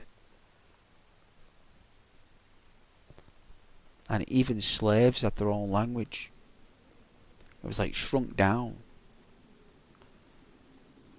Like, it's like the word enough is spelt like O-U-G-H, E-N-O-U-G-H, enough, when in the ancient language it's spelt E-N-U-F-F,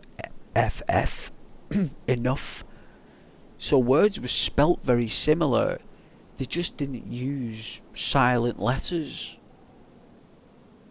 They used direct consonants to finish off the word. You know.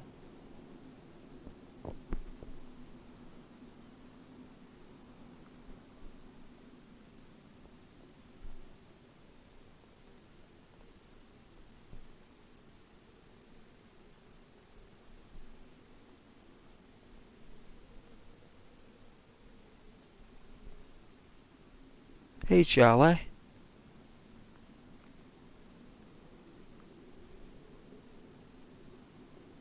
Hey Platinum. How are you always in the menu?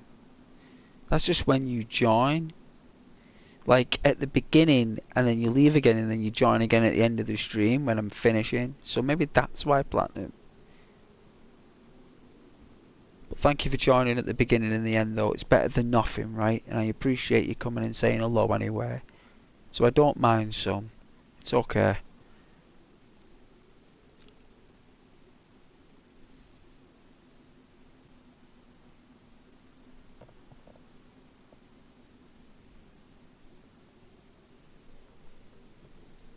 Oh yeah, you had beef chicken for dinner. That's good. Don't mind chicken. Better with chips and sweet corn. But you know me. Easy going. Prefer corn on the cob, but you know. Oh yeah, 3 sausage rolls from Sayers. Or is it Greg's now? Isn't Greg's the new Sayers? Used to be Sayers back in the day. I don't know if they've got Sayers anymore. But it used to be. It's either Greenall's, Greg's,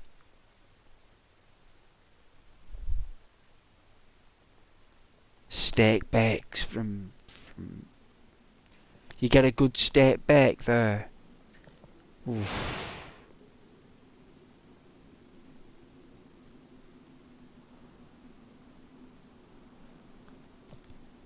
I love wolfing down a sausage roll there, like the nice sausage rolls with like a can of Tango. If you get a can of Tango there, right? If you ever get a sausage roll and it's hot, get yourself a can of tropical Tango, right? And get that drank. If you're kidding, I suppose that'd be an iron brew. But if you're feeling risky, get a tropical Tango with it.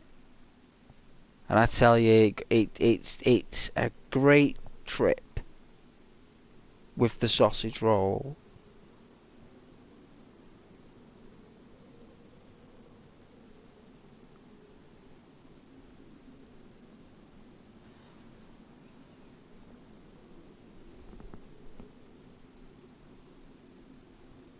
Oh yeah, back on the Sprite.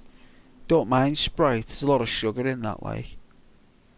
I've got myself some American drinks there, the Dr. Pepper strawberries and cream flavour. It's delicious. Saying to my viewers before, like how nice it is. Paid £1.80 for a can of that. I think I paid a total about nearly a fiver for 3 or 4 cans. Tell you something though, it's worth it. Them American drinks, they are delicious. Like you can get like I don't know, like ice cream flavoured Coca-Cola. I didn't even know that stuff exists. No, like bubblegum Dr. Pepper. Like why in the Lord's name would ever want to buy bubblegum Dr. Pepper? We know what, I bought it. You know what, I drank it. It was delicious. It was the nicest drink I've ever tasted. It was the best. I couldn't believe that shop had him. I was shocked. I'm going to go back there next week.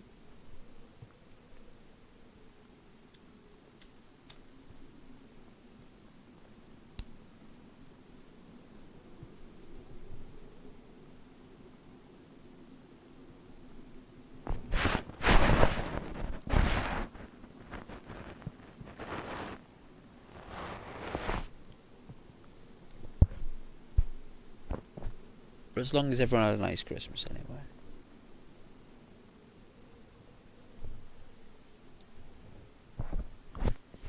I didn't get a chance to play guitar this year, sorry.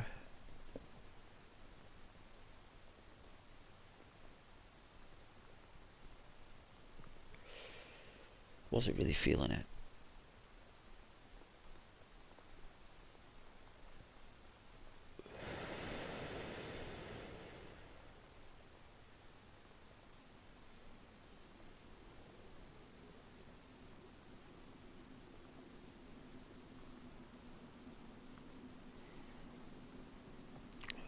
Oh yeah, just had a tin of beans.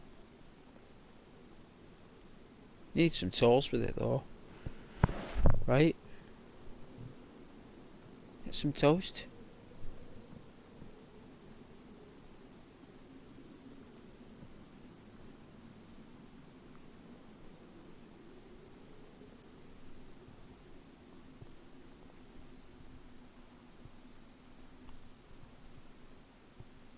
Did I gift any good presents?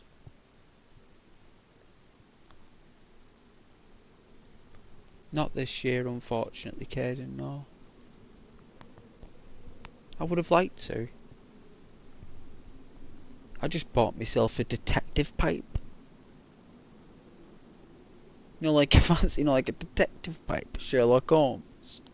I saw it in the shop there, said, "Excuse me there, young lady." Stood there ready to help. It's like, "Yes, sir." I was like, "What's that there in the window?" She's like, "Which?" I said, "That." She goes, "Oh, that's a Sherlock Holmes detective pipe." I was like, "How much for it?" She's like, £2.99. I was like, £2.99 for a Sherlock Holmes detective pipe. She's like, yes. I said, how much for those Air Force aviator glasses there? Like fancy dress. Looked absolutely amazing. These aviator glasses. She's like, £1.99. I was like, really? I was like, okay, and how much for those hippie glasses? You know, like what Johnny Depp wears, right? Because I think Johnny Depp is awesome, right? I think he's got the best fashion for dudes on the planet. That's just my opinion, right? Anyone can disagree with that. And I was like, how much for the hippie glasses? And for some reason they were $3.99, right? And I was like, $3.99. I thought, it's Christmas, right? Right? And there was this cowboy hat, right? So I'm like, how much is it for the cowboy hat, madam? She's like, oh yeah, that's $6.99. I was like, wow, this is pretty cheap, right? It's a souvenir shop. Normally this stuff's really expensive, but I guess they just wanted rid of all this stuff. So I was just like, I'll buy it if you want to get rid of it. I'll buy it, right? So I have always loved joke shops. I've always been fond of joke shops. And I bought that. So I walked up that shop that day with a Sherlock Holmes pipe, a pair of aviator sunglasses, a pair of hippie sunglasses, a cowboy hat, and a Batman notebook, and a Spider-Man Miles Morales through the multiverse or whatever it's called, like notebook as well. So I've got like a Spider-Man one and a DC one. You know, I bought that. I was going to buy Hero Quest, the board game, but then I realised that they wanted £80 for it.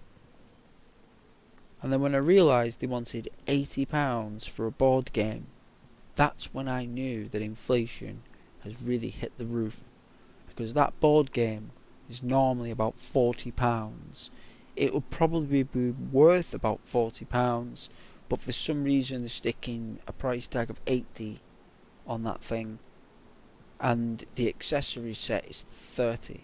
So in total it's like £110 for a board game now. I was going to treat myself to a pair of Jordans, like Nike Jordans, but then I realised that all the Jordan range that's been out for 2023 has been rather not my taste. So I didn't buy any Jordans. They wanted £180 for Jordans that I didn't think were worth the actual price. They just stuck that Michael Jordan dude on it and thought people would buy it. So I didn't buy any Jordans. I went to check out the Chuck Taylor Converse. That range hasn't changed in about 3 or 4 years. I think that's why it's called what it is, because it never changes, just the colours. So there was no new colours, so I didn't buy any Chuck Taylors. I checked out the Fire Trap range. They didn't really have much in apart from those boots that people are wearing for some reason. They're like these stylish boots that are brown or something. I don't know. I'm not paying nearly £80 for a pair of them. I don't really like the look of them, and it's not really me.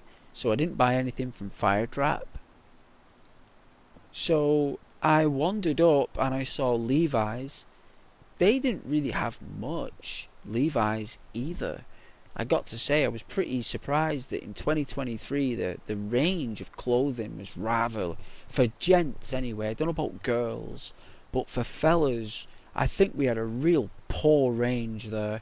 The only range that I really took an eye to was Kappa, which is the Italian brand. And I went round the Kappa place and they wanted nearly £100 for a tracksuit top.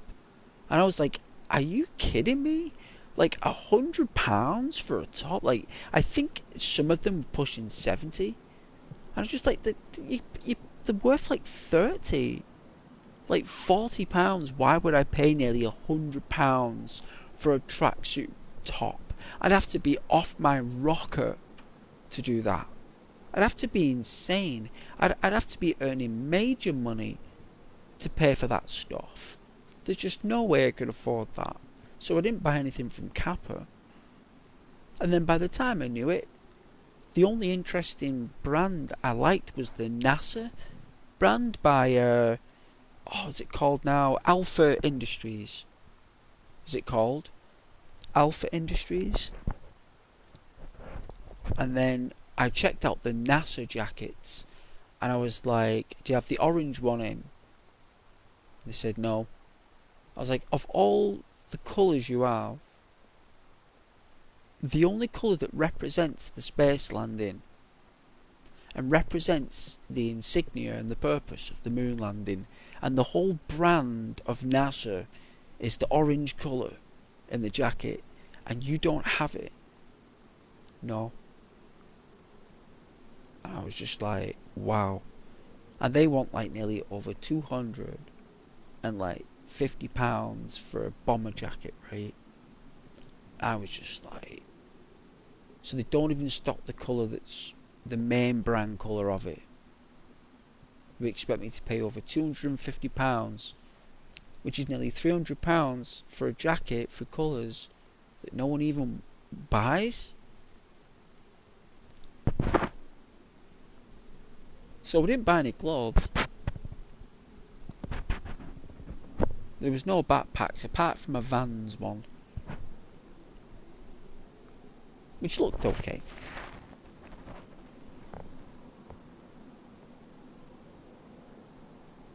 Oh yeah, I've been waffling on.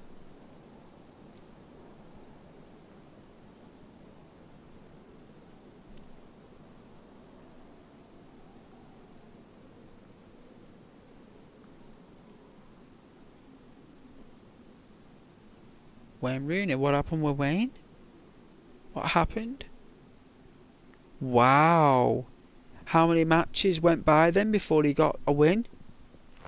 What was his results, Caden?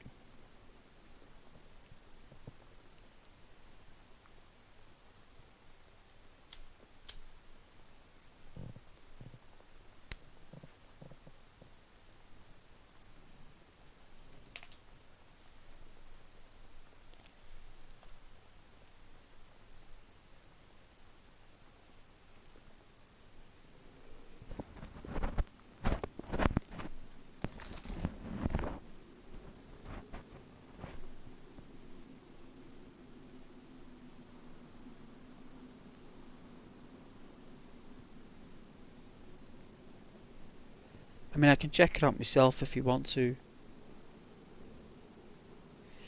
I wouldn't say he's either been transferred from Birmingham to another side, Caden.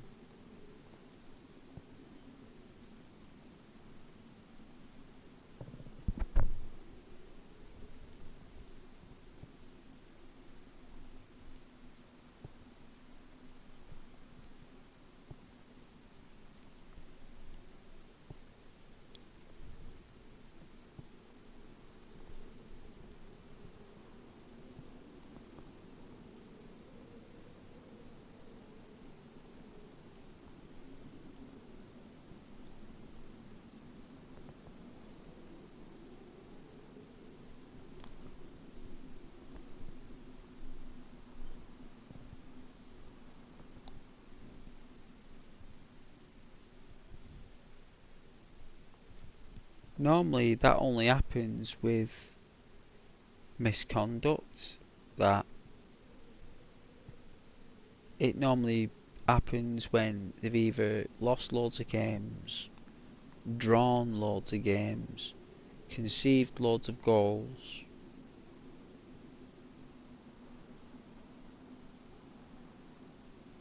said something, done something, ordered something.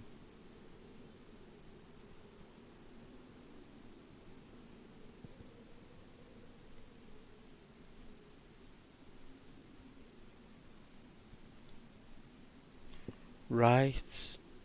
So there's been some unfortunate exchange of words in official interviews. Right.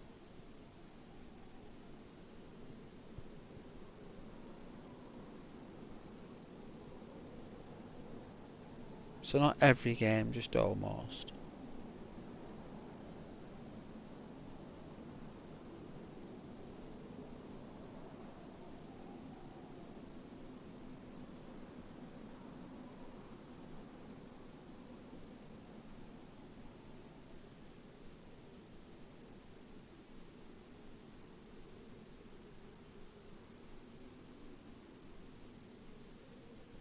See, these players from the 90s getting to that age now where they're being managers.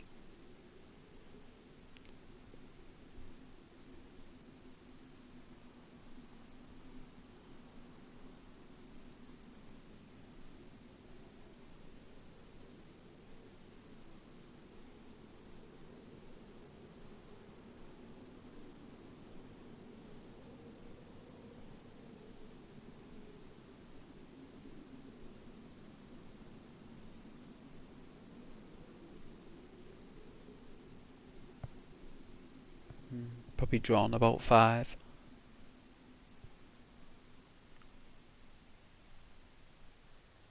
The draws are important as well, the ties.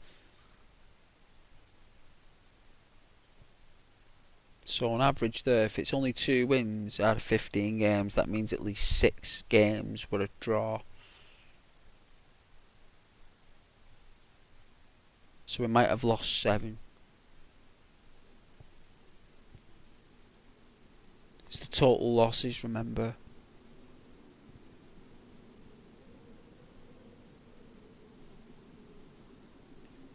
If you'd have got, say, 10 draws,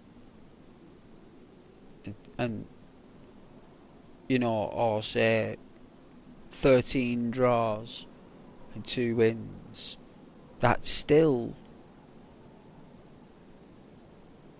points.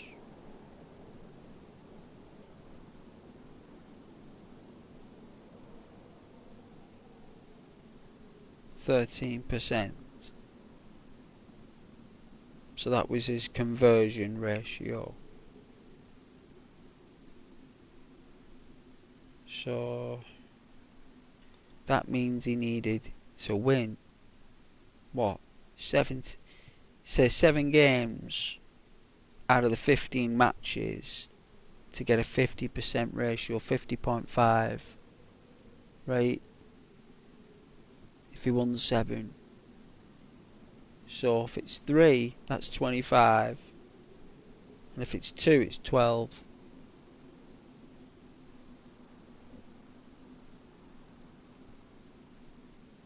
So the 0.3 must have been a draw. Right? So if it's 0.3 out of 15, that means that 2 of them games were a possible draw, Kieran. At least one of them was.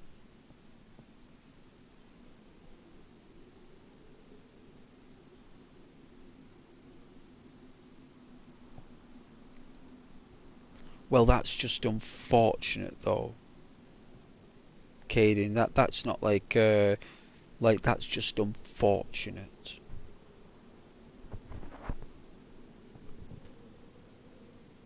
I've seen it with other teams as well. So have you. We've seen it with other teams, even with our own.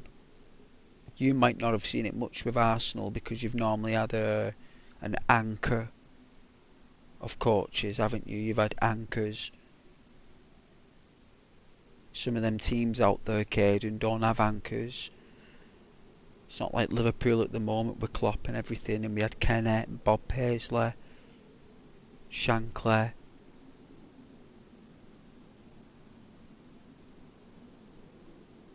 You know, and all the others before the ones from Italy. What's his name now? Oh, my brother would know. I know his face. These were like coaches in the 2000s.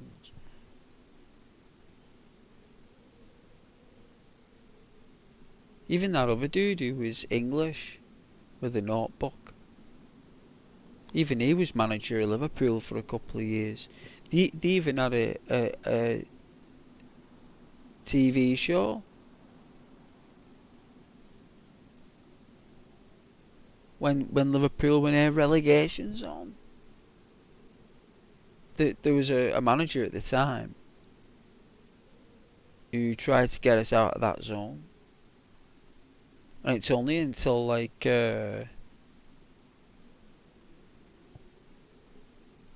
yeah, they have. You feel bad for Birmingham, do you, Caden? They're in a club that's always sat mid-table in the Championship and never really,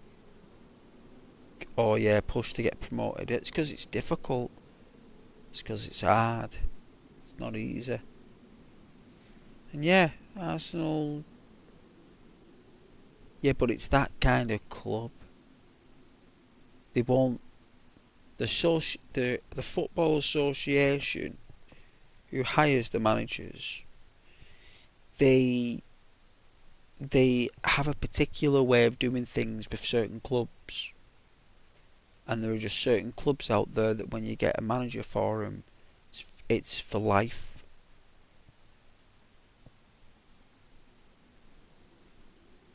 And to find loyal people like that are good at the job, it's kind of rare. So they snatch him up quite quick.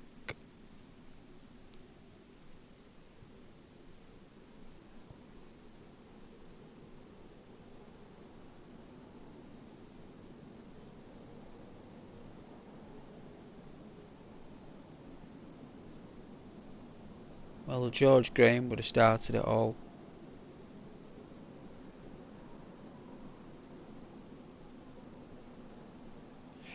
Yeah, early mid-90s. Yeah, definitely. A lot changed in football back then, though, Caden. A lot changed. A lot of changes. A lot of managers left back then at that time. A lot of players as well. Left a lot of players.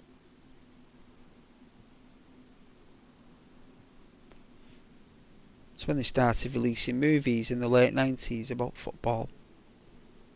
Fever Pitch and whatnot. Yeah, I said to you it was mid-90s. Said that to you.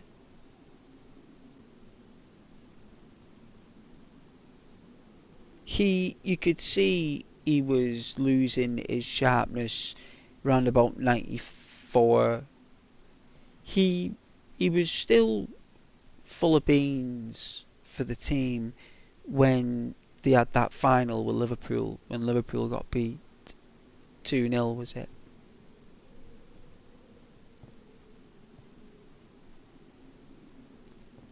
Yeah. Two long-lasting managers there. To have two in a row like that is very good. It's very rare, but it's very good to have two long-lasting managers like that. Liverpool had 4, so we were very, very lucky to have 4 good managers in a row. Shankly, Paisley, Dalglish. Well, that was it really, just 3, not 4, it was 3. I don't know, we had one. Didn't we have one that was pretty good? We did have another one, right? There was somebody else who was pretty good that was there for a short time back then.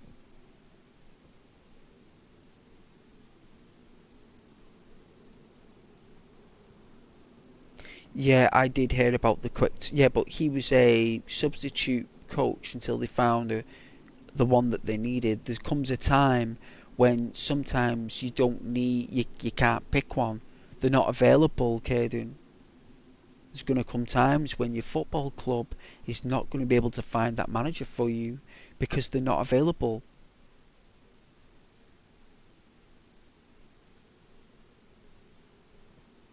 For this generation of football, Liverpool, yeah. For this generation of football, yes. I don't think Klopp's football would have worked back in the 90s. He would, Vinnie Jones would have just crunched whoever tried to do that. Whatever Klopp would have tried to done back in 1990s, in the late 80s, or even the late 70s, his side would have got crunched. This Liverpool side would not stand a chance against the Liverpool side of the late 80s and the mid 80s. They would get absolutely bulldozed. There's just no way players will be able to take on the rules and the status of football back then. Players would literally, when they went in for a tackle, you had to take that energy and either move out the way or you manoeuvred. Or if you were another big footballer, you'd have a bit of a collision, as it's called, right? A collision. And when you got a collision with Vinnie Jones back in 1990, when he was playing for Wimbledon, because that's the only team he seemed to only play for. I don't think he ever played for any other team unless he was like 46 or something. When he was playing, he probably played for I don't know, Charlton Athletic maybe or something. But I'm telling you, footballers back then, they didn't only play football, they ruled it. It was a different game back then, guys. Don't think it is anything like now. It isn't. You watch games back then. Watch how the games are. Look at the connections between the players. Look at the tackles. You'll see it for your own eyes. You'll be like that. You'll be like, wow, Ghost was right. That's brutal. There's no way you could do that now. There's no way you'd be able to go in like that. Wow, that fella went flying. Why did he get up straight away? Why didn't he roll around holding his leg? Well, he didn't back then. They used to hit you and crunch you, and you got up and limped a little bit and walked off. Just got on the line there, and you got in the box there for the free kick because you got crunched.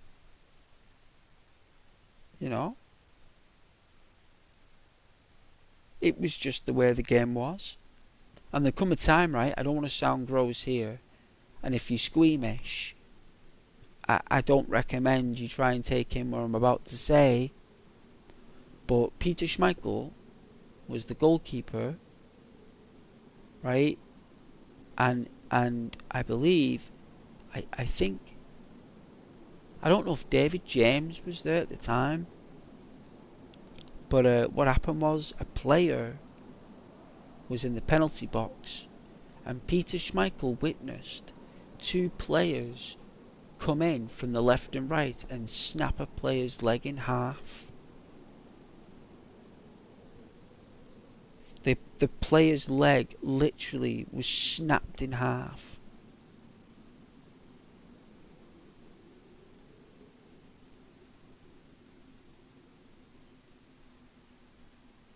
I think it was Man City. I think it was a derby game.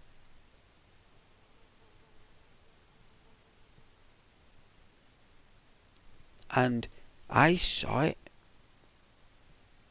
and it was absolutely like, oh my god, like, and that was it then, guys. After that, people just didn't tackle anyone anymore. They didn't. I think it was Roy Keane and someone else. It was Roy Keane Was it Steve Bruce? I think his name was Steve Bruce. I apologise if it's not Bruce. I do know Roy Keane was one of the but they went for the ball, you see, and the angle at which it was and placed, it was devastating really, because the guy was screaming so much, the player, that he passed out on the pitch for that much pain.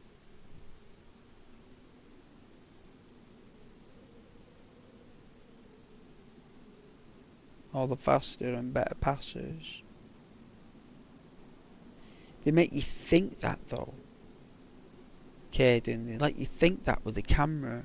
Look at Bobby Moore. No one could get a ball past him against England. It's only when he got a bit older. When he was younger, couldn't get a ball past him. He always stole the ball off you.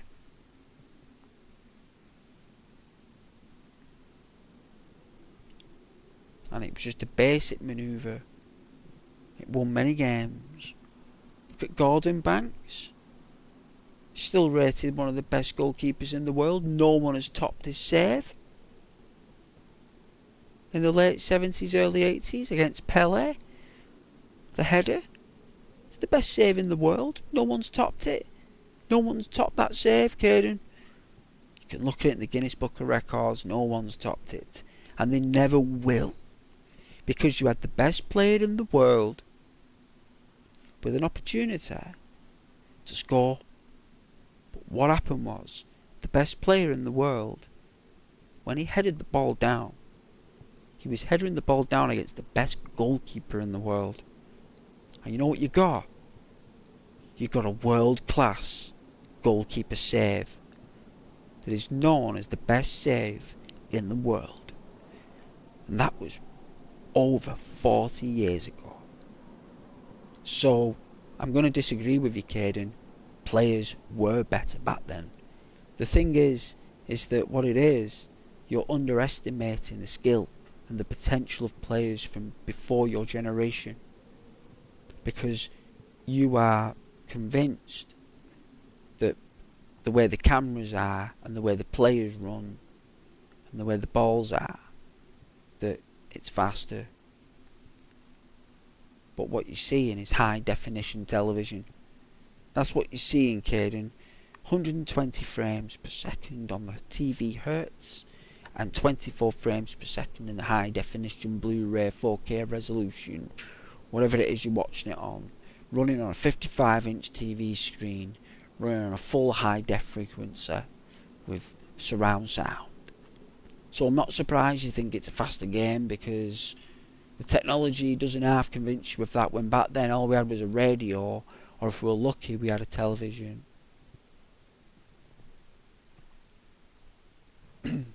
Lucky to have food, really. We were lucky to have food. Never mind watching football, I suppose. But I guess now it's just a different ball game.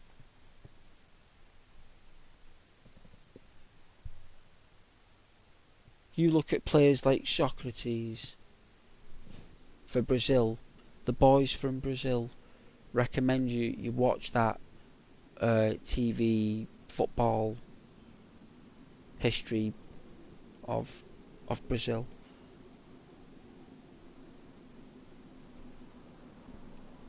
But I've got to say, Messi is probably one of the best players in the world. Especially a few years ago, Messi. I think he's probably one of my favourite modern players.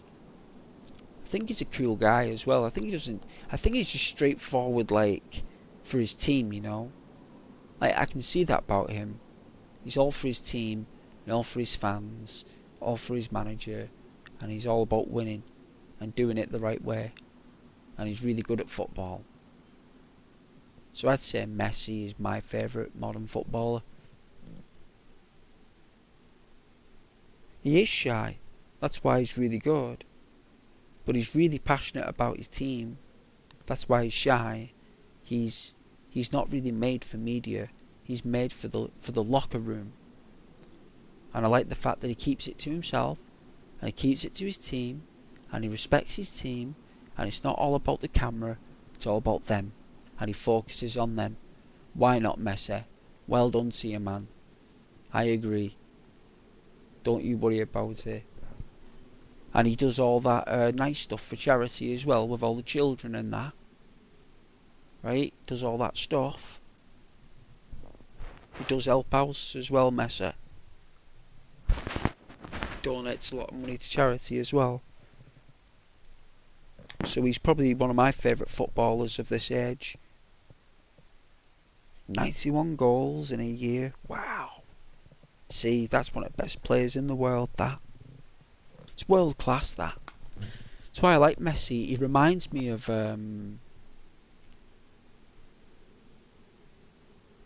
Kanchelskis.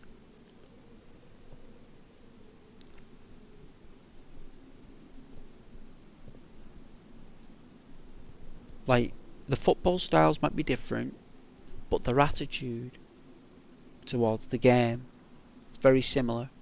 Kanchelskis had a very similar attitude back in the 90s. Around about 95. Maybe before that, actually, Kanchelskis. He might be 93 was his day.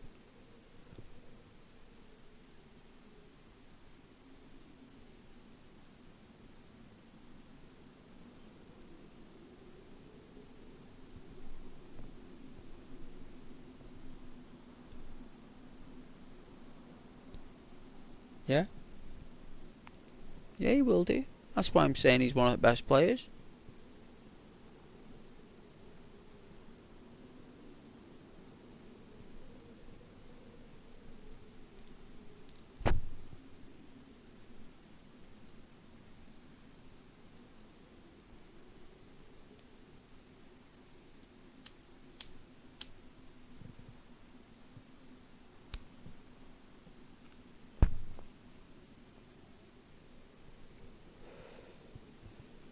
Yeah, no, good play. No, I do like talking football now and then with your kid, and I don't mind it. I know that's why you like joining the channel as well.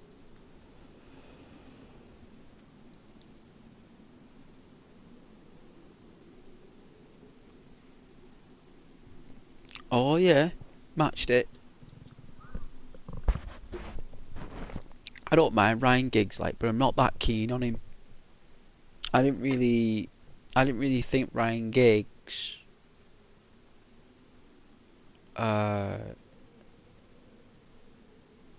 well, you know, he was a good footballer, especially when he was in his younger days, when United had the yellow and green kit for their away kit. It was yellow and green, split down the middle. And they were scoring goals right, left and centre. I think they beat Southampton like 7-0. Like, I'm talking like when Scholes, Giggs and Beckham were like 19. If that, 19 or 20.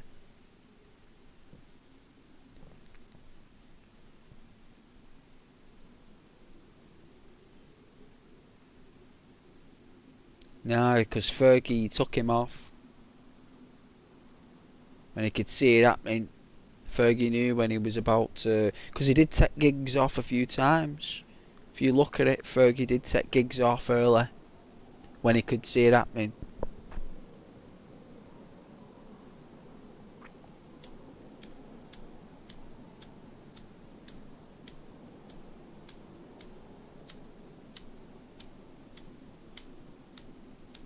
Got a lighter malfunction.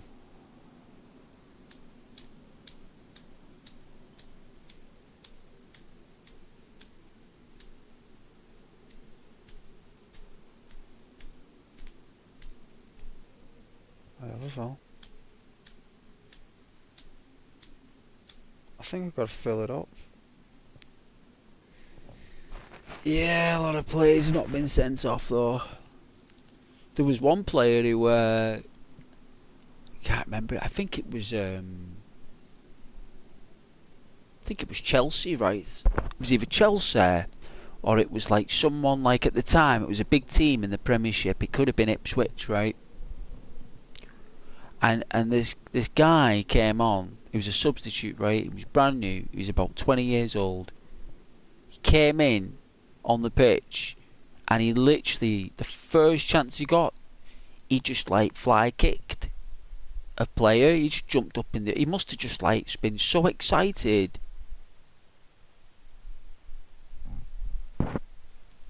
You know, for being subbed on. He was so excited. He had that much energy in him that when he went for this ball, he probably went up to jump to kick it right. But what's happened is because it was so high in the air, his body has just done what it does when you go for a kick. You just go on your side, right? That's what naturally happens when you put the energy in front of you. You'll just go backwards because the energy's going forwards. And what he ended up doing was he ended up kicking like Schmeichel, I think. Like Schmeichel blocked a kick or something like that. Like something happened, and this guy was just like, "Oh man!" He got up there and he was holding his head, and the referee just come over and just did that with a red card like that. And the guy was never seen again. Like he wasn't even, the player was never seen in any other game. He disappeared after that. I think he was just removed from football because he did this scissor kick.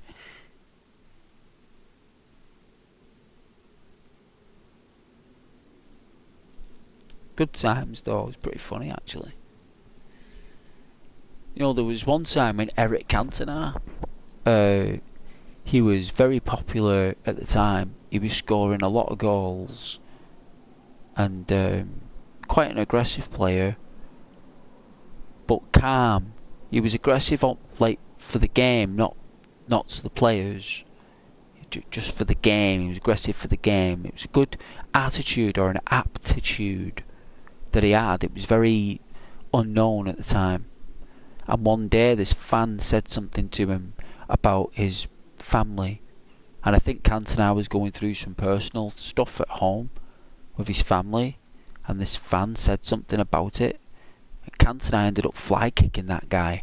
Like, he fly kicked him. And he kicked him like 3 or 4 times. Like, they edit it very well now. They edit it that you just see the one kick. But when Cantona went to kick that guy, it's actually, if you watch the old footage, if you can find it, watch the original footage, it'll be really poor quality, right? It won't be in high def or anything. It'll be in poor quality, and you'll watch it, and you'll be like, whoa, and he kicks that guy like 5 or 6 times. He only connects with 2 of them, right? But he actually goes another 3 or 4 times and misses. Like, because the guy's moved out the way, but because Cantona's like in that zone, he just fly kicked. And he had the studs on and everything. He actually, like, luckily the guy had a leather jacket on. But he did it on live TV, like, snapped on live TV. Absolutely snapped.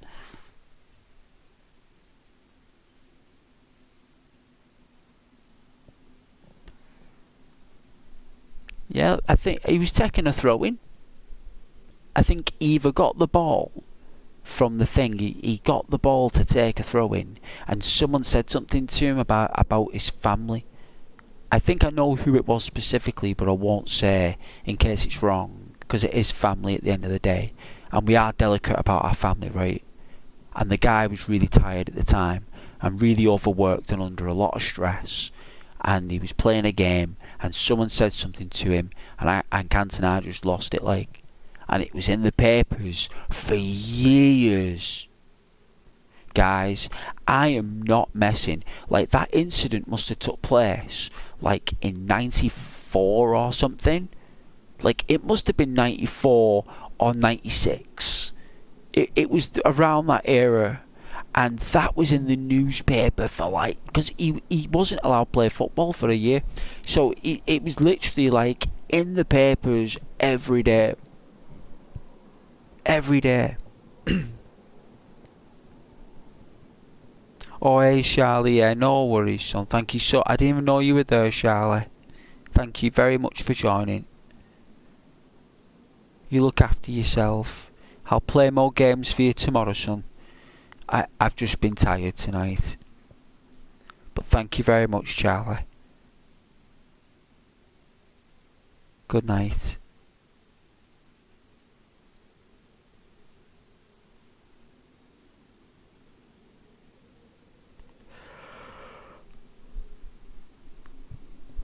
So yeah, football is a mysterious game.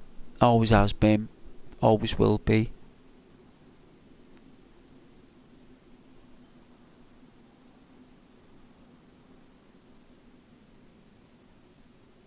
'96. Told you it was. I knew it was '96. I can remember it. I can remember it like. I was actually there when the World Trade Center happened as well, live on TV. It was live on TV as well when it happened. All of it, I was watching it. Every moment that went by, every single moment in that broadcast, because I was off. I was off something. I was available. I was at home. And I was able to be there. And I remember sitting there watching it. 9/11. From the very first moment it got broadcasted. And even with Hillsborough as well. I even watched every single moment on that when it was being broadcasted in Hillsborough. All of it from the first moment.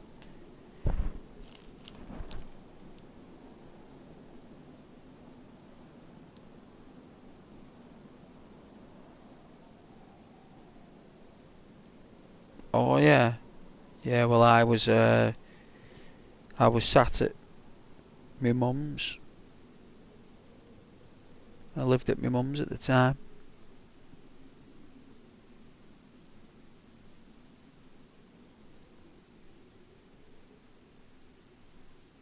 I was there. Watched it, even said. I said that's I said that a plane, Mum, has gone in the World Trade Center, the Twin Towers. She goes, it hasn't. I said, it hasn't. I said, yeah. Yeah, it has. It's like, oh my god. I was like, no, it's got to see him. Smoking. Smoking, it's proper bad. And then about an hour and a half later, another one. I remember even the neighbours came out, like, in the street. We all came out, like, it's not right, that. So that's what it was like back then, you know. The neighbours got out and they all spoke to each other. All saying, have you heard that on the news and everything? And we're like, pfft.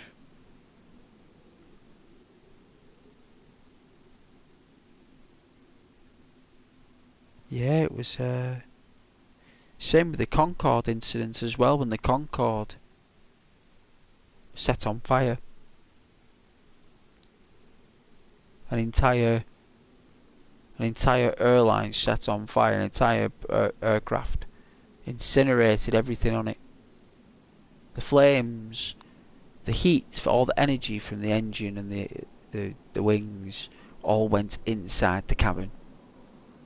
Instead of escaping outside the aircraft, it actually went into the interior of the Concorde. And the temperature of the engines went inside, including the pilots and all the crew. And then that, as soon as it took off like that, it just went straight down. It happened as soon as they took off. I remember watching that because the Concorde takeoffs were always live. You could always watch Concorde, you see. It was very rare the Concorde took off, right? It was very rare you ever heard one in the sky. I remember hearing one used to travel at the speed of sound or faster. So they were pretty loud in the sky. Very loud. Like, that crackle was super loud. It was a boom, actually. It was a boom. And I remember you couldn't even see the thing coming. I remember my dad saying, it's there, look, it's there. I was like, whoa. He's like, there. I was like, wow, it's so quick. He says, be quick, it'll be gone. I was like, whoa. He was like, I just caught it there before it went in the clouds. It was so fast. It was like, whoosh. I was like, whoa. He's like, that's a Concorde, that. I was like, that's brilliant. That was a long time ago. Long time ago. Such good times, though. Good times. Seen a lot of hazard stuff on TV.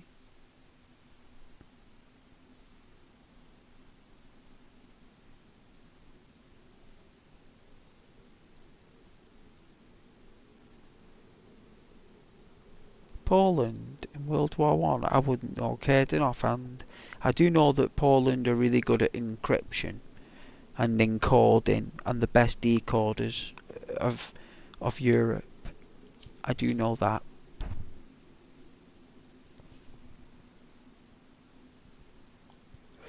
So maybe they were really good at deciphering secret messages, I'd say.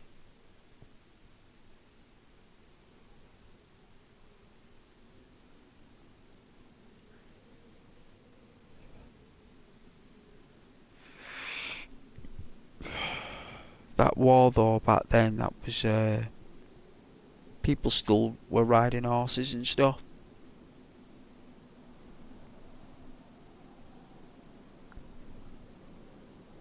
Wearing armour with clothes. People were still wearing armour back then. They did. Might not been as much, but people were still wearing armour.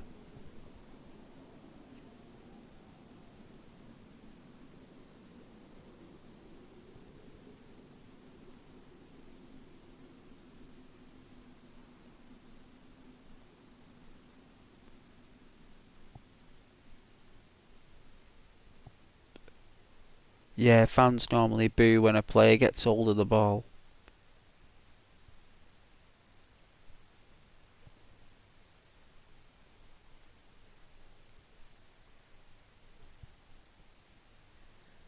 You always know when the fans don't like a player when they all like whistle and boo when they touch the ball to put them off.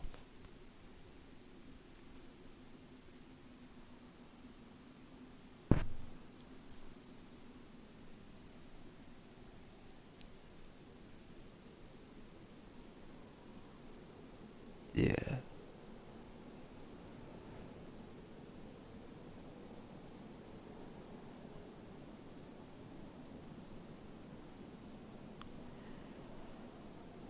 Oh, Celtic. Used to watch the Liverpool tick on one side of the circle, because that circle perfectly measures 11 players by one pace either side. So if each player is stood by one pace, they actually fill up the circle perfectly, and both sides would form a circle.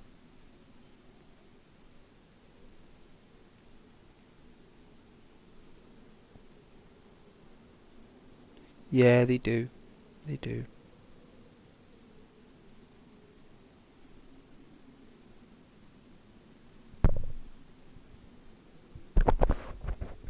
If I do apologise. I don't know why, Caden. I've not done anything different, son. I'm just sat here, just going to bed shortly. I'm gonna go to bed very shortly, so it's only 1:30. I don't really care. I get a break soon anyway with time off. Looking forward to that.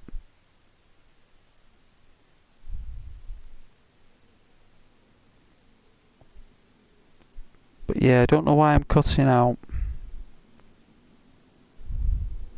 Could be just an internet thing that without me knowing it.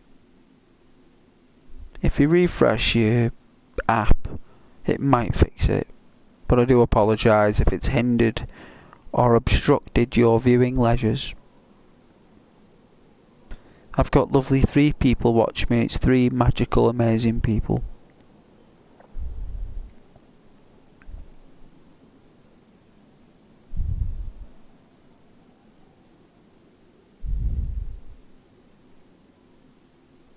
You've heard it. Well, believe me, whenever they played with each other, it's always been lovely. No tackles or heavy tackles or anything. They've always been friendlies, and it's always been charity matches.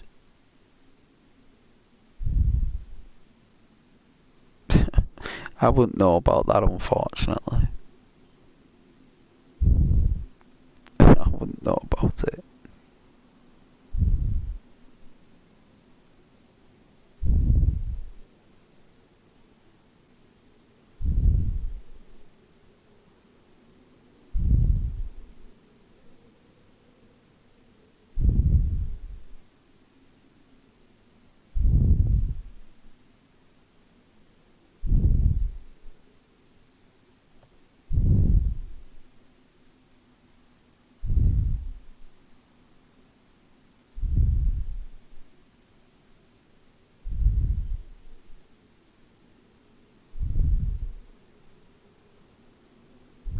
were there? No idea. I'm sure Liverpool smashed them.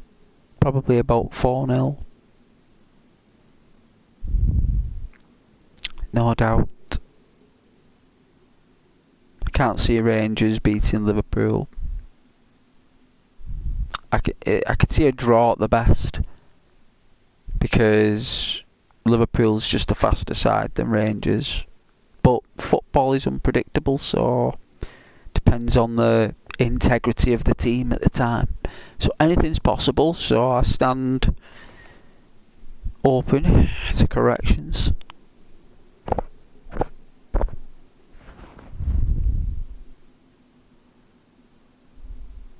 I know, they would have done.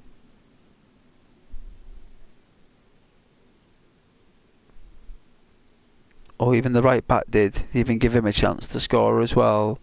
Get his stats up a bit, like. Let his review go a bit smoother. Hey, you scored 2 goals this season, eh? What a pay rise.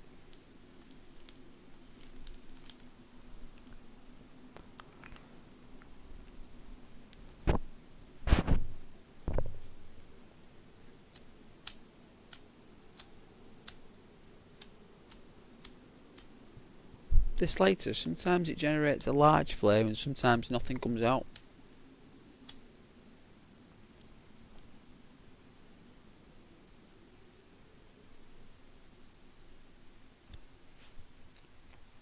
Can it use a different lighter actually? I shouldn't smoke altogether, to be honest with you. It's terrible, but I think you guys appreciate it now. So look, Liverpool right back. Oh, I've just read that. Yeah, I'm not surprised.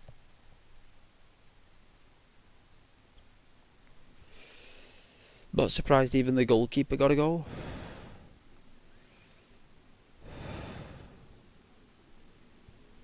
No, even here they go with it like.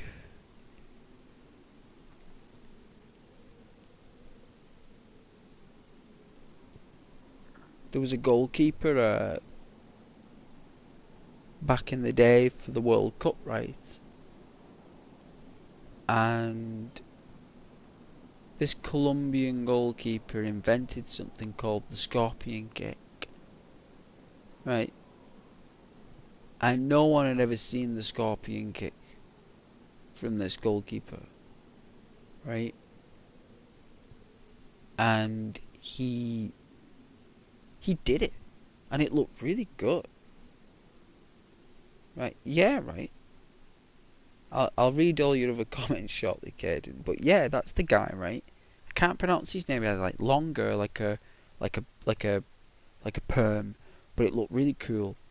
And what happened is that he was renowned, right, for running out of his box and going for goals, right? And he did. And he used to score them, right? Like, I don't think he did it in the World Cup. I think he used to do it in, like, the South American Cups and stuff. But, like, one time, like, he was doing it and he was scoring goals all the time. He was coming out of his box and he was, like, going past, like, 6 players. Right? And scoring. And it happened, like, a few times. It was working. And then, like, one day, he was running with the ball. And it got to about, you know, when you're in between the halfway line and the penalty box. He was halfway there, and this player just goes, yoink, like, just touches it like that. And anyway, the ball just goes whoosh, like that, as if this player used the force of the ball the keeper did, and just touched it, and used it to cross it the opposite way. And the goalkeeper had to sprint back. And you know what? They walked that ball into the goal. And it cost them the cup. That, you know, him doing that. It cost whatever league team he was playing for. Not Colombia. He didn't do it for Colombia. He did it for the league team he was in. The scorpion kick dude. He did it for the league team. The Colombian championships, whatever they have there. and it was like a final or something, or a semi-final, and he cost them that game, and after that he was never seen again. I think that's why he stopped. Either that, or he just took a break from his scorpion kicking, Thunderbird ball dribbling, super shot goalkeeper, sonic boom, football clapper, goal, like some kind of Japanese god power or something. Some kind of anime footballer, like. Just there running like an anime dude.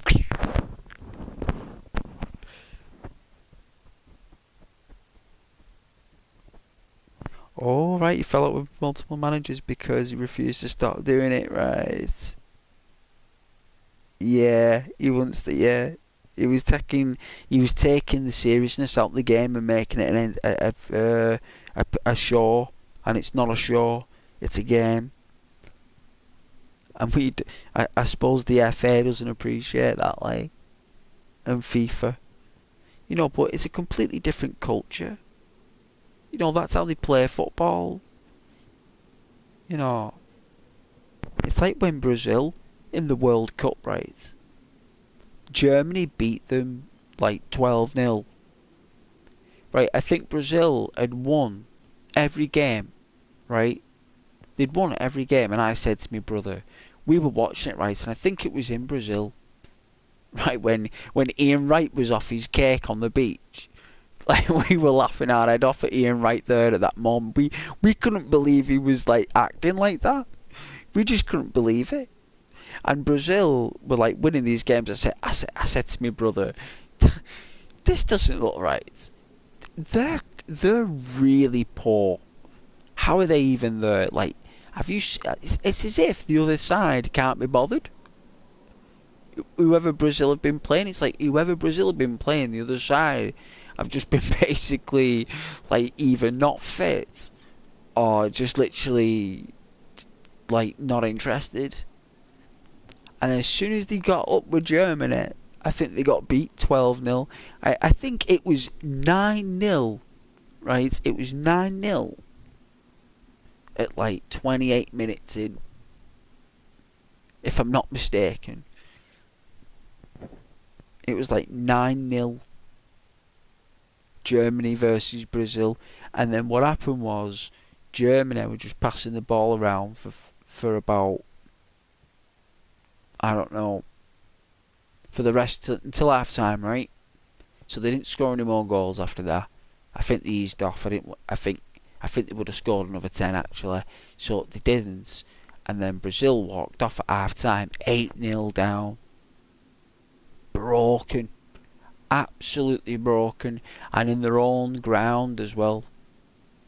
Whether that had just been built. Because they're building loads of grounds for it. And I don't know if that was freshly built. But they lost in it.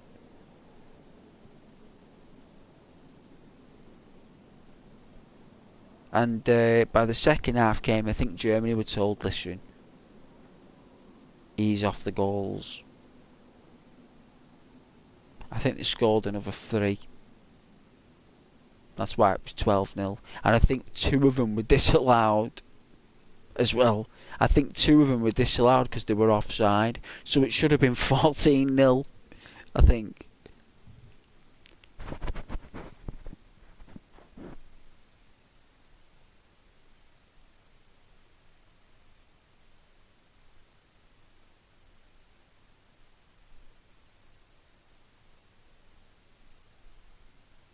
Oh yeah, maybe, I don't know. I wouldn't want to name any companies. I wouldn't know.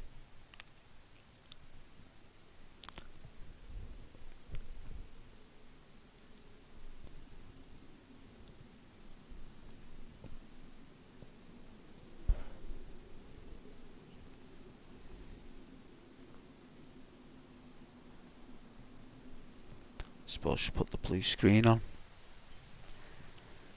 I suppose that's better. Now that we're winding down.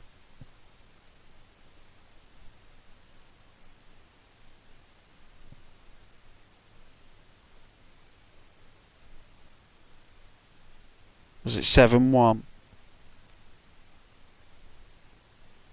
It should have been more. Sure, a lot of goals were disallowed as well. They had so much space. I'm not surprised they were offside a lot, Germany.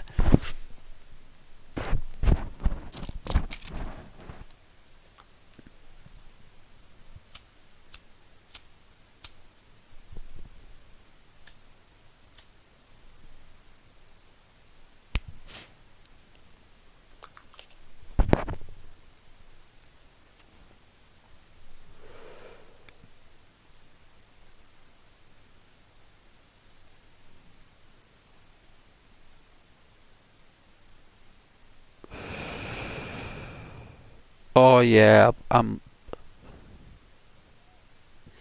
just took her off the screen, Caden. Go in bed shortly, yeah. Just put it on that screen, so it just lets people know that I'm stopped the stream. Or the content, anyway. Not that it was doing anything, it was just some dude sat there with a shotgun.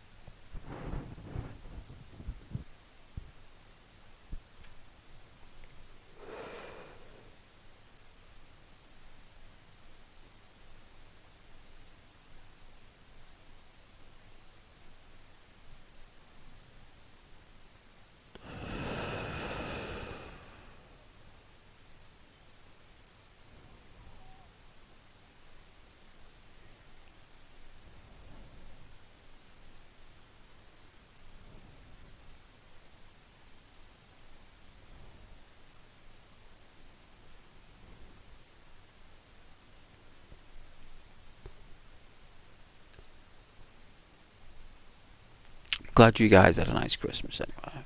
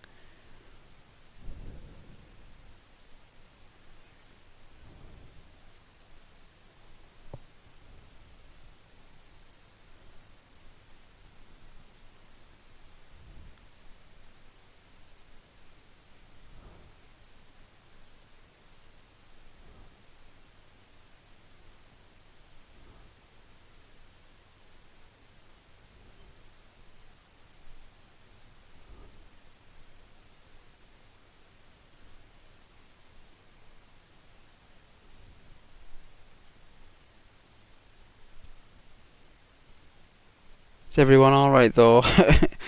You all okay there? Yeah.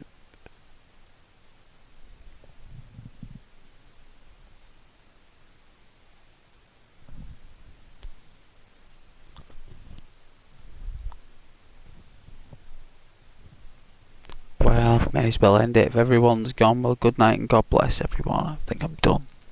Thanks for joining. And I'll see you guys again tomorrow for a lovely catch up on Channel Ghost. So thanks for liking, sharing, commenting, all that lovely stuff. Take care.